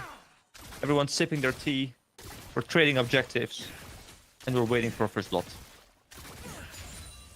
We'll see how long it takes for that first kill to come across. As you say, the teams are playing very respectfully. Both feeling pretty fine. Right now, Fat Shield is the one with the push towards top lane. Not gonna make a huge difference. Even if he takes a large chunk of damage, he's got all of those biscuits to heal himself back up.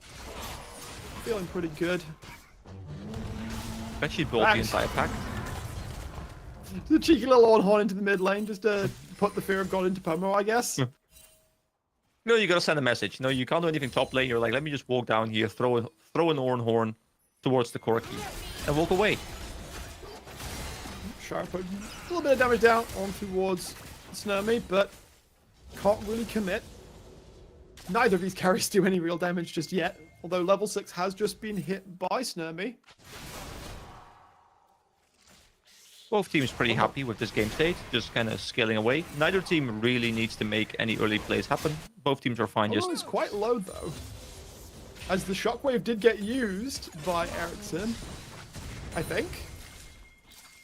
It didn't actually. It's still up. Huh.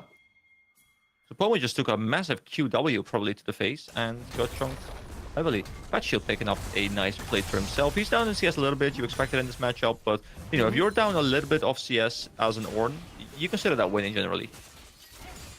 Yeah, you're not really caring about the situation as long as you're not giving kills across. Veluxa is also going to be pretty fine, just farming up for the most part. Is still going to be very useful later into the game. Looks like he's going to go for a Rylai's Rush, which is just great into the melee top side. That is the Xin Zhao and the Ornn, making sure you can stick to them easily. And once he picks up the item, he's pretty much ungankable because, you know, Death Realm exists. Mid lane is just, you know, it's a Corki lane, you know, Corki, Orianna. We've been there before. They trade a bit of health back and forth. They both clear all the waves. They play for pressure. They play for CS, and not much happens. It's like the classic trifecta of Azir, Orianna, Corki. AKA the snooze fest. Yeah, I mean, I don't dislike it as long as I'm not forced to watch it like for hours on end every day. Because it's a fun meta, I think, because it results in great team fights. And the strategic part of it's fun. But laning is a little bit less interesting, perhaps. Yeah. But it's fine because this is game 5 and we know how game 5s work. Teams are a little bit safer because, like, you know, we just don't want to throw this very important game 5. And we're just building up to something great. Bash stepping in towards the top lane here. Maybe they do actually want to look to make something happen onto Veluxa, but again, the Death Realm is all that need to be pressed. Bash is the one who is taken away. Veluxa dropping relatively low on health. Fat Shield waiting for an opportunity. Not quite going to be able to find it though, as the shield from the Indestructible will just about keep Veluxa alive. Flash did have to be committed though, so it's overall a successful game. They get a summoner, so it's better than getting nothing. So I guess that was worth it. Kind of forced the TP as well because there's a wave pushed into the turret. Yeah, wave also pushing back into Ericsson, has teleport available, can just reset, go teleport back in, extend the CS lead ever so slightly. There is a healthy CS lead being built up here by Ericsson though. There is almost a 20 CS lead now. Means that he should be able to get his item a little bit earlier, about 300-400 gold. Dragon started up by blue whites though, trying to even up the score. Well, they know that Bash can't really be there, and by protracting, you know, where Bash isn't from where he could be, they figure out that taking the Drake is going to be a pretty chill option. Bash, in the meantime, will of course trade that back for the second set of grubs. Now, if we're actually LCK, and that means that this should be a Cloud Soul, a Cloud Rift right now, just popping up. Meanwhile, Gank going into the mid lane. He gets, honestly, is mostly doing that to save Pomo, rather than to actually put any pressure onto Ericsson. It didn't feel like that Ori was sweating at all, and thankfully she can't. Right, and we go back to a healthy game state of farming minions. Both objectives have been taken. Once again, we did have a trade. I feel like we've seen this multiple times now, where one team takes first Drake, the other team takes first Grubbies, and then, 5 minutes later they reverse the play. Ericsson though. Coming in, Jones has the thing as well. Ericsson looking for the damage. Shockwave will not find Pomo, and Jones can pop down the ultimate. Ericsson will be the first casualty of war. Bash not going to be caught by the grand entrance. You see Fat Shield at the top of your screen, not really able to do anything. And that's just it. Just put pressure onto the Orianna until the flash goes down, and Jarvan has a field day. Yeah, great usage of the time for Jones. He can now go back and clear his jungle. Bottom side is already fully cleared, so he's just going to clear his entire top side and probably look for a recall if he has enough gold for his first item. He can go top, but there isn't really a point to trying to gank this Ornn. It's just going to be a farm fest. It looks like Fat Shield actually won the trade as well, which is not necessarily surprising, but... yeah. With the Hollow Radiance completed, Veluxa, until he picks up a little bit of magic penetration, Ornn is going to be a bit of a wall to him, as he is to, most champions in the game. Not as super satisfying to farm Hollow Radiance, by the way, just the... Oh, yeah. Like the AoE clear, just like, it just feels so good, like you're chaining things. Hello. Ooh. What's going on there? Veluxa looking for the trade here. Death Realm is up and available, and can just walk him down with the passive. The Ornhorn is available, but instead Fat Shield gonna flash away so Veluxa can't pull him into the Death Realm. I'm a bit surprised he didn't keep chasing that, because there was still the Rylai slow active on him. I think he could have chased it down, but maybe he was scared because the Grubbies had gone down that Bash was still in the area and he would just be overcommitting without a flash. Teleport, burn dove, moves back in, and we're back to chilling. 10 seconds until Shelly will spawn onto the Rift, and considering Blue Whites have a jungler and support towards the top side of the Rift, it does feel like that's going to be a pretty easy pickup for the side of Blue Whites. They do hold a slight gold advantage right now as the plates drop off. It's not something that GG should be too scared about. Yeah, first item's also picked up for pretty much everyone in this game. Bash still looking for his first item right now. Frozen Heart also finished by Eget. I mean, really, really good into Jinx. She loves her attack speed once she's got power in hand. And Jin Zhao doesn't mind it either. Alright, let's see what they can do with this Herald. Potential dive in mid lane right now. Shiro was trying to find something, but decided against it. Nice chunk of damage onto the mid turret though. CS lead is...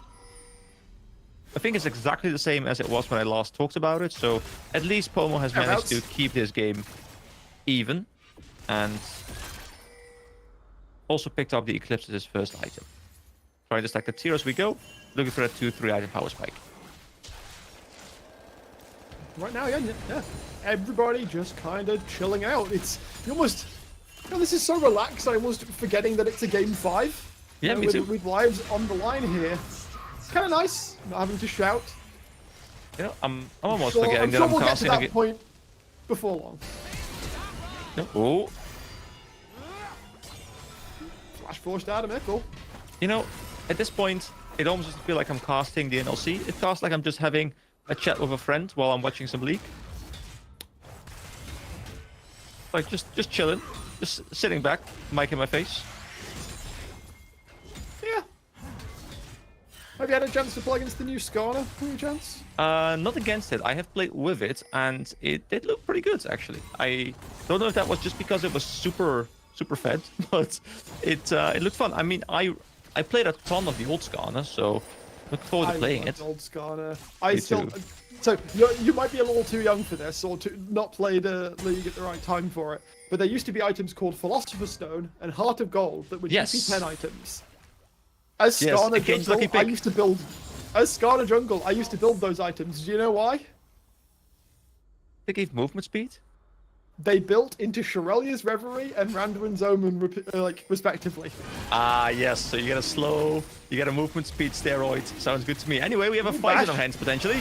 They are looking in here. Nickel has been caught. There's no flash available for the Jinx. Across will come the package. Garden Gaming, they're trying to come in, but Bash has been separated. Shiro not going to be able to do anywhere near enough damage. Pomo can take that one down. Ericsson got stuck in the Death Realm. It's a double kill for Pomo. Fat Shield should just about be able to walk this one out as Bash is still fighting with several members. Titanic Hydra is a balanced item as he takes down Sturmy in a 1v3. What?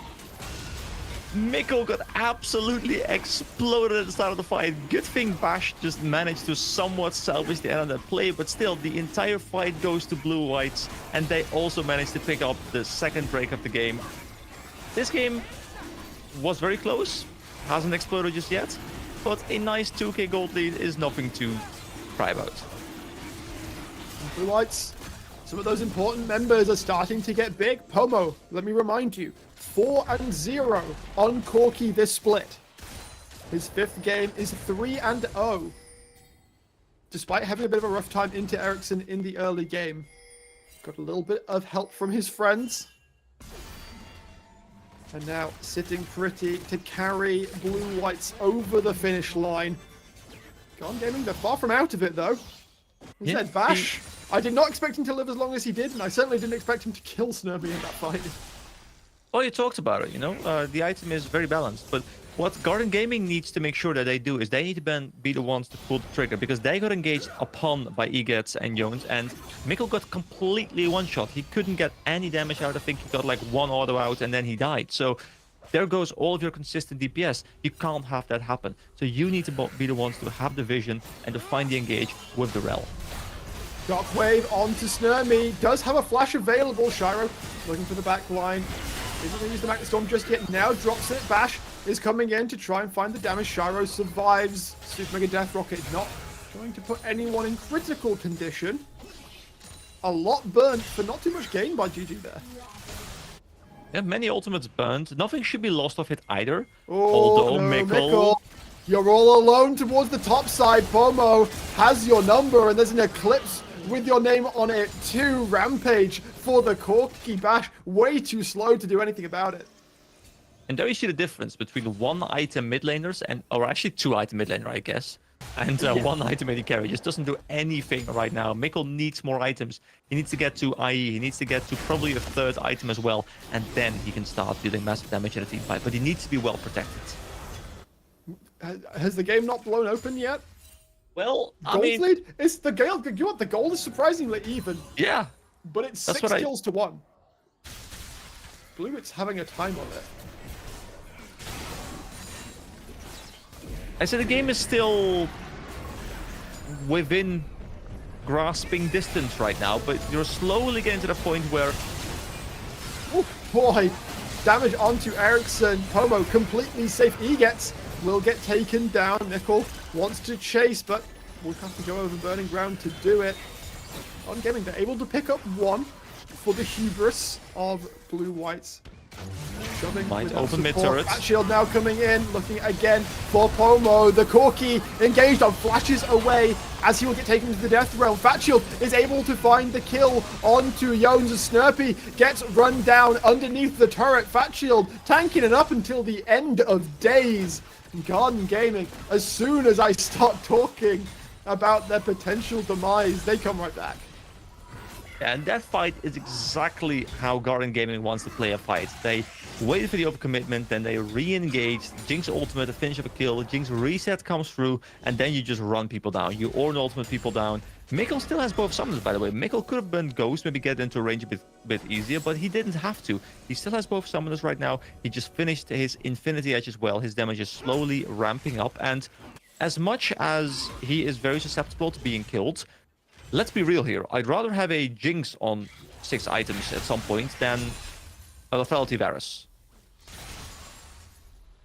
And the Infinity Edge now completed. I mean, I'd already be a little bit scared, especially if Garden Gaming continue to be able to find fights like that. Baron has spawned onto the rift. It's going to be a little while before anyone wants to take that. Next up, I think, target-wise, minute and 5 seconds until the next Chemtech Drake spawns onto our rift. I do think Bash might need to go for a QSS though, because you need a way to make sure you're there for the smite. If you don't have QSS, and Veluxa just grabs you, then Jones always has a free smite. So you almost need to go build it right now so you can QSS the Death Realm. Not looking like he's building in that direction for a little while yet, but perhaps going to be a little while before either team is too concerned about that. See a reset coming through from Veluxa towards the top side. Imagine that will be a second item completion for him. There it is, Riftmaker. Shiro trying to go forwards. Jones is the one who ends up taking most of the damage there. Garden Gaming. They have the numbers. They have the inside line towards this next Drake. Double teleport came in. Both Veluxa and Pomo burned ass to make sure they could get the Drake in time. They both just went for a quick reset. He gets trying to interrupt Fat Shield. He's not able to do it. The Ornhorn doesn't do a great deal though. Snurmy has been found towards the backside, but Ericsson found out all alone. Pomo finds Nickel towards the backside as well. Not quite able to take down the Jinx though. Incredibly low health. Jones tries to go forwards. Can't find the kill. Blue Whites, they get their 2 kills. Their jungler still alive. Gonna send Jones to go do the Drake while the rest of the team push it in. Very well played by Pomo there. He Valkyried in aggressively onto Mikkel, make sure Mikkel couldn't hit anyone but him. Forced Mikkel out of the fight as well, got his flash out of the fight, and then did unfortunately go down, but did win his team the fight, got his team Drake, and that is now sole point for Blue Whites. 5 minutes on the clock. Can you complete a 3rd item on your Jinx in time? Is she going to be able to actually fire in these fights? Because as you said, Pomo did a sublime job of singling out Mikkel after Ericsson went down and ensuring that the Jinx couldn't have free reign. Garden Gaming might be feeling like a cheeky little Baron here. The resets coming through from Blue Whites. As soon as that vision comes down, they bug out. Patch Shield level 14 though, upgrading the Infinity Edge, or upgrading the Kraken Slayer on Jinx. That's gonna help Jinx out a lot, get a bit more damage out. Also, no Magic Mantle in inventory. We don't know exactly where this is going. This could go into either a QSS or potentially even a Hex Drinker, but it does delay your crit again. So that is a bit rough. It's not the worst thing in the world though. Especially Mord Mortius obviously has that buff. Yeah, the lifeline. Damage that little bit when you're low. Yeah, when the lifeline procs. Get that extra buff on top of the magic damage shield. Fat Shield. Looking for Pomo for a second, but Jones will be like, yo, no. You have to me back off, sir. Again, it all goes quiet on the rift in front. 600 gold in it at 25 minutes. That's nothing. Yeah, that's just within touching distance. That's absolutely nothing. This game is not going to come down to who has more gold right now. It's going to come down to who can protect their carries better. And the good thing for Blue Whites is that they have 3 carries, where Garden Gaming mostly has like 2.5. Like, I guess Xin Zhao is like half a carry potentially. Same with Java to some extent, but it's really going to be about, can Jinx stay alive? Can Garden Gaming get resets, or can Blue White just blow up this Jinx? No summoners available either. QSS finished though. Veluxa has been found in air quotes. There's not really enough damage to provide any credible threat. And everybody's still searching. Still looking for that one pick to unlock the rest of the game. Seeker's Arm Guard picked up by Ericsson. Could be the difference maker in a big team fight. Considering the way he melted in that previous fight, I wouldn't say it's a bad idea at all. Vision being put down, Garden Gaming, Pomo and Veluxa do get spotted out. 2 minutes until the next Drake spawns, so everyone's looking for potential picks ahead of the Baron. Fat Shield gonna walk into Jones here, and the rest of Blue White's immediately there for the collapse. There is a flash on this Ornn. Maybe feel the need to use it, calling the Ornn Horn. He gets rooted up, will not be able to follow through. Bash trying to absorb damage here as Shiro gets taken into the Death Realm by Veluxa. Has to flash away, not dying just yet. Everybody gets out. There's so much burned. Nothing happens. So many ultimates burned, but so many blinking health bars. Nothing went down. Flash is burned as well, though. Fat Shield burned his flash. Jarvan burned the ultimate, and I think Shiro also burned the flash of his own. But he has Hack Splash, so that's less of a worry. 1 minute for potential soul, but having no flash on Rel can be pretty big, because you really want to have that flash Magnet Storm to set up the shockwave. That you do. Resets coming through for most of the members of Blue Whites. Gun Gaming, they're just going to console themselves by clearing out as much vision as they possibly can.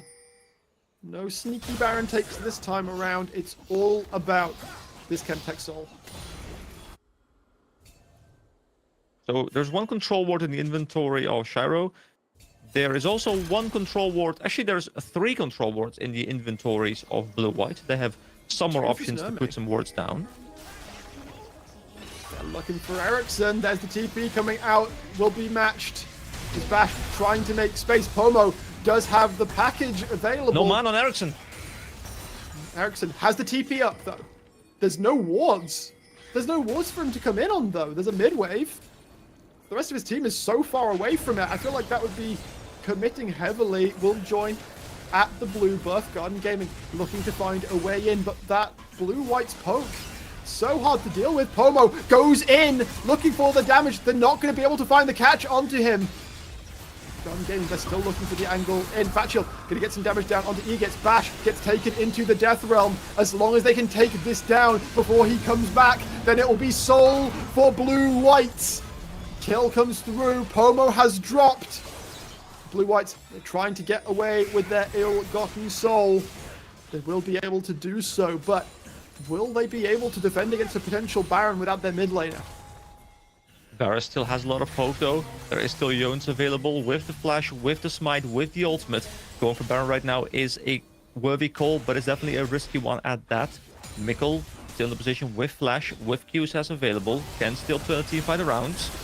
Ericsson gets caught, has to go golden. Egets looking for the angle forwards. The charm will land. The flash out from Ericsson will keep him alive a moment longer. Shockwave will put Jones in a bad spot, but Bash is in an even worse one as Shnurmy will take him down. The Varus is free to fire in this fight. Shiro dropping. Mikkel not able to do anything as Jones will chase him down. They will run them off the rift. Ericsson is the last man standing, but Blue Whites will have none of it. They take them down, and they take the Baron.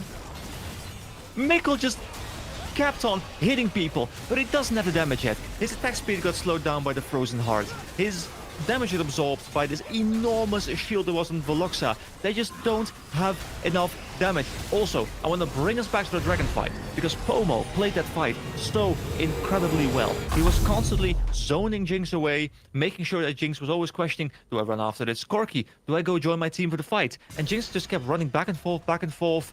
Pomo is the MVP of this game for me so far. It's Corki. Game number 5 on the champion.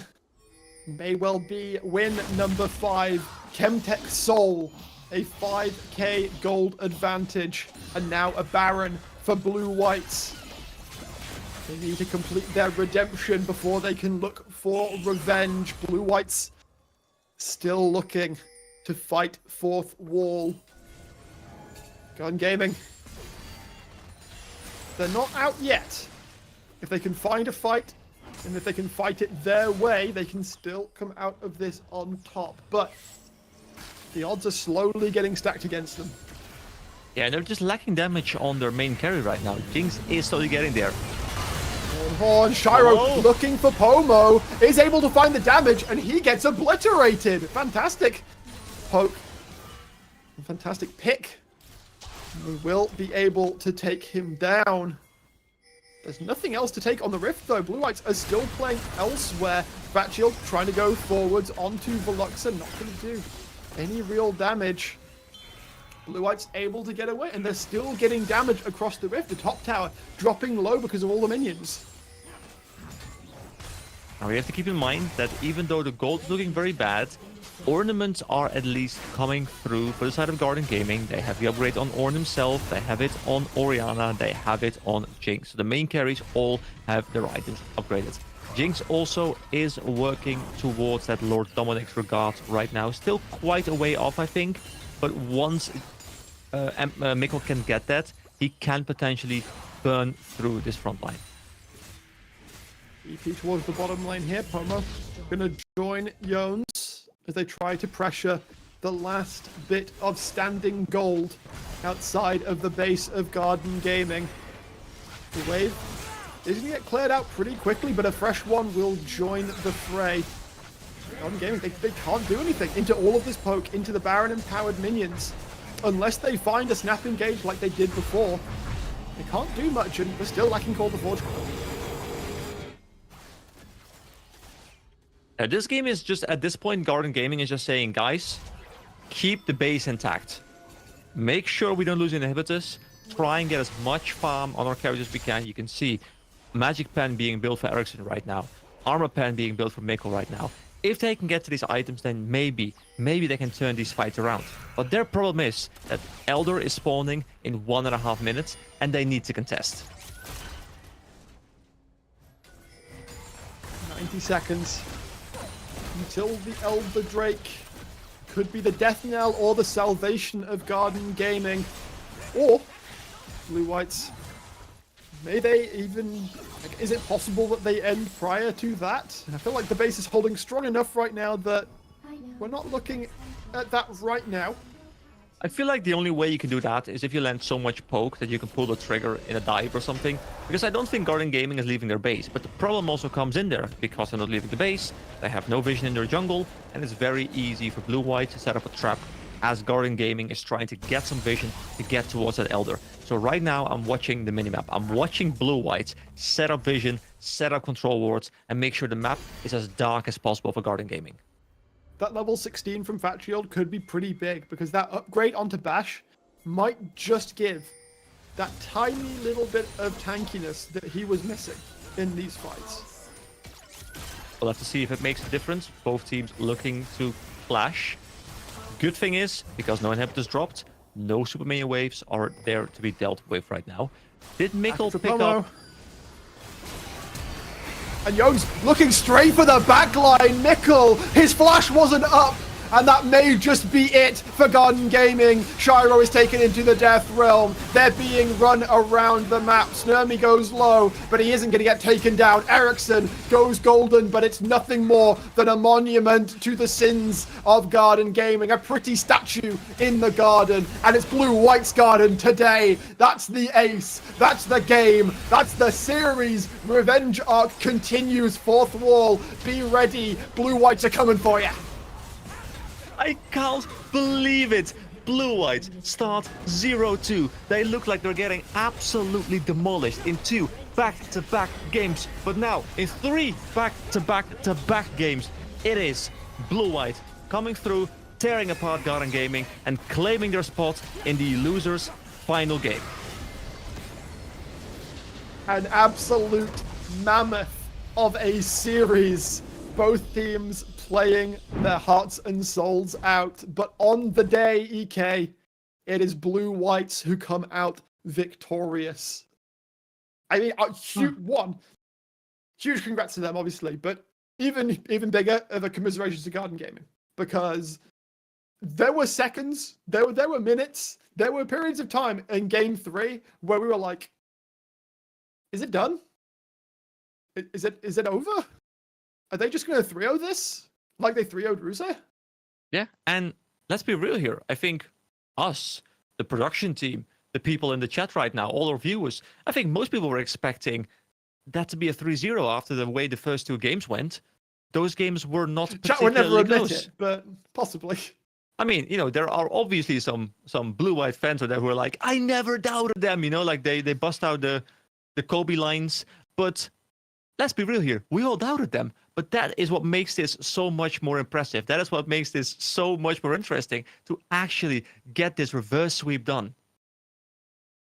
And now that it's done, they look towards the next opportunity. We are going to throw it across to a break, though. We are going to have Snurmy in a few minutes for an interview. Do not go anywhere. We've got a little bit more action before we send it off for you.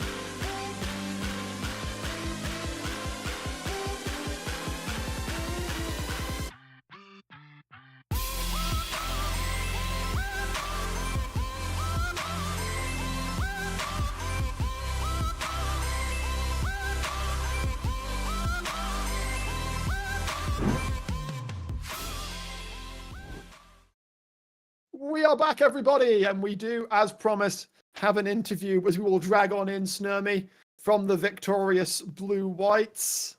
Hello, Snurmy. Welcome. Congrats. Hello. Thank you. So let's just start off with the standard question. How are you feeling right now? Oh, I mean, I wasn't really like prepared for a 5-game series. Like, it's pretty late here in Finland, and I have work tomorrow. So quarter to midnight. Yeah. yeah. So I was like Middle of the hoping that it would be a bit shorter. But I mean, these 5-game series are always such bangers, and I mean, just a blast to play. And really, really happy that we were able to win it. Yeah, and especially with the way the games went, you know, we obviously saw the first 2 games. Let's just be real; they didn't really go according to you guys' plans, unfortunately. But then you somehow miraculously pulled off the reverse sweep. You got 3 wins in a row. Like, what was the atmosphere like after game 2? Yeah, I mean, we haven't had the greatest playoff run, like, or like actually the entire last part of the group stage. It felt like we didn't play as well as we did in the beginning of the group stage.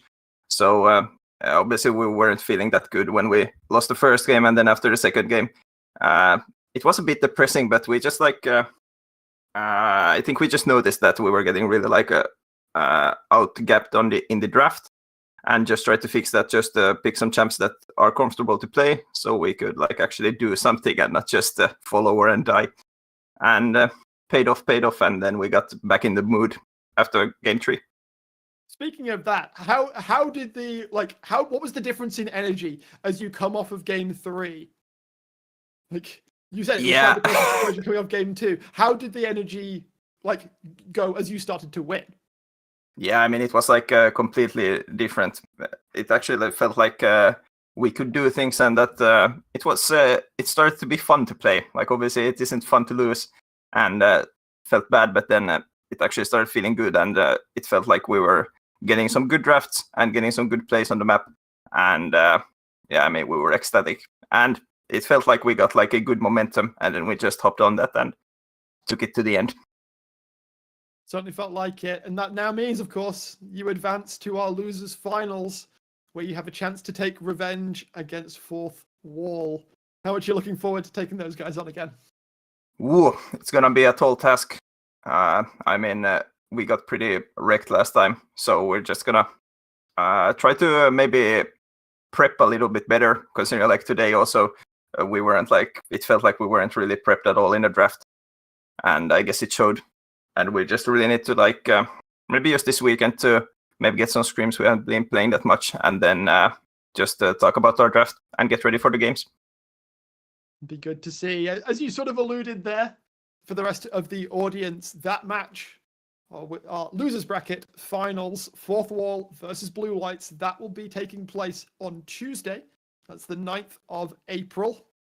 Mark it in your calendars. It's looking like it's going to be a fantastic series. Sturmy, do you have any words for the Blue Whites faithful who've been coming out and shouting for you in the chat all series long? Oh, has there been many? Thank you to all the Finnish fans, and thank you to all the Finnish bros, Finnish fans. Great to see always everyone like supporting the Finnish players. I'm really glad about that. And yeah, I mean, I'm just like really happy that people take the time to come look at other people's games and feel like they support to the end, no matter what happens. Thank you. Thank you so much, Sturmy, for coming for this interview. Best of luck against Fourth Wall on Tuesday. And EK, I don't know if either of us will be here for it, at least on the desk, but I know I'll be sitting in chat with that series. I'm not gonna say I'm biased at all, but there is a team that is watching Blue White there. It's hard not to root for them, even if their oppositions are technically a British org. Yeah, I mean, there's always something so great about an underdog story, right? A team getting knocked down, having to reverse sweep their way back into the rematch, having lost previously. Like, there's just something beautiful about the story like that. So, especially with me, I don't know the teams that well, so I'm not super biased. I'm just biased based on this storyline right now. It's a story that happens a lot when you're around, though, isn't it? That's cool. Yeah. I mean, I have now cast 2 reverse sweeps back to back. And I don't know when I'll be casting next, but there is a decent chance I'm casting a reverse sweep again if it's a best of 5. Like, at this point, I have chosen. It is my life. It's the E-curse. It's my gift. The E-curse. 5 games. What a curse. You just have to lose game 1. If you know EK's casting you have to lose game 1, and then you're all sorted. Anyway, that's going to do it for us. Thank you so much for coming along and watching what has been a fantastic series. Thank you so much, EK, for being here to cast it with you. Always a pleasure. And thank you to Casual, to Zoe, for producing it. I know she's been suffering in the background, but we got through to the end. Again, thank you so much once more, and we will see you on Tuesday for the Losers Finals. Do not miss it. Goodbye. Good night, guys.